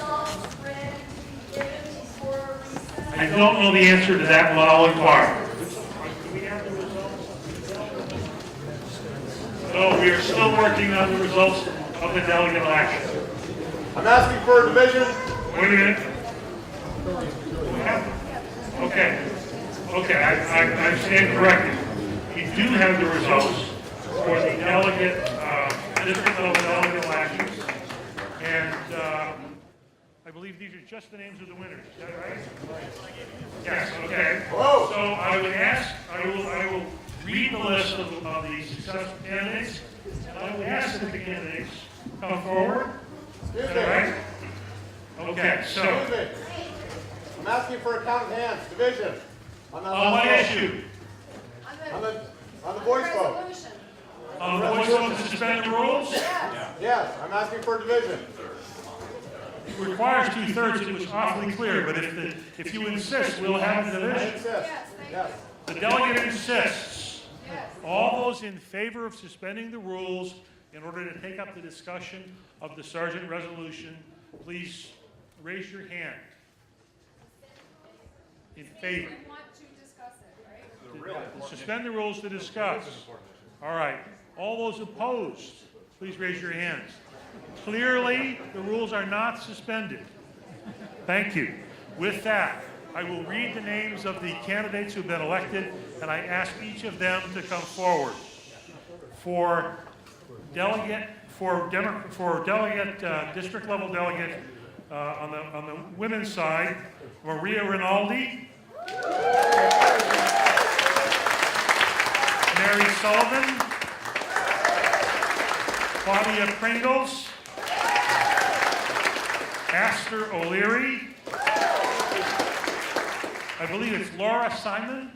And Ashley Andre. Congratulations. For district-level delegate among the men, Brian Pine, Arshad Hassan, Noah Dietzler, Kevin Christie, and Matthew Jerome Jr. Okay. Congratulations. All right, if the candidates will come forward, I think we have, no? If you won, if you're a committee delegate for the convention in Philadelphia, if you won, either women or men, please come up. I've got a little Philadelphia button. All right. Read the names with no applause. We couldn't hear them. Read the names again. I have your request. Okay. Please don't applause. Everyone wants to be able to hear, and not everyone was able to hear. Okay. For delegate, district-level delegate among women, Maria Rinaldi, Mary Sullivan, Claudia Pringles, Aster O'Leary, Laura Simon, and Ashley Andres. For district-level delegate, our male candidates, Brian Pine, Arshad Hansen, Noah Dietzler, Kevin Christie, and Matthew Morong Jr. All right. Now, I have a moment.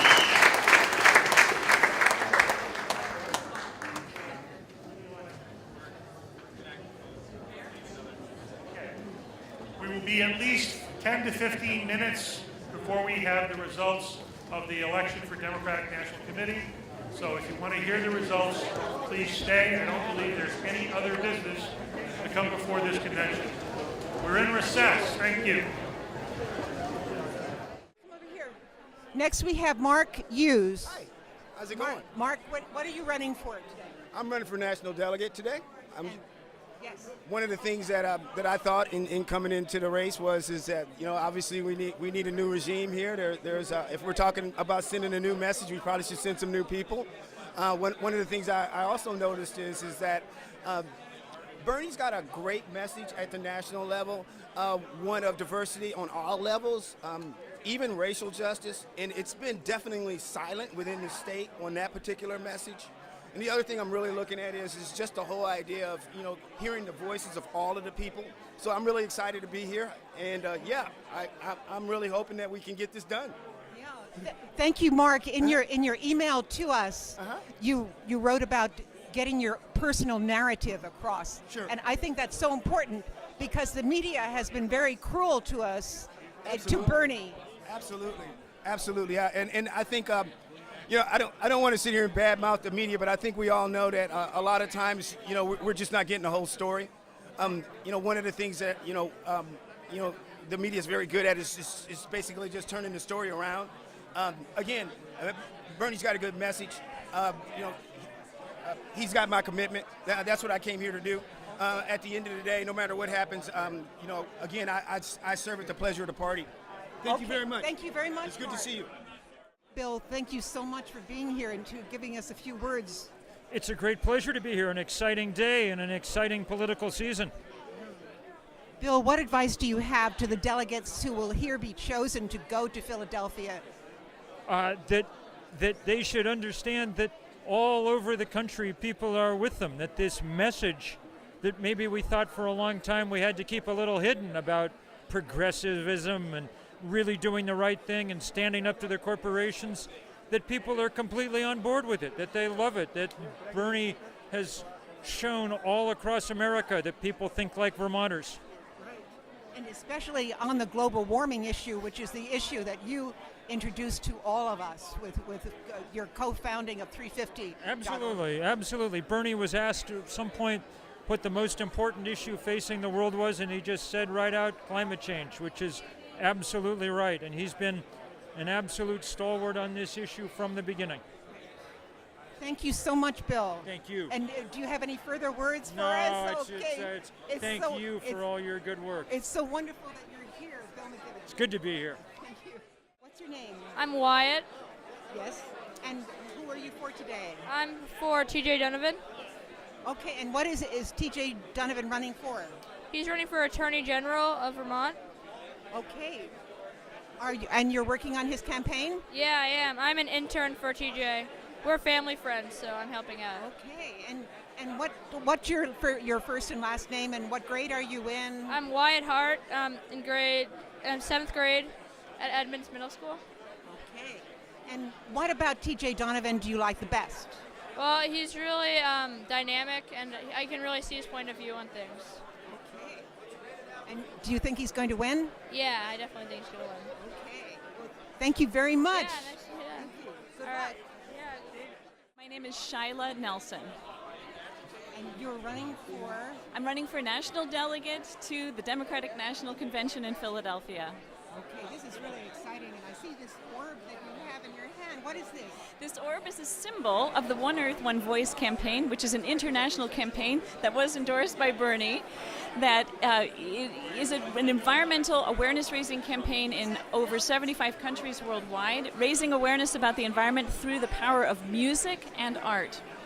Oh, that is marvelous, Shyla. Thank you. And thank you. So now we're going to vote, all of the delegates are going to vote for 11 delegates to go to Philadelphia. Yes. So what will be your strong voice in Philadelphia for us? I believe with every cell in my being that Bernie Sanders represents the greatest, strongest hope for the future of our planet, for future generations, to ensure that we move briskly and decisively away from fossil fuels and the economic structures that continue to hold fossil fuels as the prevalent energy source. I believe Bernie has the moral courage, the political will, and the vision to move our planet forward in transforming our economic and energy system. And that is precisely my hope as we head to Philadelphia in July, and it is the message I intend to bring if I have the honor of being chosen as a national delegate from the brave little state of Vermont. What? Oh, yes, we did. We found out that this is the orb. Hold it up, Shyla. It's so beautiful. It's so wonderful. The glass globe symbolizes the fragility of the earth and our need to hold it close and care for it diligently. Thank you so much, Shyla. It's such a pleasure to meet you and to hear your message and to feel the exuberance of your youth and your passion. So best of luck in this election. Thank you so much, and thanks for all you're doing. Thank you. The delegates will come to order. Hear the results of your vote. All right. For Democratic National Committeeman, Mary Sullivan, 193, Claudia Pringles, 181. Mary Sullivan is elected. For Democratic National Committeeman, Steve Amos, 62. Terry Anderson, 114. Scott Garrett, 103. John Tracy, 100. No candidate has been elected. A second ballot will be required. The two leaders are Terry Anderson and Scott Garrett. We do not have ballots for this purpose. So what I would ask the delegates to do is this. If you would take the last page from your program, if you have not written on it, please write down the name of your candidate among the top two for Democratic National Committee. Again, you must sign your ballot, and the top two candidates who remain in contention are Terry Anderson and Scott Garrett. Yes. As I mentioned, you must sign your ballot. There's no actual ballot. Take the last page from your program, tear it out, and use it.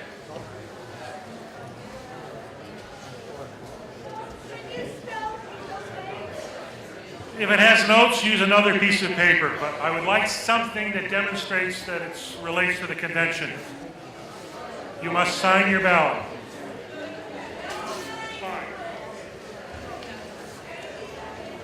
If need be.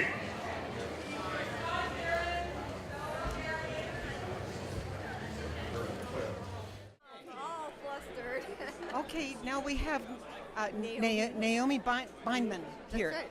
Welcome, Naomi. Thank you. You just gave a wonderful speech to be a delegate to the Philadelphia Convention. Could you just tell us a little bit more about why you want to go?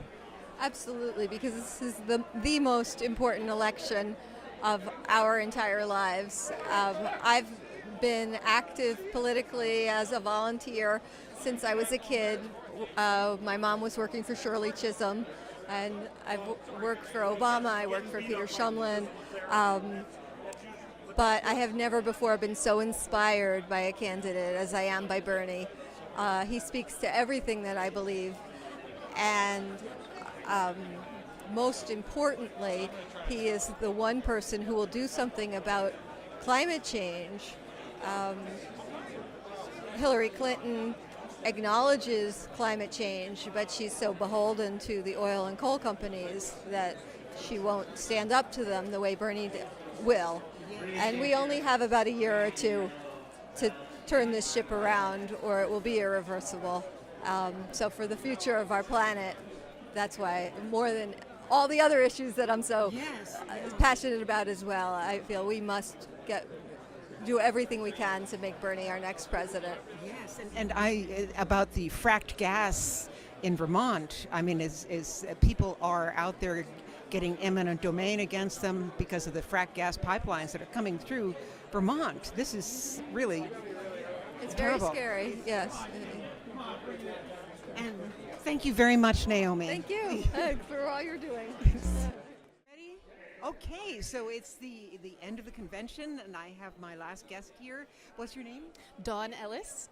Okay, and Dawn, you said that you were a delegate to the last convention in 2012. That's right. I was a delegate for Obama down in North Carolina, and so I have the perspective of what's possible with the delegation that we send, and I'm telling everybody who's running, these are the key things to think about. Bringing the energy that we have here, which is tremendous, into very clear messages about what's possible for our country as they go to Philadelphia, because when they get down there, there will be 4 media people for every 1 delegate. And that's a powerful microphone to be able to amplify the possibility of mobilizing an entire country to make a choice that's going to invest in our future as opposed to make a choice based on fear or hatred. So I'm excited that we have a great start here in Vermont going into the convention. Okay. That's terrific. Thank you very much. You're welcome.